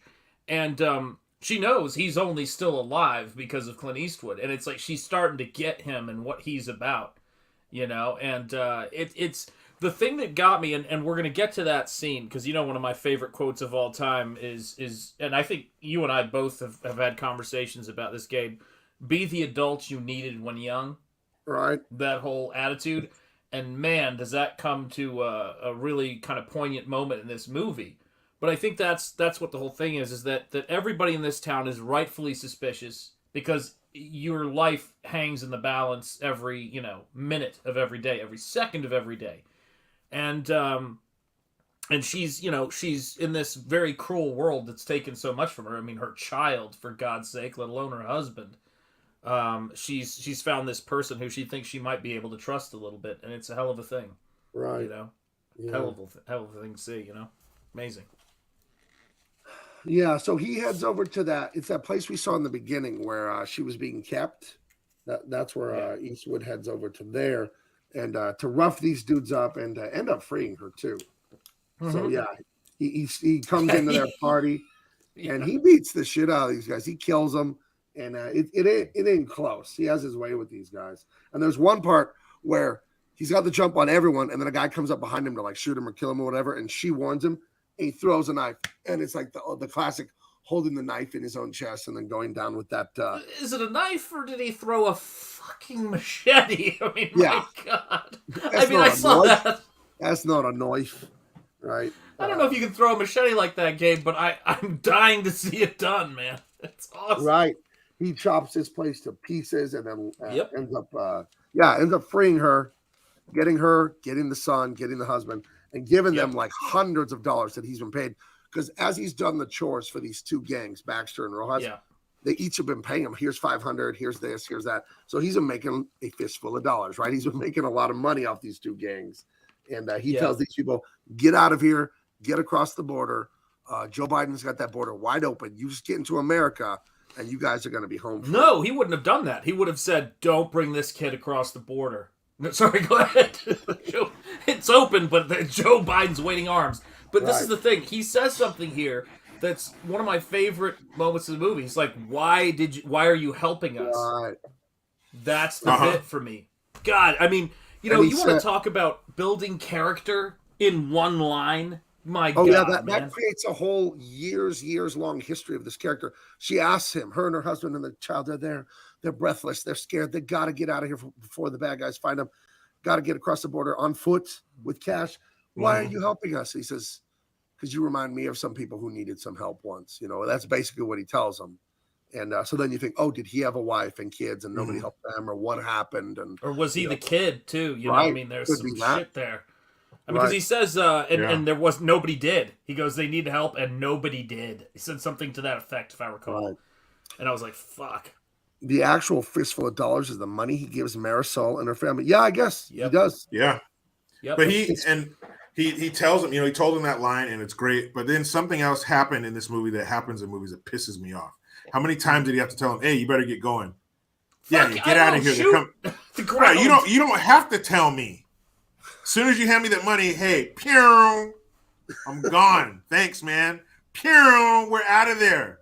Follow the dust cloud. That's how you'll find me and my family. Because we're out of here. How many times if you're in hell trying to escape Jericho, and there's like this little window opening, do you need to be reminded to leave hell? This dude's watching, listening to his wife get blown out by fucking Ramon Rojas every night.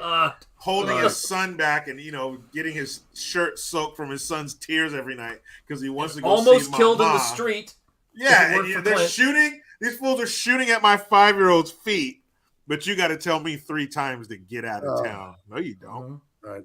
And the actress, I didn't catch her name, but who played Marisol? She's a beautiful lady. And that reminded me of one of my all-time favorite beauties. Played in the same time, 60s, 70s, all that. Claudia Cardinale. Yep. She was in The Professionals with Burt Lancaster. A lot of other movies.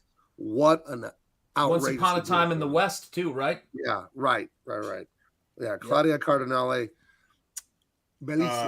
Peggy Lipton. Peggy Lipton. I don't know. Name of the actress in this. She's no. Peggy Lipton. She's another classic beauty from the 60s. She was Quincy Jones's wife. She's a mother of Rashida Jones. Oh my gosh, she looks just like the girl from The Office, and she's her mother. You could see it. Not Pam, the other one that Jim dates for a while on The Office. I don't know. Yep. I think it's so funny on The Office because Rashida Jones is half black and half white, so she's got a bit of an exotic look. And they make a joke out of it on The Office when Michael Scott meets her for the first time. He's like, "Ooh, you look exotic. Was your father a sailor?" Like, I think she's like I think she's like 3/4 white because Quincy Jones, I believe, is mixed. He has like light eyes. It doesn't matter.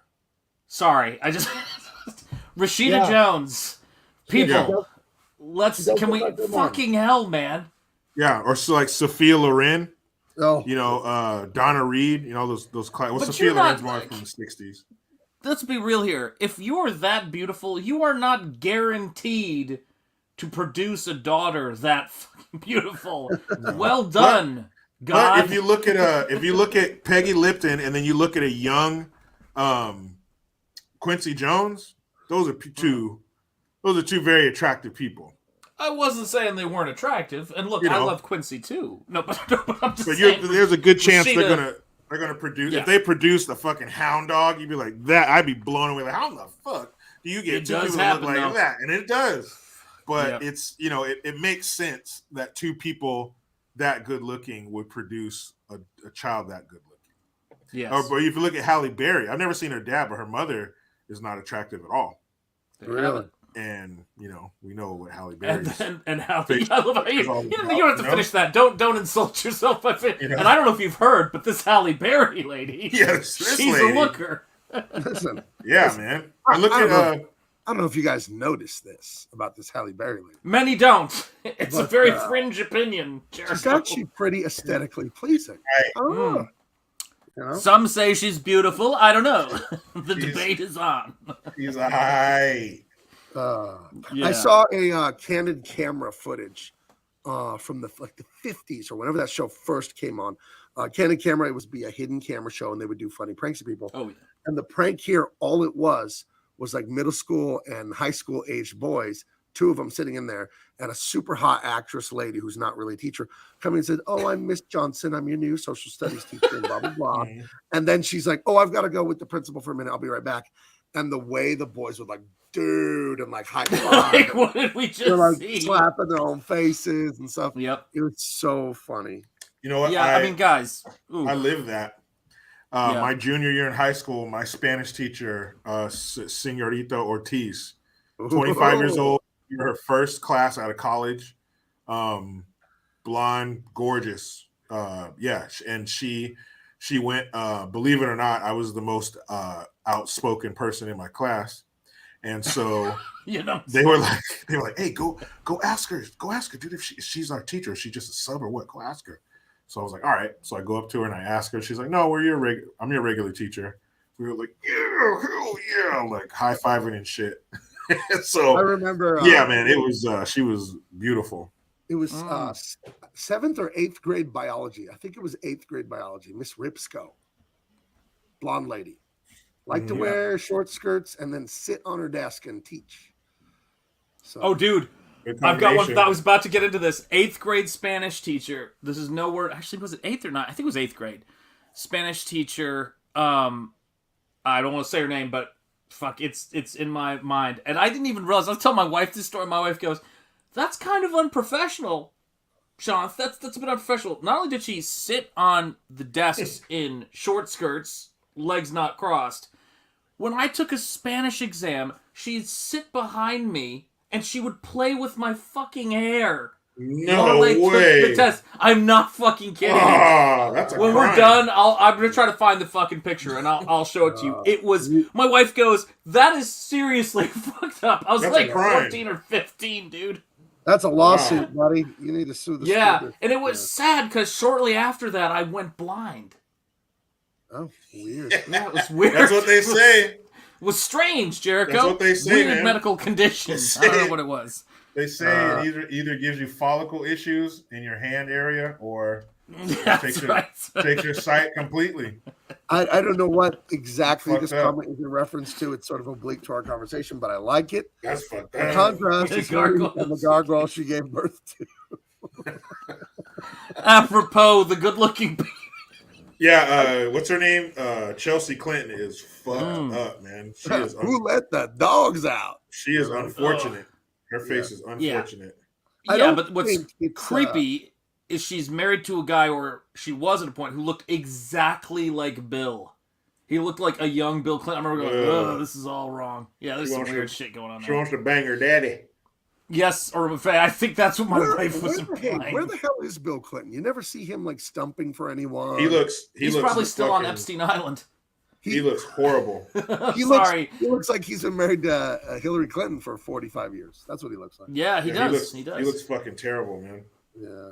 Yep. Fucking terrible. Oh. Yep. Oh, Well, fuck them. remember that whole Lewinsky thing and him? That was outrageous. Yeah, Fucking that was insane. crazy.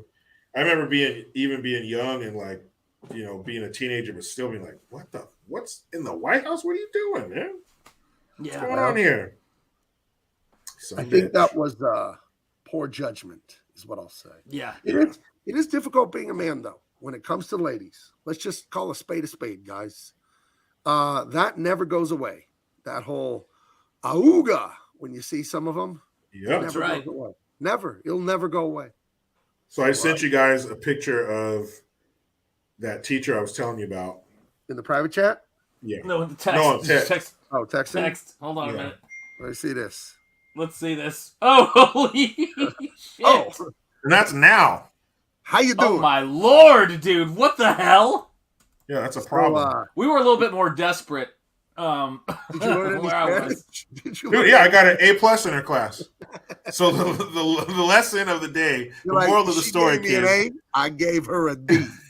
Oh, my lord. No, as long as you pay attention and apply yourself, you can achieve great things. Oh, that is hilarious. 'Cause I did. My eyes were forward, front of the class, paying attention every day. A+. Oh, man. I'll send this to you guys later, but the years have not been so kind. Ew.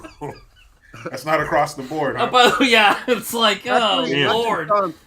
We actually have a photo of your teacher when you were 15. We actually have her. Yeah, of course. Let's. That's seriously. There you put go. that, guys. Put that hat on or that mask on, and you've got where she looks like now, man. Fucking hell. I'm not even kidding. Holy shit. Yeah. Yeah. Now I could see what you saw on her. I see it. Y'all go round back now. You hear? Oh shit. Yeah, that's fucking crazy, man. That teacher who did that, that's fucking oof. Dude, I'm telling you what, man. That's wild. That was some fucked up. Like, you tell this shit, it's hilarious, man. I will tell, like, my wife will try to share funny stories from her very, very nice, sheltered childhood, and then I'll try to tell a funny story, and she'll be like, that was kind of like a crime, right? I'm like, Yeah, what? Fuck, I didn't know that. See what the Shit. statute of limitations is on that. Yeah, that was, well, look, I mean, look, time has been cruel enough to this woman. I'm not gonna fucking... Yeah, There's time got her nothing you back. could do to her that crime Yeah. that time is not already done. to her. Time got her back in her face. Yeah. Oh my God, that Yeah. reminds me of my buddy. I would go out with him to the bars in college. And he would call, like, they call old ladies cougars at the bars or whatever. Yep. He would call them time fighters. Oh, dude. That's true. I don't know why, but that was my buddy Mehdi. Holy Oh my shit. God, time fighters. He had me crying when he made that up, dude. Oh, That's accurate, man. that's some brutal shit. I remember seeing a lady out at the bar, and she was really old, and I thought it was funny. I said, "That's not a fucking cougar. That's a fucking saber-toothed tiger." Yeah, man. That thing should be on exhibit somewhere. Oh. That thing should be retired. Oh man. Yeah, that sucks to be, especially being a woman. Like you got Yep. the pick of the fucking litter. You're a woman. You ever look down? Like, you know what you got? And to still be out and about, still be on the marketplace. Yep. Oh, here's another weird one. When I was in college, the University of Northern Colorado, in Greeley, Colorado, there was an old man who would go to the bars, and he had a name tag that he had custom made. And he was like in his 70s, old guy, buzz cut, glasses, skinny, wore a white suit, I think with a bow tie on it. He knows what's up. He looked kind of like that weird guy that would do the dancing in the Six Flags Magic Mountain commercials in the late 90s. You know, that like creepy old man. And he had a fucking name tag that said "The Stripper, ladies only." And he would go around the bars and try to talk to the young college student girls to see if they wanted him to be a male stripper at their door. What's up? And he was like some grandpa, and you would just see him at the bars. And people would laugh with him and buy him drinks, and he would literally was there all the time. It was weird. Yeah, he only does it because it works. So, a cougar chaser. The older they are, the slower they are, buddy. So it's it's what we like to call a target-rich environment. That's right. Predators focus on the weak and the old. That's right. No, Grandpa, no. Grandma, no. Yeah, he was a weird guy, but it just said "the stripper" on it. And, let him know up front. Why fuck around? I guess if it worked like 2% of the time, what else is the guy doing? Yeah. Out of 50 times, he gets 2. You got to respect his courage. I'll take it. Yeah. Yeah, nothing but time. Yeah. Anyway, okay. So the family, Marisol, cucked husband, and little crying boy, they run off with money. Super cut. Right. I think it's more abducted, isn't it? At that point? I mean, that's beyond getting cut. That guy was fucking, man, he was destroyed. I mean, I'm not even going to let another dude drive my truck. Are you kidding me? Yeah. And across the street, you can hear it. Right. He's trying to squeeze the pillow around his head. Fuck. So, yeah. Anyway. He gets them to run along into the night to go find, their freedom. And he gave him like None the Miser mentioned, this fistful of dollars. Like, this is going to help you out for a while. So he's trying to get back before these guys. Right? Where's he going? Because he's ahead of these guys. Yeah. I think they're just pursuing him, right? They're just chasing him down, so he's taking off so they don't catch him because he went in there, beat the shit out of all those guys, and freed the woman. Freed the woman. So now they're looking for him. Right. Now they're looking for his ass, and they catch him. They're chasing him through the hills, and he does not get away. And they're they beat the shit out of him. Yeah, because he creeps back into his room, and the bad guy is laying in his bed. Right. And then one of his henchmen is standing there. He's like, "Where the fuck you been?" Right. Tell me his story. And so and then they proceed to rearrange his face. Yeah, they don't like his bone structure, so they move some of that around, soil a lot of it up, contusions, if you will, and they beat the shit out of him. They fucking throw him over shit, punch him, kick him, fuck him up. I love the orange paint that they're using as blood. You saw that a lot in the late 60s, 70s. Right. I remember watching Fist of Fury, and there's a scene where spoiler alert, where his whole family gets slaughtered by the bad guys, and he walks in, he comes in late at night in the dark. Again, one of those scenes where they probably filmed it in the day, then fucked with it in post because it looks like a full moon. And he's changing his clothes, and he slips on something on the floor, and it's the blood of his family members. And he opens, it was in Southeast Asia, so it's hot.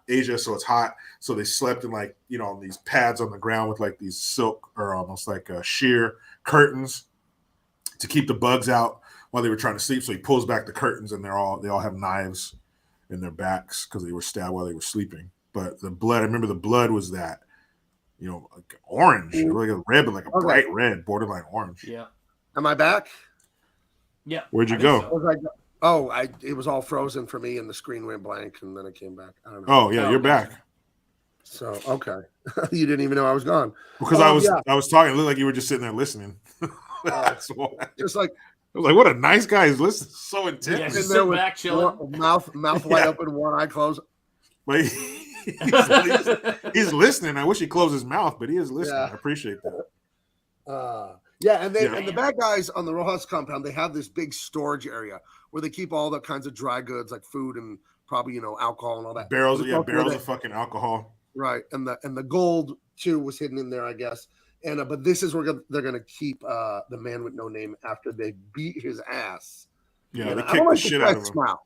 This guy with the pomade, with the big fufa hair, he's too smiley and he's a little too tan sometimes. Yeah, but when you have, he's a little too George Hamilton. But when you have a coif like that, you can smile like that and be an asshole. You can, and he knows it too. That's the scary part. He fucking knows it. But in this scene in I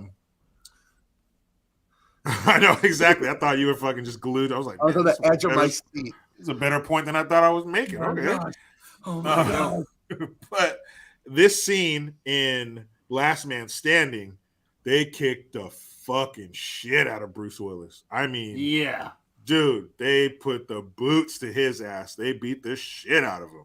And Clint, he gets a good whooping too, but I think just because it's a shorter movie, his recovery was a little quicker. He wasn't as fucked up. He was fucked up. He got beat. When they go, what did they give for his recovery time? I forget what the fuck it was. They said something like, he'll be, better in a week. I go, fuck, have you ever had your ass kicked like that? Dude, like you that, are better in a fucking week. You're talking like probably broken bones in the face, probably some broken ribs.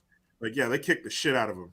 But the difference is in Last Man Standing, the guy who beat him up was like this giant dude who was like 6'10", huge dude. He just fucked him up. But yeah, same thing. Basically, if you've seen that movie, you can follow it along with this one. But yeah, they kick the shit out of old Clint Eastwood. They mess up that beautiful visage. Right. Yeah. So he's locked up in there, and then the Rojas, they're gonna go take out the Baxters once and for all. They're gonna go and put an end to that. And Clint is trapped in there, and I guess they're gonna deal with Clint later. They're probably gonna rub him out later. Yeah. Yeah. So he's got to figure out something to do, but he's really beat the shit. And there's a good close up on the makeup when he's in the coffin later. And it's so grotesque how they do the eye. I don't know if you guys got a good look. I hope we have a shot of it. Yeah. It's so nasty looking. And I don't know what kind of like wax and stuff they were using for this fake injury makeup. But it reminds me of what Rocky Balboa had about 10 years later when his eyes all weird and disgusting and swollen shut. So it's good because it looks disgusting. So. Yep. But why not go back to that? Why not have these practical effects and these makeup artists, do their thing? I wonder if the use of CGI has affected the makeup world. Maybe it's shrunken it, or because like everything's fucking, drop and drag and click and clack and all that shit, and then I don't know, it's just weird. That has to have some kind of. Well, I would tell you this as an artist, the digital tools, they do make more mediocre artists prevalent, because there's stuff you can do with Photoshop, with all these things, and you can look to the untrained eye halfway competent. To real artists, trained artists, all I see are the mistakes. I see the Photoshop filters. I see how you did that in Adobe Illustrator, and it has nothing to do with you or anything like that. And the regular audience that are not artists, they can see it too, but I don't think they can put their finger on it. They'll be like, there's something off about this, but I don't know what it is. People like me and Shanth, like, well, I can tell you exactly what it is. But I think the digital, it messes with things because you could do too much too fast. And like when you have too many choices and you don't have like a fire under your ass making you do things, like a low budget and lower technology making you figure out ways to do things. And if things are too much, they're done for you too much and they're too easy, you have too many options, then you can have a paralysis through analysis, right? You have too many options. I read an article about people being unhappy with streaming because they'll sit in front of Netflix. I don't have Netflix, but they'll sit in front of it for an hour and they can't pick a show because they have too many choices. You know what I mean? Too many choices make a tyrant of us all, as they say. And it's so true. Young, beautiful women. I hear complaints all the time nowadays in this world where women are goddesses from all these stupid simps. And they're like, can't find a boyfriend. And you look at them and they're beautiful. And they're like, won't settle down with a boyfriend is your problem. Yeah, what do you mean? Yeah, what the fuck do you can't fucking find one? Half the world's population is men. Believe me. And, they won't can, settle on one like Netflix. They won't settle on one. So yeah, if you're a woman, you don't have a problem finding a man. If you're a beautiful woman, there are dudes out there that would do shit you can't even think of, and you can't find a boyfriend. Like, shut your ass up. Right. I used to work with like a lot of college age kids, and there'd be these girls who are like, around Valentine's Day, I don't have a Valentine. I don't have anybody. That's your fault. If you're going through a dry spell or something, that's your fault. You get no sympathy from me. You're a woman. You're a young woman. I don't want to hear shit from you. He's not kidding. He's not fucking kidding. I don't know if you guys have gone back in Jericho's YouTube channel, but he does live streams in like the card section on Valentine's week, and he's just chewing women out. Right. Like, it's some brutal shit. I had to turn it off and then watch it again 8 times. I gotta tell you, Jericho, I like those streams, and I was with you, but you didn't have to shove them to the ground. Yep. Like, that was fucked up, dude. You try being there and not shoving them to the ground. Then tell me. Exactly right. Okay, fair. Oh, man. It was a reaction. I didn't even plan on doing it. My arms just shoved that woman to the ground. What it was what was it Colin Quinn said?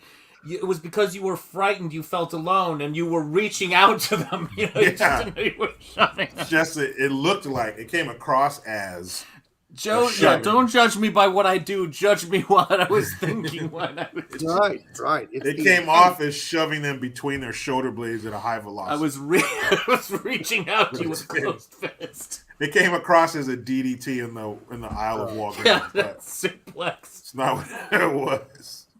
It came across as a choke slam, but it wasn't. Yeah. Oh my God. Well, and it's absolutely. Real quick, I want to make a point on this, and I'll move on because Please do. A prickly subject for a lot of the audience that are men that have having trouble with women. Do not be a nice guy. Don't fucking be a nice guy. That whole transactional thing, where if I'm nice and polite and I do her homework and I blah blah blah, and I lend her money and I fix her car, and no, as my dad told me and my brother when we were younger, you do that, you're gonna get used like a hand towel. Okay. Yep. Stop it. Yep. Okay. No covert contracts. Women in your life, it is a one-step process to have quality women in your life. Make yourself as good as possible. That's it. You don't chase women. You make yourself as good as you can be. Women will chase you. Hey, believe me. Yeah. And you put on a tie. You're 14 years old. You're a Spanish teacher, but you present yourself well. She's a newlywed. She's in her mid-20s. Yeah, she's a convicted felon. But the thing I want you to remember is, it's like, focus on the important stuff. Focus on the important stuff. She's got a job and a house. I like this. Hold on. My girlfriend sent flowers to me on Valentine's Day to make other girls jealous, or maybe make them think I was gay. Either way, nailed it. Either way works. She sent him a case of Bud Light and a box of Tito's. Yes. With some dick balloons. Personal massagers. But another thing is, when you approach a woman, if you want to be you want to sleep with her, or you want to be her boyfriend or whatever, then that's how you present yourself in the very beginning. Don't try to go like you said. Do her homework to try. No, to trick her? Fuck that. You from the gate. Let her know straight up. Gas, Jericho. No, don't buy a damn thing. But what if I listen to all her problems with her other boyfriend? That's what friends do. That's what girlfriends are for. You let her know up front, this is what I'm here for. I'm here to get that Twinkie stinky. All right? Straight up. Fucking Jesus. And then you proceed accordingly. Then there is no friend zone because you let her know, I'm not here for the friend zone. I'm here to bone. I'm here for the bone zone. That's right. I'm here to drain this sack I got. So let's get like to it. My cousin John said, drain the main vein. That's right.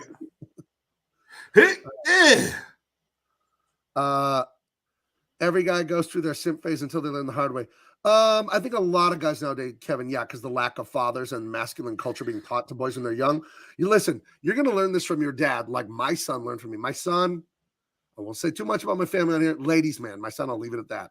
And it's because of him, his personality. But I talked to him incessantly about this from middle school on because I did not want him getting played in a modern feminist hellscape. So I'll tell you, Kevin, you're right. You're gonna learn it from your dad, like my son did, or you're gonna learn it the fucking hard way, and that's brutal. When because we all have friends and relatives, and we watch them get played by women. Yeah. Restraining orders, all kinds of horrible shit happening to men for stuff they didn't even do, and just getting taken, man, getting it's bad. It's bad. Yeah, so you try to hope, you hope that they learn from your mistakes, so they don't fucking. You saw me step in that turn, and get it on my shoe. Don't do the same thing I did. Right. So yeah, nice guys finish last. It's 1,000% true. Do not be a nice guy. Because of being a nice guy, I'll leave it at this. I'm ranting on this. Being a nice guy, you're being a fucking liar and a chicken shit. Because you don't mean any of the nice things you're doing. You're doing them to try and get laid, and you fucking know it. And the thing for you is, guys out there doing this, she knows it. She knows. Women are so adept at all that social manipulation, all that dishonesty. I mean, these are creatures that paint their faces every morning to look like something else. Mm-hmm. You're not going to beat the world's best liars at lying, okay? It's not going to happen. So straight up. Here to get and that that's all I got to say about that. That's right. All right. So did he recover He's from gone, the man. I don't know. He's still gone. Was the Twinkie got him? I think so. He's still at the pearly gates, man. I am still not well. He's still recovering, man. Let him be. He'll come back to us when he's ready. All right. So Chewbacca and this guy, they go to check on their prisoner in the big storehouse. Yeah, that they kicked the shit out of for 20 minutes. Right. And he rolls down what looks to be well over 1,000-pound barrel of booze or something. Like 40 gallons of fucking tequila or something like this shit. And not only is it heavy, because he's a pretty slim dude. Right. That'd be heavy for him to get up there under normal circumstances, but having, your face kicked in and probably some broken ribs, there had to be a motherfucker to get that big ass barrel up to the top of that ramp. But hey, he did it. And when those guys opened the door to go check on him, or probably to kick his ass some more, who knows? He lets the barrel go and it fucking smashes. Like it came down with some velocity. It would definitely, like if that barrel was like, I don't know how much is 40 It gallons. wasn't no 40. That was like 400. This thing was bigger than a man. It wasn't like a 50-gallon drum. This thing was a huge wooden barrel. Oh, well, And yeah. it just boom. It's a ton. It was a ton of fucking weight. You see how it's fucking coming apart. Like that has some speed behind it. So yeah, if that hits some dudes, they're definitely dead. And that's what happened to Homeboys. Right. I like this. Double Brewski, always with the good contributions. I saw a funny exchange. A woman said, "Why would any man order a fruity drink at a bar?" The reply, "Fruit is delicious. If I wanted salty or bitter, I'd just have a conversation with you." Damn. Damn. Yeah, why are you worried about? I hate when people do that, bitch. I'm not using your mouth. I'm drinking it. Shut your ass up. Right. Man, okay, I gotta tag in with the greatest New England diss I've ever seen. I was at a gas station on my way up to work, somewhere up outside of Boston, and so it's going to be good. How come you can't work in one of those New England cities that has the New England kind of name, like Worcester? Or no, it's Worcester. Welcome to Worcester. Our motto here is go fuck yourself. I need you to do this going forward. Whatever stories you're telling about the New England, lie about the city so it's a more New Englandy city. No, I don't have to lie about the city. So I was at this fucking gas station near Lexington. The fucking Lexington. You're welcome. And we was pumping some gas, walking to this convenience store. The cat behind the thing is this like New England guy just sitting there while this old New England shrew is just fucking, this harridan is just like going, "I'll tell you what, he's a fucking this and that. And no words out of this guy." Like the coworker. And he just sits there and he does da-da-da-da-da-da. And finally she's like, and she's like, "Yeah, see that broom over there? I'm gonna break it over his fucking head." And he just, like, we were in line, everyone in the line gasped. He goes, "But if you break your broom, honey, how the fuck are you gonna get home?" And we just all went, that was the coldest shit I have ever fucking seen. I was like, that was a good one. No profanity, kept it right up the middle. I like the two degenerates working at the gas station. They get it on in the back bathroom. Hell yeah. Yeah, no, they pop open a Bud Light, and whatever's down there, they're mashing front holes. There, I said it. Oh. Gross. Oh, fucking hell. Right. So Clint, he fucks these dudes up. And so now it's time for him to skedaddle because they heard, they hear the gunshots and shit. So they come, or they hear the commotion. So they come running down there to see what the fuck. And so he has to get the hell up out of there because if they catch him, that's it. So he sets fire. So that must have been alcohol because he sets fire to whatever came out of that barrel right there at the door. And then, he gets out of there and he ends up climbing under a porch. And not yet. The porch comes later because before all that, the bad guys, they set fire to the Baxter place. I don't know. I'm sorry. That's my fault. The pictures got out of order. Okay. Yeah. And the Baxters start running out of the building. And this motherfucker, remember when we were on the river and they were stealing the gold? And one of the guys had survived the Gatling gun or whatever that gun was. And he gets him with the rifle from across the river, just a savage. He doesn't care. He's killing everyone. Even if they actually escape, he's still going to kill them. And as the Baxters are coming out of this building, they're like, we're coming out. Don't shoot. Don't shoot. Yeah, don't shoot. Don't shoot. Doesn't care. Just because there's a code of conduct. You know, if guys are coming out, they're unarmed, they're coming out of a fire, you can't shoot them as they come out. It's fucked up. But, again, Rojas. Yeah, he went there to murder all of them. Yeah, they don't give a shit. So these two, it's like the leader of the gang and his son or whatever, some shit. Don't matter. They get it too. Then the lady comes out, the lady, like the matriarch, she comes out and fucking, what are you doing, you savages, blah, blah, blah. And they cap her ass too. I'm like, damn, dude. Yeah, man. Fucking dick. I gotta be honest, with all the shit I see in this movie, man, it's like, and all the shit you see in any kind of Western movie, when you see shit like that, you're like, all right, these folks all need some fucking killing. Yeah. Like, they need to be fucking killed, period. Like, nobody was safe, man. Like, the guys were coming out, and I mean, not to say they were unarmed. They all had a gun on their hip, but they weren't coming out in an aggressive manner. They were escaping a fire. William, Jericho suggested Clint, and then, of course, I would not object. And then we said, oh, yeah, the Dollars Trilogy. Why don't we just start there? His first big movie was, of course, this one. So why not start there? But I don't think we're going to just do Dollars 1, 2, and 3. I would like to do Dirty Harry. I would like to do maybe something modern, jump around him a little bit. Do want to do the good, the bad, the ugly, though, I'm pretty sure. Ooh, yeah. We'll see. Yeah. Has to be done. That's why it's so hard, because there's certain ones you got to hit. Right. But the one there's some that I've heard you mentioned the most is Pale Rider, Jericho. That's I've heard you mention... Yeah, Pale Rider, because it's such a... it came out at a different time in Hollywood and in Clint's career, but it's one of those things to where it's just... It shows how much amazing shit can be done in this genre. And speaking of fellow Iron Age creators and shit like that, Razor Fist, for those of you guys who follow Razor Fist on the Rageaholic YouTube channel, he just announced he's going to be doing a crowdfunded comic. I think it's going to be crowdfunded. It's going to be a Western. So he's a massive fan of Westerns, man. Right. A massive fan. He thinks it's the most ripe genre because after you go through the zombie phase, when you're living in the decadent swill that is pop culture right now, what the hero like this, what the Western is about a person coming into a chaotic, destroyed wasteland with no law and order in it, and then bringing law and order back or rebalancing the equation and rescuing the family out of that hell, and that's what you see here. Fucking and this is like a must for me. Like, this is my favorite kind of Western where the good guy is a badass gunslinger. Like, I don't want to see a guy barely getting by in these Westerns. I don't want to see a guy who's doesn't know how to handle a gun. Like, I want to see a gunslinger. I want to see somebody who maybe even they served in the Civil War, maybe some military time, but they are a cold motherfucker when it comes to those pistols.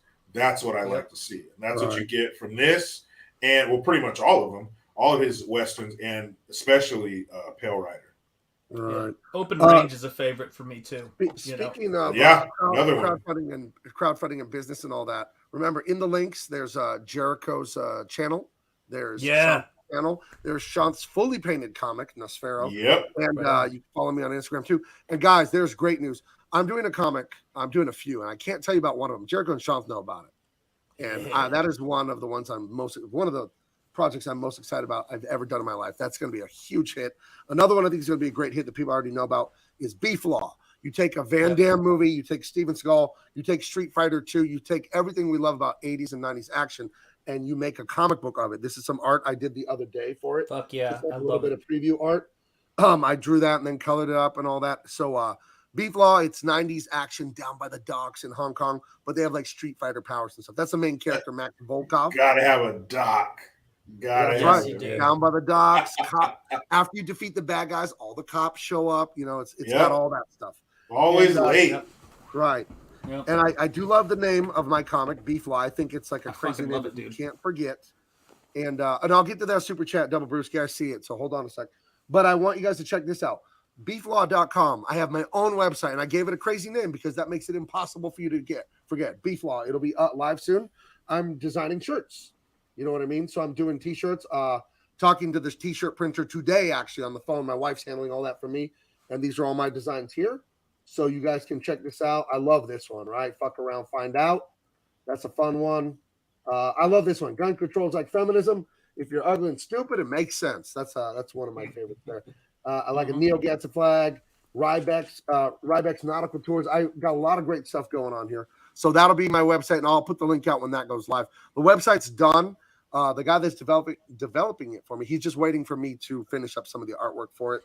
So the website is amazing, and it has my own crowdfunding. So you know how there's Indiegogo and Kickstarter? I have my own. I don't ever want to use Indiegogo Kickstarter again. I have my own. I control it. I do my own thing there. It's going to be amazing. So let me read this super chat. But beeflaw.com. I'll be making that go live once I finish the artwork and once I have t-shirts in stock, because I don't want to be selling you guys t-shirts and not have them to mail it to you. So that it'll be a few weeks yet, but it'll be out soon. Let me see this. Double Brewski for $5. The good, the bad, and the ugly. Somebody made a film about my last tree girlfriends. Hey, boom. Double Brewski. I'll tell you, buddy. You're gonna have to raise your standards. Okay, no more waiting until 1:30 in the morning when they turn on the lights in the bar. Okay, that's right. So easy then. Okay? Don't get the stragglers. Don't. So, but thank you, $5, very generous, and that will always get you one.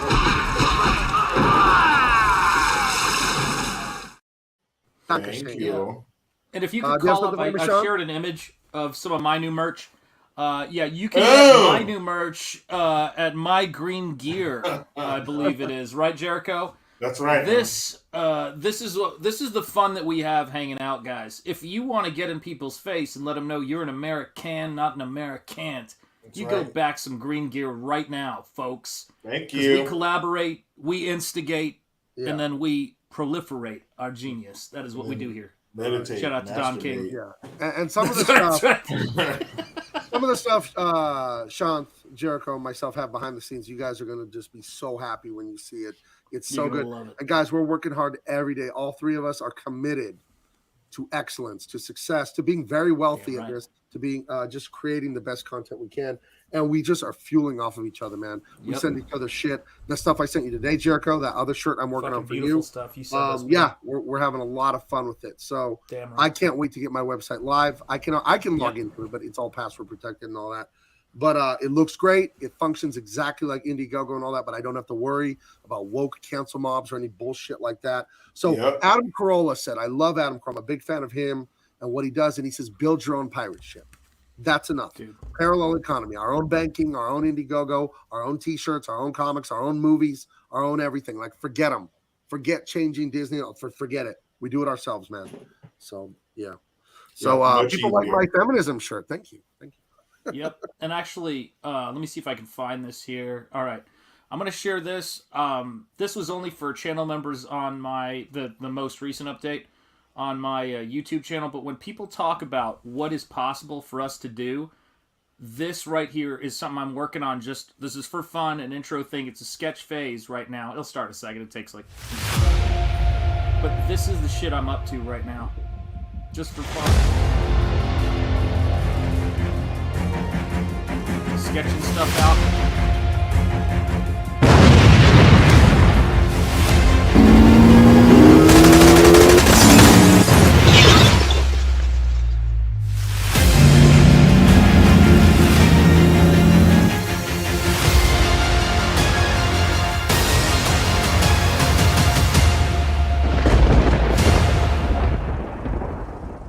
like it. I like This it. is There what you I are. do. Hell yeah. We're gonna make liberty reign in this bitch. That's right. That's That's what it's right. about, man. That's fucking tight. Yeah. Well, because I saw some of the stuff that's happened with people where they get their bank account frozen, they get their whatever shut down, they Yep. get kicked off this platform, they get kicked off that one, and it's just like Jericho. That's why you're like on Rumble. I have a Rumble account. I have an Odyssey account. All my YouTube is backing up to Odyssey, automated, all that, and it's just like with Indiegogo and all that, they're not bad to people who are woke or anything yet, but I think it's a matter of time for any of those companies, right? So why not have my own crowdfunding on my own website?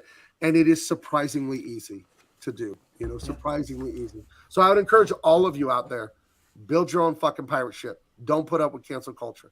They can't cancel you if you don't let them. They can't. That's right. We So, own our shit. yeah. And I'll tell you this to Aruma Faye, who said, is that reminds me of the Batman animated series. It's a reference to the Batman animated series opening. There's a very obscure G.I. Joe reference in there. But the opening, if you look at the shot of the moon in the opening of that, it's the Teenage Mutant Ninja Turtles 1987 cartoon with the pan down from the moon. So I just put a lot of stuff in there. A lot of fun stuff. Because we're entertaining you guys. That's what we're here for. We own our own shit. All right.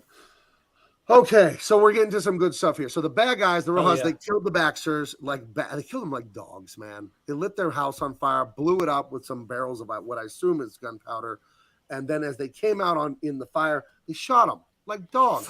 Yeah, very dishonest. Yeah, very bad. I just had a merch idea that I sent to you, Gabe. But yeah, man, it's fucked up, and they're going to they find the old man, his only friend. They go to the old man and put the boots to his ass to try to find out. Seriously, where is he? Hey, where the fuck is that gringo? Ese? There is he, old man. Tell us where the fucking gringo is. Right, and where And the they kinda- gringo is? with Gringo's sneaking through town, and he hides in a car. Yeah. His other friend who he gave him business to.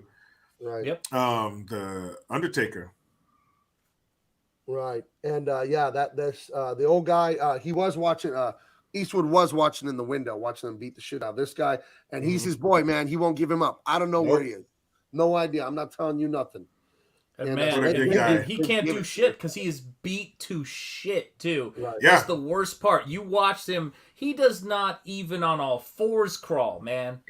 He drags his lower body with his hands and arms. He's fucked, man. And He would only get it's- killed if he went in there.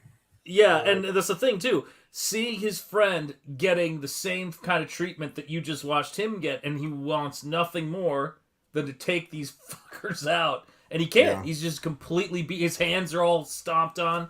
What's he gonna do? You know? Right. And I just want to someone address me personally here, so I want to just say thank you. Props to you, Gabe L. Team, and Eric July. He's my I guess my boss on the comic book Isom, which did a smashing success, $3.7 million in sales, and per unit sales, outselling every Marvel, that's Disney, DC, that's Warner Brothers, outselling every single graphic novel they had in unit sales too. So you give people non-woke quality entertainment by highly skilled artists. Hey, what do you know? Customers like being entertained. See the Super Mario Brothers movie. So and that's again, going up against the biggest of the big dogs in the business. Right. I mean, Yeah, well, what's bigger than those we- companies? We beat Sure them, did. and there's nothing they can do about it. That's forever. They can't take Can't that away touch us. from me. So we beat them, and we're gonna beat them again. Isom 2 is very close. I can't tell you when, but I finished it back in January. Shit, I finished the artwork, my part of the artwork back then. So I know it's gonna be ready to roll sooner or later. So yeah, very excited. But inspired by Eric July and others to just make my own website.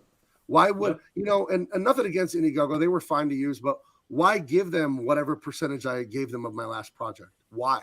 When I can just have my own, and then all you pay is the normal merchant fee to Visa or whatever the card processing people. That's all you pay, but everyone pays that when they sell shit. So why go through a site when it's easy to make that on your own? Yeah. So They and wanna the complain layout, and cancel just so you.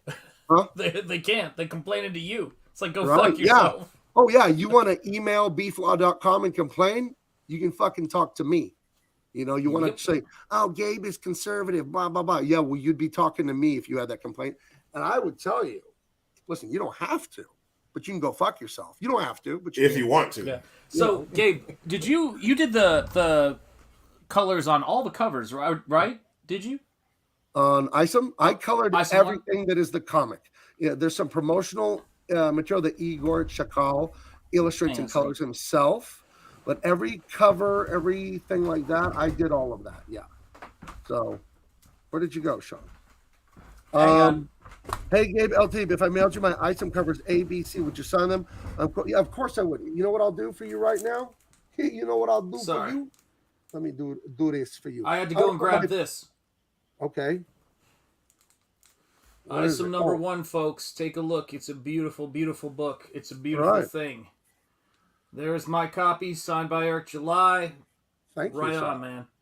That's what it's about. It's your boy Gabe doing all the coloring in here too, man. It's beautiful. Fucking great. Thank you very much. Let me find where did it go? Oh, it's down here. How did that happen? Hold on. I'm trying to grab something. I'm trying to grab my P.O. box number so I can put that out there. Because I have that right here. You can, if you want me to sign a comic, you can always send it. Why the fuck won't this open? Holy shit. So I'll get to that later. Let's go. I keep dragging it up on the screen and it keeps going off the screen. There's something funny going on with the computer right there. Yep. I need a new computer. This computer's 5 years old. And when I bought it in 2017, I guess it's 6 years old now. It was a late 2015 model. I didn't know that when Apple sold it to me. So this computer is like 8 years old. So I need a new one. So I'll take care of that very soon. So anyway, I'll get you my P.O. box in a minute and I'll throw it into the chat. So anyway, they're beating the crap out of our friend here. Yeah. Yep. And he can do nothing but watch. He feels terrible, but he can't even walk. He's crawling around the town. You know, Clint Eastwood, he's crawling on his hands and knees. So he jumps into a coffin with the coffin maker who's friendly. He's him and the barkeeper are the only guys that are friendly in town. Yeah. And he asks to and he rides him through town to help him escape. And this is that part. I wish we had like a second forward in this shot because you get to see that right eye and the disgusting makeup on it. It looks so bad, but look at the notch they took out of his nose there. Ugh. You know, just brutal. He'll be all right in a week. Fuck that. Yeah, that's like somebody's boot right there. They just took a chunk out of him. Right. Yeah. Like they really kicked the shit out of him. Okay, I was able to open the file. Here we go. This is my P.O. box. Anyone wants me to autograph something or you want to send me a gift? People have sent me things. This is it right here.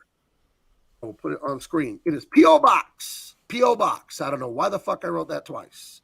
P.O. Box, P.O. Box. I like it, dude. 370 San Diego, America's finest city, California, 92117. So that is, if you need something signed, send that my way. You can email me, let me know you sent it. Send me a chat on here, let me know you sent it. Because I don't always go over there and check the P.O. box. But yeah, that's my P.O. box. So anyway, if you want to have something autographed, I'd be happy to do it. And if you'll be at San Diego Comic-Con this July, I will see you there. And yeah, you can get an autograph from me there. And there'll be more information on where I'll be at Comic-Con and how you can reach me there. Oh my God. And another thing for Comic-Con I have planned.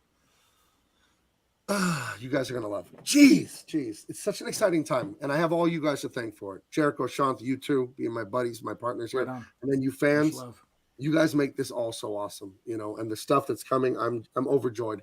It's I feel like the most creatively fertile I've ever felt in my life, and just happy working on this stuff. you know. Oh, none of the Maestro likes my typo. That's okay, Gabe. That's okay, Gabe. Here we go. Hail to the chat, man. Yeah, P.O. box. That's right. Yeah, there you go. Yeah, guys. I mean, this is the thing. This is the craziest thing. It's like Usual Suspects. You know, you lock up that many guys for the night, they're going to come up with a plan. And that's kind of what's happened with us. Three of us got together and we just start brainstorming on shit all the time. It's like it's literally how it goes. Well, you guys are a part of the show. You audience, you really are. Make sure you hit the like on the chair. But here, I want to take you guys in the locker room, behind the scenes, so you could feel even more like you're here with us. You're one of us. You're our friends. I won't tell you what it is because we got to polish it a little. But Jericho literally just texted me a T-shirt idea like 5 minutes ago. I don't know if you heard him mention it, but he said it out loud. And then I got a text on my desktop on my computer and I read it and it's funny. So we can work on a design for that. But what you're watching right there is like you're watching live. We're making good content for you. You know what I mean? Of products and things like that. So, and it's a pleasure to do this stuff for you. So thank you guys for being here. Thank you for supporting. So let's see. Here we is. Thank you. Namaste. Right. Oh God, please don't, Okay. Jericho. That fucking I don't understand, man. If one more like that was like when I knew like I had to get out of academia. I was like, I'm going to commit an assault. The next white lady that comes up to me goes, "Namaste." I was like, Namaste. Just drop that. Like, shit. just fucking check your chakra. Stop! The Corsican pirate. It is supposed to be Yep. one John Rambo in the That's mountains of. I say Oregon. I've heard people say Oregon, which is weird to me, but whatever. Yeah. But it's in the mountains of Oregon with one Sheriff Teasel. That's what it is supposed to be. So yeah. Damn it. We love the show. Thank you. We love you God too. bless you. Take us in the locker room. Towel snaps on behind. Ooh. Oh, not that part of the locker room. Oh, not like that. Ever since I That's was private. a little kid, all Who I drank wanted all my Bud is Light? to catch fly balls and slap ass every time I say slap ass. Slap ass. Come on, slap ass. Do you remember the first time you heard an adult? more slap ass. Oh my gosh, I have a great story. You guys are gonna fucking love this. So I was in youth group in freshman year. My brother's there. My wife now is there. I didn't really know her back then, but she wasn't my girlfriend quite yet. But I'm 14. I'm 13. I'm 14. And there's a dozen kids, and there's like 2 adults, and it's church Wednesday night church youth group. And one of the teachers, Fritz, he's like 45, 50. So he's a little too old for the modern lingo, And then the other guy, the other teacher's Brian, a cool surfer dude, bro. And he's like 21. Dude. And I think it's me and my brother or someone. We're giggling. We're talking. I was a big talker back then too. We're talking too much during the little church, the Bible lesson. And Fritz has had it with us. The 50-year-old guy, he has had it. And he leans down and goes, "Stop jacking off." Oh my God. And we just start dying laughing. Fritz, How would no. Because he didn't know the slang. But the best part is he's like, "What?" No. And the younger guy, Brian, the younger teacher who's like 21, goes into Fritz's ear and goes, he's like, "That's not what I meant." That's what you said, Fritz. Oh my That's what God. you Oh said. man. Oh my Oh God. Fritz. God bless you. Oh. I mean, Fritz, your heart he was in a the good right teacher, place. though. He was a good teacher, but we got on his last nerve and we made him slip. So Well, that's what you say to a room full of kids when you're sick of it. Stop. Hey, stop jacking off. Yeah, our teachers didn't ever use that term like that. They actually because again, anything went at my school in that weird way. They just referred to us as jerk-offs. So we didn't even have that. It was an all-boys school. They were like, "Yeah, you fucking jerk-offs." Stop choking your chicken. just just the best part of the exchange was Brian, the younger guy, going, Fritz. Well, listen, Sarge, I gotta tell you, that means to masturbate. Yeah. Just told him to stop playing with But themselves. he was a gentleman. He was a gentleman. Yeah, it was. Oh my gosh, that was so funny. Stop touching your Fred. Schwanzstucker. Right. Get your hands out of there. What Stop is he the doing? jerking. Stop doing the that. jacking. Your boy stops the jacking. Yeah. I Fucking mean, he Fritz. yelled it with so much righteous indignation. He He was had so enough. pure. He had So enough of you little sure of himself. bastards. It was pure. Yeah. Stop jacking. Oh. Wait, what? I'm sorry. What'd you say? And he was just like apoplectic when we started laughing even harder, right? Easy, Fritz. And you could just see the incredulity just boiling in his eyebrows. He's like, Stop jacking off! Stop jacking off! You jackoffs! But if you could see Brian whispering in his ear, it was just a thing God. of beauty. I really think had to that tell him story that. might win the day. Yeah, you tell him that so he wouldn't say that shit again. That's why he just Oh, like, "Hey, my friends, gosh. let me tell you what you're saying before you repeat yourself." Right. Double Because that Frisky. would have killed you guys if he said it again, even more angry. Right. You guys would have died of laughter right there. Yeah. I hated when that would happen because you're a kid and you're a bonehead when you're a kid sometimes, and you're in church and it's like serious and you're not in your youth group. You're like in the main chapel, the real service, and you look at your brother funny or something and you just get the giggles. Oh, Yep. And it's like the screaming, laughing, and you have to,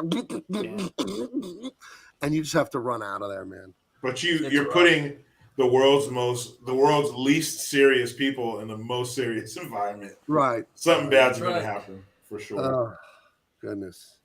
Yep. Let's see. Been there. So it looks like. Oh, come on, Double Brewski. You're in the gutter. So give me my non-dominant hand. Give me a minute. But it looks like Clint, he's starting to do a little training montage here. Right.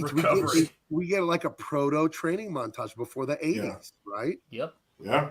He's practicing his shooting. You can see the swelling's gone down in his right eye, which is away. He's far away in a cave somewhere, and there's old like mining equipment. There's old junk. Yeah. There's some machinery. I don't know if it's mining equipment. It was mining. Yeah, he's in a mine right now. Yeah, he's in a cave, and he's getting better and thinking. Yeah, he's practicing shooting, and the first time it was pretty decent. I mean, that's a torso.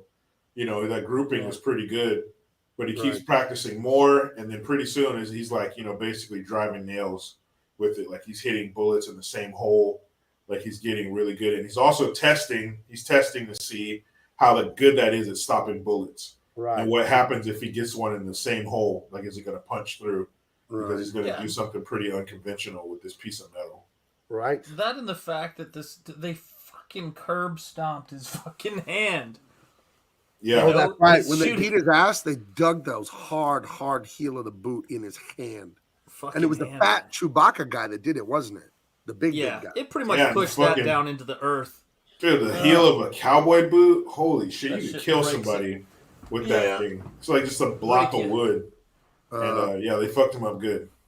William 03. In high school, we had a NASA scientist as a teacher, and all we did was make stupid Uranus jokes. Like, have we ever sent probes to Uranus? He was a rocket scientist. I'm sure this man that went to MIT and has like all these honors and. He has all these great accreditations. I'm not even saying the word right. I'm sure he loved credentials. Cracking. He had a fucking clearance from the Pentagon, and now he's here listening to these fucking snot-nosed punks make ass jokes. I heard Uranus is a gas giant. Have you guys ever seen the movie Land of the Lost with Will Ferrell?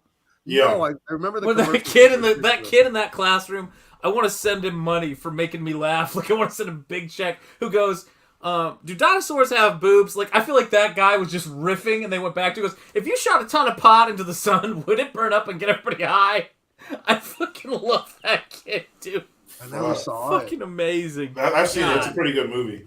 But for that guy to have those kind of credentials and just to be here listening to fart jokes, he's just like, yep. Motherfuckers. Hollywood will remake this film with Viola Davis in the lead role. I don't doubt it. Yep. Remember, guys, she was the Woman King recently. Which was awful. If only there was a word for a woman king. If only there was a word for that. Slay King. Oh, wait, never mind. I feel like there's a word if the woman is the one. No, but guys, rest assured, it's not going to happen because there are firearms in this movie. Oh, that's true. She'll be a badass, John Wick lady. They'll definitely do that shit. Woman King was fucking garbage. I did a review on that movie. Oh my god, man! I couldn't tolerate the concept of it. Knowing the history, I was like, "The fuck are you guys?" You look up the history, you're like, "Get the fuck out of here!" But the people they're appealing to will not do that. So, that's right. Yeah, in the Woman King, they were like black people fighting against slavers. But it turns out in real life, that tribe that the Woman King was part of was like some of the worst slavers. Themselves. They were. That was the main source of their income. And in they fact, tried. A guy that's always in our chat, I don't know if he's here right now, Timmy Mello, he said his ancestors fought and killed those bad black slaver people. Like he's a black guy too. So his people in Africa, his heritage, they fought those Woman King slave trader people. So they were. Here's the thing, right? But let's go back to the gist of this, right? None of these people seem to read books or history. Like if we break this down, they hear an idea that's No, I know. Stop. Exactly. And I said, Flashback. stop whacking off. Stop ejaculating all these stupid comments. Ah, shit. But this is the thing about it, right? Is that you see this kind of shit. They're building. They tore down Splash Mountain because it was offensive, and then they're going to rebuild it for Princess Tiana, one of the most beloved Disney princesses. But they're working into the narrative the fucking salt mines in fucking New Orleans. Ooh. You got to do some history. Everybody from New Orleans is like, are you fucking kidding me? Like, you have no idea what the history of that shit is. You have got one of the most loved Disney princesses of the last 50 years. You know, I went to Disney, last time I went to Disney was a long time ago. The biggest line that we saw was outside of the castle. They had this little pavilion set up for the Princess and the Frog, Princess Tiana, and the line of kids to get their pictures taken. You cannot spike that football. Are you fucking kidding me? Right. Sorry. Anyway, They're stupid. Fuck. They're fucking dumb. In that dumbass movie, the people the tribe that she was a part of, they were savages. They sacrificed thousands of people. They were like the biggest slavers. They were the most brutal. And so they tried to get away from slaving and selling palm oil, but it didn't turn the same profit. So guess what they went right back to? But it's so fucking stupid. And you're coming from a time when there were still kings and queens. And if the king said something, you're not going to go against the king's words. And then when you come back home, he just kind of gives you a noogie and said, you're crazy. That's not how you remain a king. That movie was just fucking stupid from top to bottom, starting with the title. I don't know. I feel like it'd be an easy time to be in Hollywood if you would just play the game. I'll be honest with all of you. I thought about it at times when I was frustrated at DC Comics, because I'm like, here I am. Nobody knows my politics because I never said anything after Trump got elected or before. I just never said anything because I knew not to. I said, here I am, fucking half Mexican, half Arab. I could be the president of this company in 2 years if I just go on Twitter all day and say the white man is the devil, America is terrible. If I said the words all day, all night, and attack conservatives, oh my God, you write your own ticket. You'll be writing TV, you'll be writing movies, and you don't need to be qualified. You don't need to be a good writer to do it. You know what I mean? So the first writing job I ever got from DC, I got it because of my race. Now, it was so good, it went as a pitch to HBO because I'm actually a very good writer, but I couldn't get them to let me write for years. And I'm a good fucking writer. I'm an award-winning writer from my college days. And they wouldn't, no. You color, you draw, that's it. And they just put you in a box, and that's how it is at those companies. And they told me the policy was they would only hire people basically that wrote television or books. You can write comics, or you checked off certain boxes. Now I checked off the boxes of the race, but I didn't check off the boxes of talking shit on Twitter. And I always knew if I did that. But I saw one day they had a program called Represent where they wanted to hear your stories about being non-white in America. So I pitched them an idea, and I ended up writing a super patriotic conservative story about it doesn't matter what race you are. It matters if you follow American heritage. Then you do have a home, and you don't have to feel like an outsider. And the editor's crying, and they're suggesting this. And I send it over to Adam Schlagman at HBO. And should have let me write a long time ago. But I was tempted at times in my imagination, like, man, it would be easy to move up if you would just play their little game. You know, I couldn't do it. It was hard. I mean, I in some ways, I think I had it a little bit easier. And this is something for people in chat. Like, I know a lot of people sometimes can get sucked into the hopelessness or whatever. But and I think that's why a lot of people show up to this shit is because not only do we have a good time, we laugh, but we stand on principle. And when they were doing all of this shit where they were teaching these kids that all white people are racist or whatever, all I had to think about was my wife, my late father-in-law, two of the kindest human beings I've ever met in my fucking life. And I was like, you cannot say this shit in front of me. Because I'll tell you something, if my late father-in-law or my wife was in a situation and people were saying that shit about me, they would fucking lose their shit. Why do they think I'm not going to do the same fucking thing? It just... And that's the thing about this, too, right? This is what's cool. They talk about all this stupid shit about appropriation. Talk about all this stupid shit about this. if we only let people write or illustrate the shit that they fucking know or what their country, you know, what right do you have to Italian stories? We don't get this movie. Do you understand? This movie is by an Italian director writing about the American West, and it's a classic. This is what makes global cinema, global comics, global, comedy. This is the shit right here. This is everything, man. Well, yes, because if you go with identity politics, you're an idiot because it isn't scientific. It isn't real.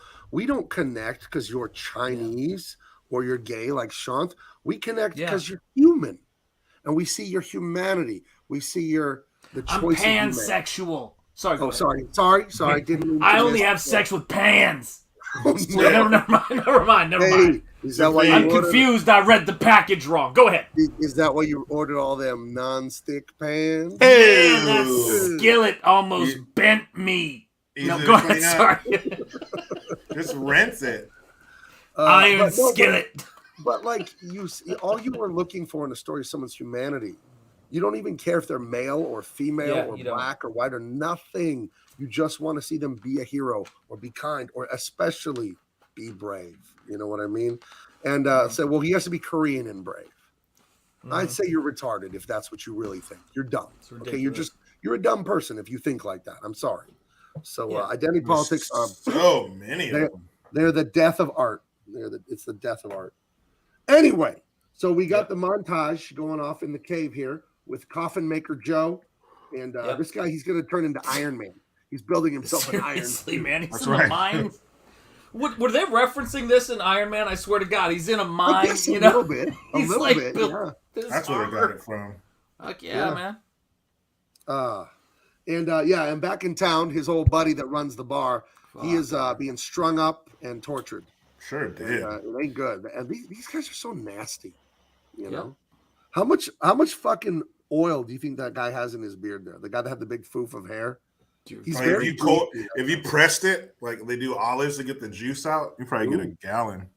It's got to be like olive oil or just rotisserie chicken. You ever you eat chicken and your hands are just covered? You ever see that guy late at night that sold all those like food dehydrators and choppers? Didn't he always look like he had chicken grease all over his lips? He always had the greasiest looking mouth. I don't know. He's fucking moist.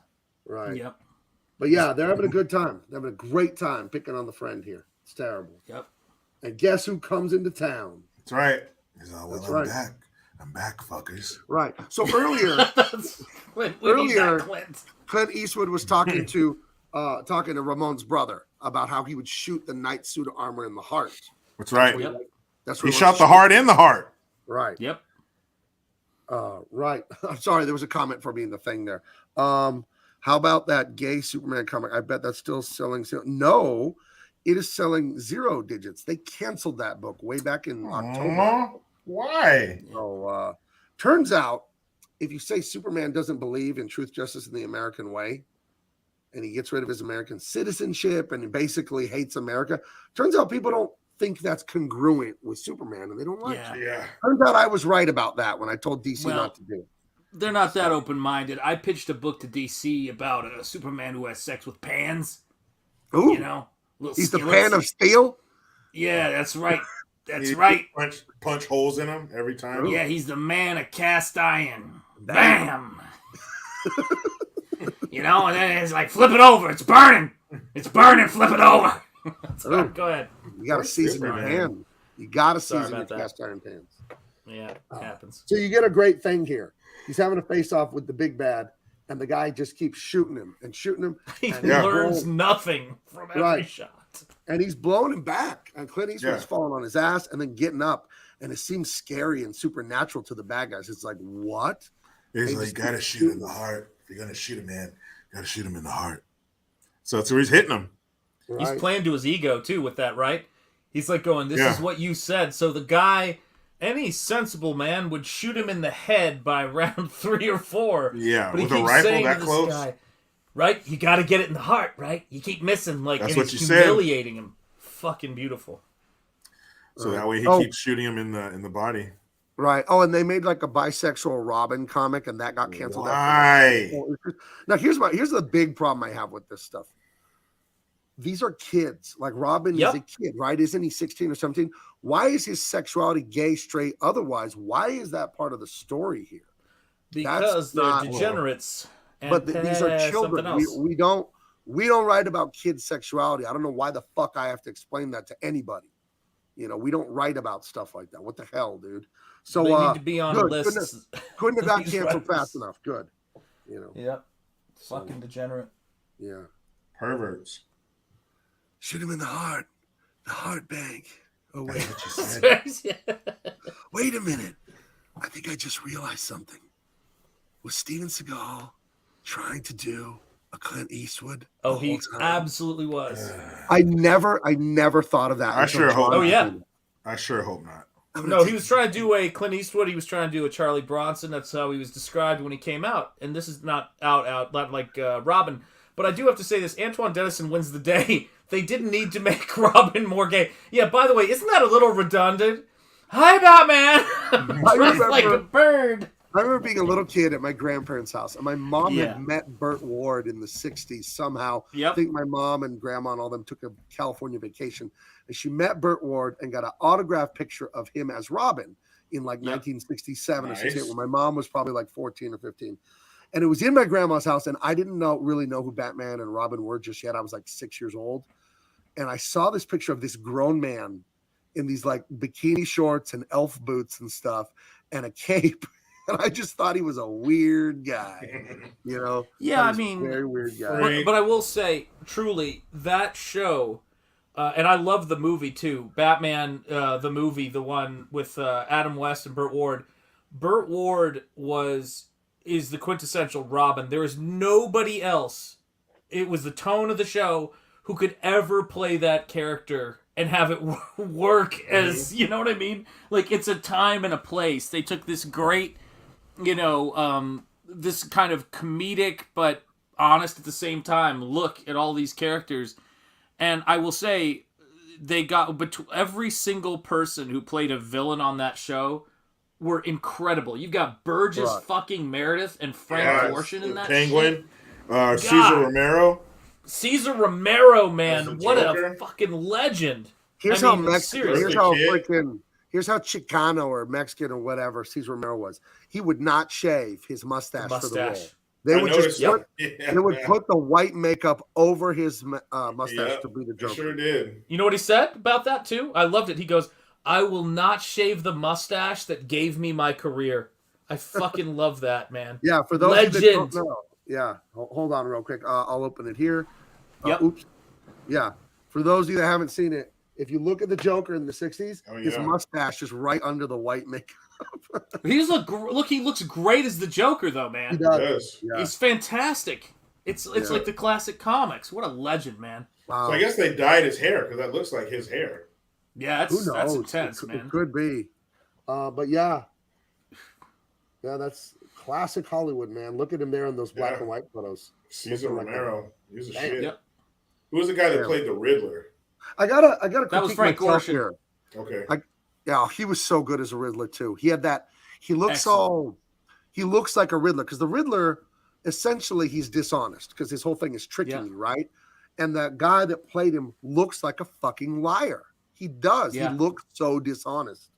But looking at men in the old days, when you see old movies of even up to the 70s or whatever, or even my dad or my grandpa, they don't wear shorts.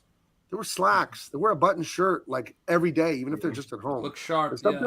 Sometimes I'm bumping around town and I'm wearing like athletic shorts and I'm like, I got to start wearing slacks. And I don't do it, but I've thought about it for a long time. I don't know. Where do you guys come down on that? Because this whole casual thing, it's nice, but it ain't classy. And we all know it, you know? Yeah. It's not classy. And people used to especially dress nice when they travel. You know, they were flying and stuff like that or riding a train. People would dress nice. I wouldn't be mad if society kind of steered back toward that because, anytime we can class things up in our society, I'm down for it. But I definitely think, this casual thing has gone too far. I think we should be allowed to take a car antenna to the back of your legs if I catch you in public in fucking pajama pants. Oh, what the fuck are you doing? You know What where are you you can doing? always class it up? Pasta Mania, brother. Just wear a suit and you get free rigatoni. You don't even have to wear the pants. Just wear the suit jacket and I'll give you all the rigatoni you want, brother. That's right, brother. If you're wearing the right uniform in here, brother, bring a backpack. I'll fill it up with rigatoni, brother. I gotta move this shit, brother. Are there any sort of like I have a backpack, but are there any sort of bags you don't permit me to take rigatoni home in? Like what if I had a fanny pack? Is that okay or Fanny packs are fine, brother. I got a nice red and yellow one to match that Harley, brother. But I'm talking about those man purses that sling across the front, brother, that go shoulder to down here, brother. I don't like that. no? What if I had a top hat? Could I put rigatoni in the top hat and take it home? That's fine, brother. Get your top hat and your monocle. Come on down all classy to Pasta Mania, brother. But if I catch you with a man purse, I'll give you rigatoni, brother. In my hand, up your ass, brother. Hey, don't threaten me with a good time, Hulkster. You know what I like about the Hulkster character? There's two of them. It's like weird twin brothers. It's me and then it's you.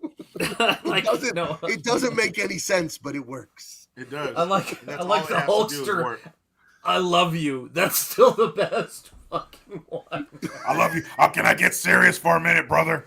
Absolutely. I want to talk about something. I wish you would. I want to talk about something other than pasta, brother, even though this is Pasta Mania, brother. All right. Lay it on me, brother. I love you guys out there, brother. All the guys and girls in the chat, brother. You two on this panel, brother. I love you all. Well, It's like the most aggressive. We love you too, Hulkster. I don't know what we'd do without you. You're a special man. God bless you, got a special Hulkster. special place in all of our hearts. Yeah. Thank you, brother. You know, I get back here in this kitchen sometimes, brother, and I lose sight of the world, brother. Right. It's like I'm living in a tunnel, brother. All I can see is rigatoni, brother. Right. It's a tunnel. I get lonely back here, like when I'm riding down the highway, down the PCH on that red and yellow Harley, brother. Hulkster? Shanth, I'm pouring my heart out, brother. Can you get your shit together, brother? Hey, Hulkster. Hulkster, I'm gonna need you to look me in the eyes because this is real, man. I want you to know that you are not alone. And you don't ever have to feel alone. If you're back there, elbow deep in a pot of boiling rigatoni, you just call out to me and I'm there 24/7, 365 for you, Hulkster. Thank you, brother. I'm 5 seconds away from the Chris Farley trying to restart shit. Let me try that again, brother. What I meant was, thank you, brother. All right. No, I know. Oh, shit. You know, hey, you've been cutting up onions for that Sunday gravy. You're not crying. It's all That's Not right. at all, bro. Not at all, brother. right. Hey, feelings mutual. Feelings mutual. Hulkster. Holy shit. It's just good to know that I have love out there, brother. Because I love this pasta and I love this gravy, brother. But it's good to know there are people out there that love me back, brother. You know, Hulkster, while we're talking pasta and we're talking love, I want to know what you thought of spaghetti westerns. You know, as an Italian American, do you find it insulting or do you find it a compliment? You know? No, I love it, brother. Any way we can get pasta talk out there, brother. I don't care. You can call it a spaghetti western or a damn fusilli western. I don't care. You're talking about pasta, brother. Right, and I'm there. especially in April, which is Pasta Awareness Month, it's very important to get the knowledge out there to the people. I like to call it Pasta Pride Month, brother. Right. Well, yeah, Pasta Awareness in April, Pasta Pride in May, of course. Yeah, you're right. Amen. You're right. So, the good, the bad, the ugly. A fistful of dollars, a few dollars more. A fistful of dollars. What type of pasta would this movie be? They say spaghetti western. That's general. What type of pasta specifically is this movie? Well, brother, you want to go with a smaller pasta, brother. You don't want the spaghetti hanging down, getting everywhere, brother. You want something a little more compact, brother, like a macaroni maybe, brother. All right. And what about a farfalle? Good. Those little That's boats. nice too, brother, but that's a little more festive, brother. I'm talking serious handfuls, brother. All right. I like that's nice too. It's letting him down easy. I got you. I didn't have what you wanted at the store. I got you that.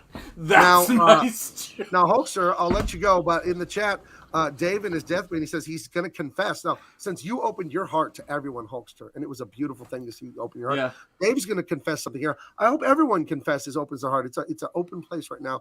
He says he's never watched the whole trilogy all the way through. What do you think of that? Do you think he should get on it right away, or do you think he should feel shame, or do you think he's an okay guy? What do you think?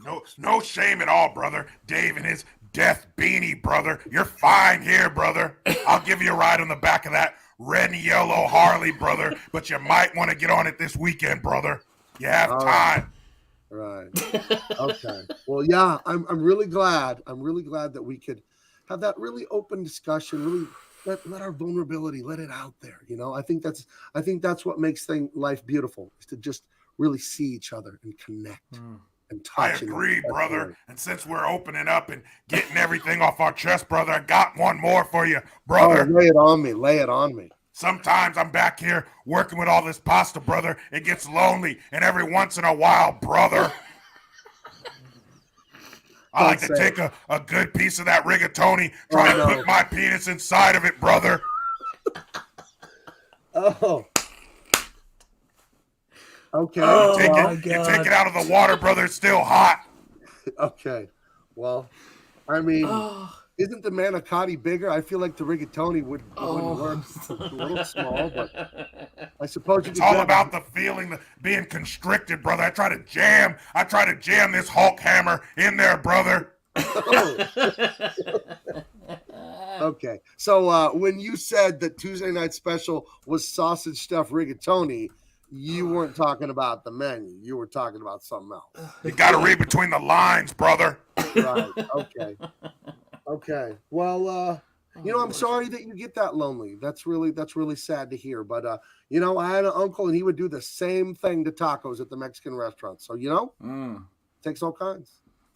Yeah. I love a taco, brother. I love the pink tacos, brother. Oh my God. All right. Well, Lord. I hope nobody from the the food inspecting board is listening. And if you are, Hulkster's joking, obviously. But we thank you. We're glad you opened your heart to us, and our hearts are always open for you, Hulkster. You're a great guy, and everybody loves Pastamania. We support Pastamania big time. So yeah, I was just joking about putting my penis in the rigatoni, brother. I know. Yeah, brother. Yeah, no, who would do that? That's crazy. That's nuts. I'm sure that's something Arnold would do over at Arnold's Hot Pies across the street. He'd probably do that. So, yeah, he's a fucking disgusting Austrian, brother. Those Austrians. Let me tell you about those Austrians, So, Lord. Them and their whole history with rigatoni, it's something else. Heavens to Betsy. All right, Hulkster. Well, I want you to have a good night, and we'll see you next Wednesday for a little more spaghetti western. All right, buddy? Mm-hmm. Yeah. Good night, brother. Take care, brother. Okay, guys. There you go. We need to, everybody. Jericho has a PO box. Send lozenges. He's gonna be at the end of the week. The show, man. Dying for you people. All right. People don't think the Hulkster was joking. Penis placement is no joke. Screw that, Mousy. Bucatini. I hope Bucatini's huge. I hope it's not one of those little ones. Let's see. Let the sauce cool before you dunk the junk. $2. $2. Bless you. Double breeze. Listen. You tell Hulkster that. You tell him.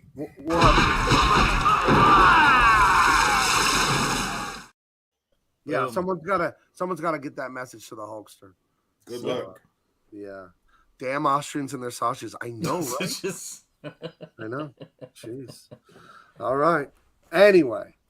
Oh my gosh, there's a famous Renaissance painting, and it's the Trial of So-and-so. I don't remember. And the guy yelling at the guy, maybe you know this painting, Shanth. It's a huge painting. I don't remember who it's by. And he's yelling at a guy and accusing him of consorting with bad people. And the list of people he says is midgets, something, and Germans. I remember reading that in our history and laughing so hard. What painting is that? Do you know? I'm looking. Is it the? No, it's It's outdoorsy. There's some pillars, but you can see some blue sky in the background. There's a bunch of guys in robes down low. I know the one. And he's being yelled at, but the thing he's being yelled at is for consorting with Germans and midgets. Yeah, I know the. I'm looking. One to or see the if I other. can You find the can't damn consort image. with both. Right. Yeah. It's either Germans or Found it. midgets. One of the two. What if you came across a short German person? Yeah. You can't even look at them. Right. What are you gonna do? Don't look them in the eyes. Anyway, Clint is baiting Ramon into shooting him in the heart. Shoot him in the heart. That's where you shoot everybody, in the heart. Blah blah blah. And the guy, like a dummy, falls for it. He keeps shooting him. I know. He falls down, Jackass. he gets up. He gets knocked down, and he gets up again. It's up again. Right. You're never gonna keep him down. Trauma And, Wamba. No, sir. yeah, I remember hearing that song. What songs did I? Oh, not that song, but that song also reminds me of the 500 miles. I would walk. Oh 500 yeah. miles. I know what you're talking about. what are they- Proclaimers. yeah. But Yeah, I heard the Proclaimers the other day, That's right. and I heard "Can You Feel the 92. Love Tonight" when I was with my wife at the mall, and that is our song. At homecoming, that is the first song we danced to. Is Elton John, Lion King soundtrack. Can you feel the love tonight? Mhm. So we talked about this before, but I forgot. What is your song with your wife, Shanth? What? What is your song? Your song. With your Oh, wife. mine. Yeah, "Let It Be Me" by the Everly Brothers. All right. Brother. Mm. Let it be me by the Everly Everly Brothers. Right. Yeah. And you, Jericho, you told me yours, but I forgot it. Our song is "Sunday Morning" by Maroon 5. Oh, Damn. That's a great song. very cool. That let me tell you this. One of for all you dads out there, one of the reasons why I love George Lucas as a great dude, but George Lucas, when he got his I think it was AFI Lifetime Achievement Award, they will, if you get that award, they will get whatever band you want to play at your AFI. And Jimmy Smits came out to introduce the band, and he goes, when we asked George Lucas what band he would like to have here tonight, he said Maroon 5 because it's my daughter's favorite band. So There you go. I'm like, that's a dad right there, folks. Shout out to the For dads. sure. You sacrifice your moment for theirs anytime. Damn right you do. Baby, Yeah. we know about those baby girls. We know. You're like yeah, I going, would. fuck, it's 2 a.m. Where the hell am I going to steal a pony? Shit happens, I'll man. find one. Mm-hmm. I will. I'll Google how much chloroform it takes to put one out, and I will find one. Yep. It's my duty. Look at how spectacular the chat is.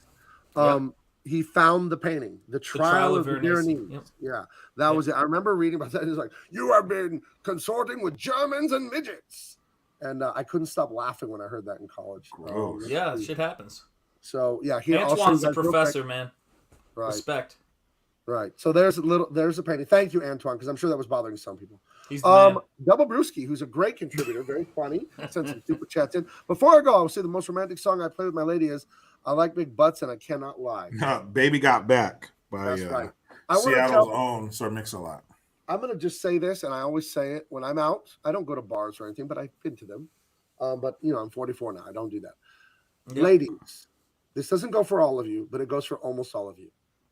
You get really excited when that song comes on, right, Jericho? Shanth, you've seen it. That song comes What on. song? And Women, Baby Got Back. That Oh, yeah. song comes on at the club, the bar, and the women everywhere just start vibrating. They just start giggling and they're looking at each other. And this is tough love. It's tough love, ladies. That's what I do. And the Hoaxer taught me that because he loves, but he's tough. Sure does. Ladies, Baby Got Back. It's not about consider you. that a hymn, to be honest. I hear Gregorian like baby's got back. You know what I mean? Like I hear that kind of yeah. Yeah. Fucking halls of the Vatican. Yeah. Not quite. Yeah. I But when would I like to see make the back point- though, the problem is I hear Sanctus Domino. It gets dark. Everything turns red for a minute. Not good. Not a fan of that guy. It's But not good. what I got to work on myself. No. What I want to say though is, ladies, you'd like the song when it comes on, but 97% of the song is not about you. Just saying. It's not about you. Hmm. Okay? Hmm. That song is not referencing you. So stop it. Yo, sit your ass down. Look at Antoine. This is filthy, Antoine. How dare you? Whoa. Stop it. You got to be ashamed of yourself. From What the is trial of the Pyrenees. I will tell you, it's hilarious, but holy He's goodness. got range. Antoine's got Yeah, range. it's got something. He's got range. It's like, Jericho, I still tell you, man, we were doing that show and all of a sudden, you dropped the Muggsy Bogues reference. I was like, tip of the cap. Fucking beautiful, man. I like Double Brucey telling me I need to commission a painting, The Trial of Bouillabaisse. That's true. We replace those characters with, Van Damme. Yeah, Jericho will be pointing at somebody. My mind is blown with the whole discovering the Seagal is impersonating Clint Eastwood when it is like the most obvious thing in the world. I didn't realize it for 30-something years of watching Seagal and all that. I did not realize that's what he was doing. It's so obvious now. Yeah. My goodness. And with, mind-blowing. In the painting, somebody has to be like being lowered into a vat. Right. Bouillabaisse, it'll be boiling bouillabaisse as punishment. Right. Gary Busey. Right. And have the executioner like lowering the rope, but has a ponytail hanging out, so you know who that is. Right. You know that's Seagal. And you know who the judge is. The judge is the Hulkster, because that's my red sauce they're being lowered into, brother. I spent all weekend making that red sauce just to kill you for consorting with Germans and midgets. I'm telling you guys. Piece of shit, brother. Jericho's going to be in his doctor's office, and they're going to be like, how the hell did you blow out your vocal cords? He's going to be like, I did it for the chat, man. Like, I'll show you. I did it for the chat. I'll show you better than I can tell you. Yeah. Oh, man. So whatever happens, happens. Yeah, so by the way. Yeah, go ahead. He finally lays these dudes down, the 4 guys. I think it was 4 guys standing there. And his buddy is still being held, and he's been up there for at least 10 minutes. That has to be hurting his old shoulders real bad. So Clint, being the marksman that he is, real quick, shoots the rope. Old man falls to the ground, safe and sound. And then he does, to me, one of the most gangster things in the world. After he takes out all the dude's guys, and he's got nothing left in his rifle, for God's sake. He goes and he fucking takes his gun, empties it out, or I think it's already empty, and he tosses it over into the fucking middle of the field, and he's like, you reload, I reload. Let's see it. And it's such a fucking amazing part, because he's saying to the guy, he's going, look, I had a metal plate under me, you emptied everything out, but let's test your theory. I've already humiliated you, that the hubris of shooting at the heart, because, I was just dicking with you. But now let's see. This is an old saying, right, in Mexico/Italy, where you have, the rifle will always beat the person with it. So let's see who can reload and fire faster. And we know, this is why this is so great, that Clint is a cold-blooded killer. We know he knows how to hit the target. And then this is the thing about it where you see, like we see this guy is too. He can shoot a heart in all this armor. So we know that if he hadn't had that thing on, he would have had him dead to rights. And then it happens. In this frame, he doesn't look so brave. He doesn't look so menacing. He doesn't look like such a cool, bad guy. He looks like a scared little bitch. Well, and that's great, because a lot of times these wicked, awful bad guys, they're bullies, and they love inflicting it on the women and the children and people who are tied up and people who are shooting them in the back and all this stuff. Because think about when he kills the army guys. He's hiding in the wagon with the Gatling gun thing or whatever it was. Yeah. I mean, so he's taking sucker punches, cheap shots. He's a bitch ass, this guy. Yep. He really is. He's a bad dude. He's a scary dude. He's a dangerous dude. But in the core, he's a bitch. And the other guy, Clint, he's hard as fuck. He made people apologize to a horse. Yeah. And Well, they would have, except he shot them all. Yeah. My mule don't like you. And then simultaneously reunited and freed a family. Right. Yeah. So he's on so he a roll. throws his own gun down. The other guy has his gun down. They go. They reload. He spins that. It's so sick. He puts the bullet in his revolver, spins it, bang, nails the guy, and takes him down. It's nice. No, he puts a bullet in the revolver, spins it, and then fucking shoots the guy. Fucking insane. Too cool. To the very end. Too cool. Very slick. Yep. And then he's beat the bad guys. He's gonna go over and help his little. He's gonna.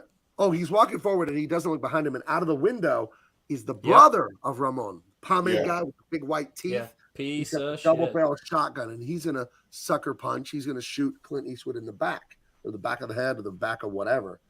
And then no, the bell is rung, and the little old man, the barkeep owner, he blasts that guy right in the head, and he falls out. Pomade Man falls right on the ground with some of that glow in the dark blood. Yeah. So he had his back. Yeah. Those guys became really, really good friends by the end, and he had his back, and he blasted that fool. So Clint, grabs his payment and that saddlebag, which I'm sure is probably full of cash and or gold. Full of rigatoni, that bag. Filled. Well, one side's rigatoni, the other side's cash. And I'll say this too: I was really glad about that decision, about that choice with the old man, because in that moment, you already know. Well, you can tell these guys have history, but that defines their history. Do you know what I mean? It defines, because you go, oh, these guys have had each other's back, and they won't talk for fucking nothing. They won't turn on you for all the beatings in the world. And it's fucking beautiful, man. Love this movie. Thank you so much for pushing this Western thing, man. Because I'm telling you, I love Westerns, and the only thing I think that's up there with finding people who are fellow fans of 80s and 90s shit right there is finding people who are big fans of Westerns. Fucking love it. And I want to backtrack just a little. When he's shooting Clint in the heart and all that, as a comic book artist, someone who illustrates panels, the most important thing in your drawing is the big shape, not the details, not the eyelashes. You'll get to that. It's called composition in art. It's with the placement of the big shapes, so it creates a flow and a rhythm across the page or whatever it is, across the movie screen. And some of the compositions in this scene right here at the end are so freaking iconic and just ridiculously gorgeous. And remember, $200,000, it was almost 50 years ago or whatever, 50-something years ago, but that's still not a lot of money back then, So if you got competent artists and people who are dedicated to do the hard work to make beautiful art, you don't need the huge budget. The huge budgets help, of course, but if you're willing to fucking get dirty and sweat, you can get it done. I think some of this stuff is so iconic, so gorgeous. Yeah, and the poncho, the iconic poncho, his cigar, that poncho and the cigar could be in a damn museum somewhere on their own. They're so iconic and so part of, what made this movie so cool, what made him so damn cool in these Westerns. Yeah, I mean, money cannot buy class.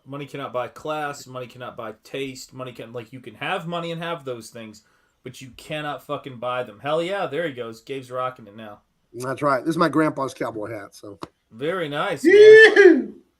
Shit, I tell you what, buddy. So it's funny. Growing up in California, there's a lot of people have this idea that it's this leftist communist hellhole in it, and it really isn't. There's clusters of it. Of the state. In the Bay Area and LA. But if you look, it's just like America. If you look like a topographical map, California's red. It's crimson red with some blue dots in it. And where I live in San Diego, I always tell you guys it's huge military population, over a quarter of people. And East County, San Diego, which is, if you live by the beach like me, I live within like 3 miles of the ocean or whatever. If you live really close to the ocean, East County, like redneck people with pickup trucks wearing shit kickers, that's like 6 miles from here. It's not far at all. They're all Republicans, all Trump flags, all pickup trucks. Like, it's not what people think it is. I've been to the rodeo. Poway has a rodeo, dude. That's like 11 miles from here, or 12 miles or something like that. Basically, get away from the water. Right. But when you get away from like the NPC, SJW leftist people here, and you're around them when you're here. But then I went out to the rodeo. I'd never been to a rodeo before. I was like, oh my God, these are my people. I love these. And one thing that was striking to me that I noticed is the women were beautiful. They were like thin and had like long hair and stuff. And they were dressed classy and stuff. And it's like, oh, wow, this is like a different culture than living by the coast and all that. So I don't know. Once you get inland, it gets far more red, more conservative. Matter of fact, this weekend, Junior and I were going to the Sacramento Gun Show. So that's going to be fun. Oh, I guess just no more red than that. Yeah. headband Oh. down, go with cowboy hat. Yeah, there's tons of red Oh, pockets. you just gotta man, put the but bandana around your neck, man. That's the That's key. right. That's all it's you just do. like the East Coast, it's all in the water, New York and all that shit, Yeah. just like San Francisco, LA and all that shit over here. Something about the ocean that makes people crazy. But once you get inland, where people's food is grown and shit is made, you'll see a real change. Right. Yep. Oh man. Oh, it just went away. I just thought of something and then it went. Oh, when you said it's about the water, right? That reminded me of just a small thing about New Yorkers that annoys the shit out of me. When they say the pizza is different there because the water is different. The water, fucking New York water. We got the best fucking tap water in the whole country right here. Yeah. Just stop it, guys. Just that everyone knows that's not true. There's a pizza place here, and like the owner's from New York or whatever, and he says they ship in the water. Like, I hope you're lying because that is such a waste of money, dude. Like It's fucking New York water. It's don't like be shipping water 3,000 You can miles. from taste me, the man. sewer rats. It's like 1 part H2O, 1 part rat piss. I don't know what it is, but it's New Are York you and your fucking family water. prepared for the economic collapse? How much rat piss and cat shit do you have stored up Exactly. for the new economy?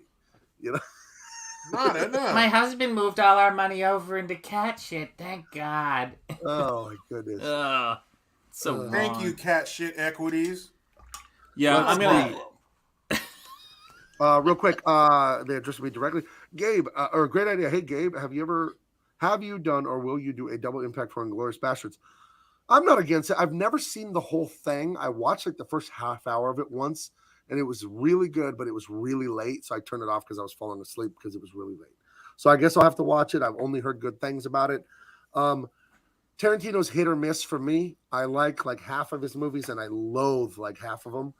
He's an amazing filmmaker, and the ones I don't like, it's not that they're bad, it's not for me. Do you know what I'm saying? Yeah. It's like I tell people I don't like seafood, and they freak out. I'm like, I'm aware that it's good, it's made well, it's delicious, but not to me. I get it. If you go to a 3-star seafood restaurant, I'm sure it's good, but not to me. So Tarantino's like that. Some of his stuff, I fucking hate it, but some of it I love. So maybe I liked what I saw. I hope it kept it up, during that movie. I hope it was that way. I think Once Upon a Time in Hollywood was such a fantastic movie that he did about 3-4 years ago. Remember Brad Pitt and DiCaprio with the Sharon Tate and Roman Polanski, the murders there and all that, and Charlie Manson. Yeah. So that's a great movie, I thought. So, But then you see the Hateful Eight, and you're like, oh, I hated the Hateful Eight. I hated it. Yeah. So, that should have The been problem- so much better. Yeah, it's is the thing, right? It's sometimes they're very good ideas or very good concepts in the way that he executes them. That's the thing for me. You know what I mean? It's I just want to see every now and again. Because he's got skill. I mean, obviously, when he hits, it's like he makes classics. I mean, shit. I mean, I will tell you this: his worst film is at least more interesting and better than most of the shit out there, right? So he's got this he's got this kind of resume where it's like there's movies. A good example: movies that Spielberg has made that it's like are utterly forgettable. Ready Player One, shit like that. It's they're just whatever. But the guy's made fucking Saving Private Ryan, Schindler's List, E.T., Close Encounters, Raiders of the Lost Ark. You know what I mean? It's like, holy cow. Yeah, his hits are real big hits. They're big hits, yeah. Yeah. I think Freaking my huge. favorite Tarantino is Goodfellas. Is Mr. Blonde, Mr. White, Mr. Pink. Oh, Reservoir Dogs. I want to call that movie Goodfellas so bad. I don't know why. Sometimes it has to happen. I don't know. Yeah, I loved all the little, that was the first time I noticed notes in the movie. Like the fact that when they went to the warehouse, there was a coffin there for every character who died. The fact that when he's like, I don't know who it is, it shows the car driving and an orange balloon floats by. There was all this, really cool shit, where it was, you could kind of see where, the movie was going and where it was coming together. And, yeah, it was great shit. I mean, it was, guys, this is the great thing I will say. Whatever stupidity is going on in the moment, if you look at film history, you're only seeing the greats. And there are hundreds and hundreds of movies that most people haven't even seen once. And when you got one movie like this, you could plan weeks of movies around catching up on classics, and you would have Oh, yeah. a completely different outlook on the world. So Well, don't miss that remember, opportunity. like 3 months ago, I was telling you guys, oh my God, Alfred Hitchcock. Now, Yep. Got how those back. silly of me, because the entire world has known about him forever. But I saw Psycho when I was like in 5th or 6th grade by accident at a friend's house, and not supposed to be Damn. watching stuff like that. And I didn't You like it. jumped in the deep end. It was gross. It Yeah. was ugly. It was scary. So I never watched another Hitchcock film because I just like, oh, that's what he does is trash. Like 3 months ago, I watched Dial M for Murder. I watched The Man Who Yep. Knew Too Much. Their Rear Window. Rear So Window. these are so good, these movies. And they're just Yep. sitting there for decades, and I never saw them. And they're not trashy, you know, and ugly and all that stuff. They're thrillers. They truly are thrillers. North They by were- Northwest is a great one. Vertigo is a masterpiece. Dude, Strangers on a Train. Yep. To Catch a Thief, How like fucking romantic comedy kind of, which is Right. unbelievable. That movie, man. So yeah, I say all that to say we're not afraid of things outside the 80s or the 90s, because anything that has that same creative spirit and quality, I'm game for it. I don't care what year it is. You know, I love there's old stuff in the 60s that I grew up watching. I think is fantastic too, 60s and 70s. So yeah, we'll definitely tap into that. But I think what the requirement for this channel is, it has to be like artistically contributing to society in a better way. It's talking about like faith, family, bravery, all that stuff. Or Yep. it has to be such a piece of dog shit that we're going to be crying laughing, like certain movies we Right on on. this channel. I'm looking at you, Stone Cold. Sorry. But yeah. That's Marine you, and bro. Stone Cold. Yeah. So when are we going to do No Holds Barred? Okay, so guys, big news. Everybody, make sure you hit the like and share this out. We're going to get out of here in just a second. No show next week. I have a prior engagement. Got something going on with my lady, and not going to be available to do the show next week. So we will be back 2 weeks from tonight. 2 weeks. What day is that? It's April 19th. Let me look at the calendar. That is May 3rd. 26. May 3rd. Next week is 26th. Oh, yeah, that's right. Next week. So, okay. May 3rd. Okay. So May 3rd, we'll be back. We're going to do, I think, 4 Clint Eastwood in a row. And then we're going to get to No Holds Barred eventually. But what do you guys know what you want to do next for Clint Eastwood? Do we want to just go? I was thinking doing this one, then doing Dirty Harry, then doing like Good, Bad, and the Ugly, and then doing another, like we'll find another one. That one you keep mentioning, Pale Rider or High Plains Drifter or whatever. Pale Rider. Pale Rider. Yeah. Okay. Yeah. Why don't we do it that way? We did this one, then we'll jump to Dirty Harry, then we'll jump back to Good, Bad, and the Ugly, and then we'll do Pale Rider, I think. So Okay. I think that tentatively Sounds that's good. it. So 2 weeks from tonight, the Hey 3rd guys. of May, we will be here. 6 Pacific. We'll be here. What is it, Sean? Oh, no. I just had to say this, guys. If you have even the slightest inkling of checking out this movie, if you've never seen it before, please check it out. Deep dive into Westerns for us, guys, because we love so these good. Yeah. conversations, man. And again, I just want to say thank you guys so much for suggesting we go down this road, man. Love it. Yeah, absolutely. Okay, well, I had a fun night. That was awesome. We learned a lot. The Hulkster opened his heart to us. We found out that the That was economy beautiful. might collapse, so you can back up your money with gold or cat shit. Either one's going to work. And it was a great night. Everyone learned a lot, and we got to see the softer side of the rigatoni maker himself, the great Hulkster. Beautiful. So, someone check on Arnold. We haven't heard from him in a while. We got to see if he's okay. Because he had He's it probably rough. trying to keep up with Pasta Mania across the street. Right. But yeah, man, we'll get him on here. I think we can get him We'll have to see to. what's going on. Right on. And then I heard Macho Man. I heard he was going to come back too. So we'll see. They're all coming. Well, him and Hulkster, they're old friends, so it'd be good to see them back together. Yeah. It'll be good to see my old pal again. All right, guys. 2 weeks from tonight, 6 p.m. Pacific. We love you. We'll see you later.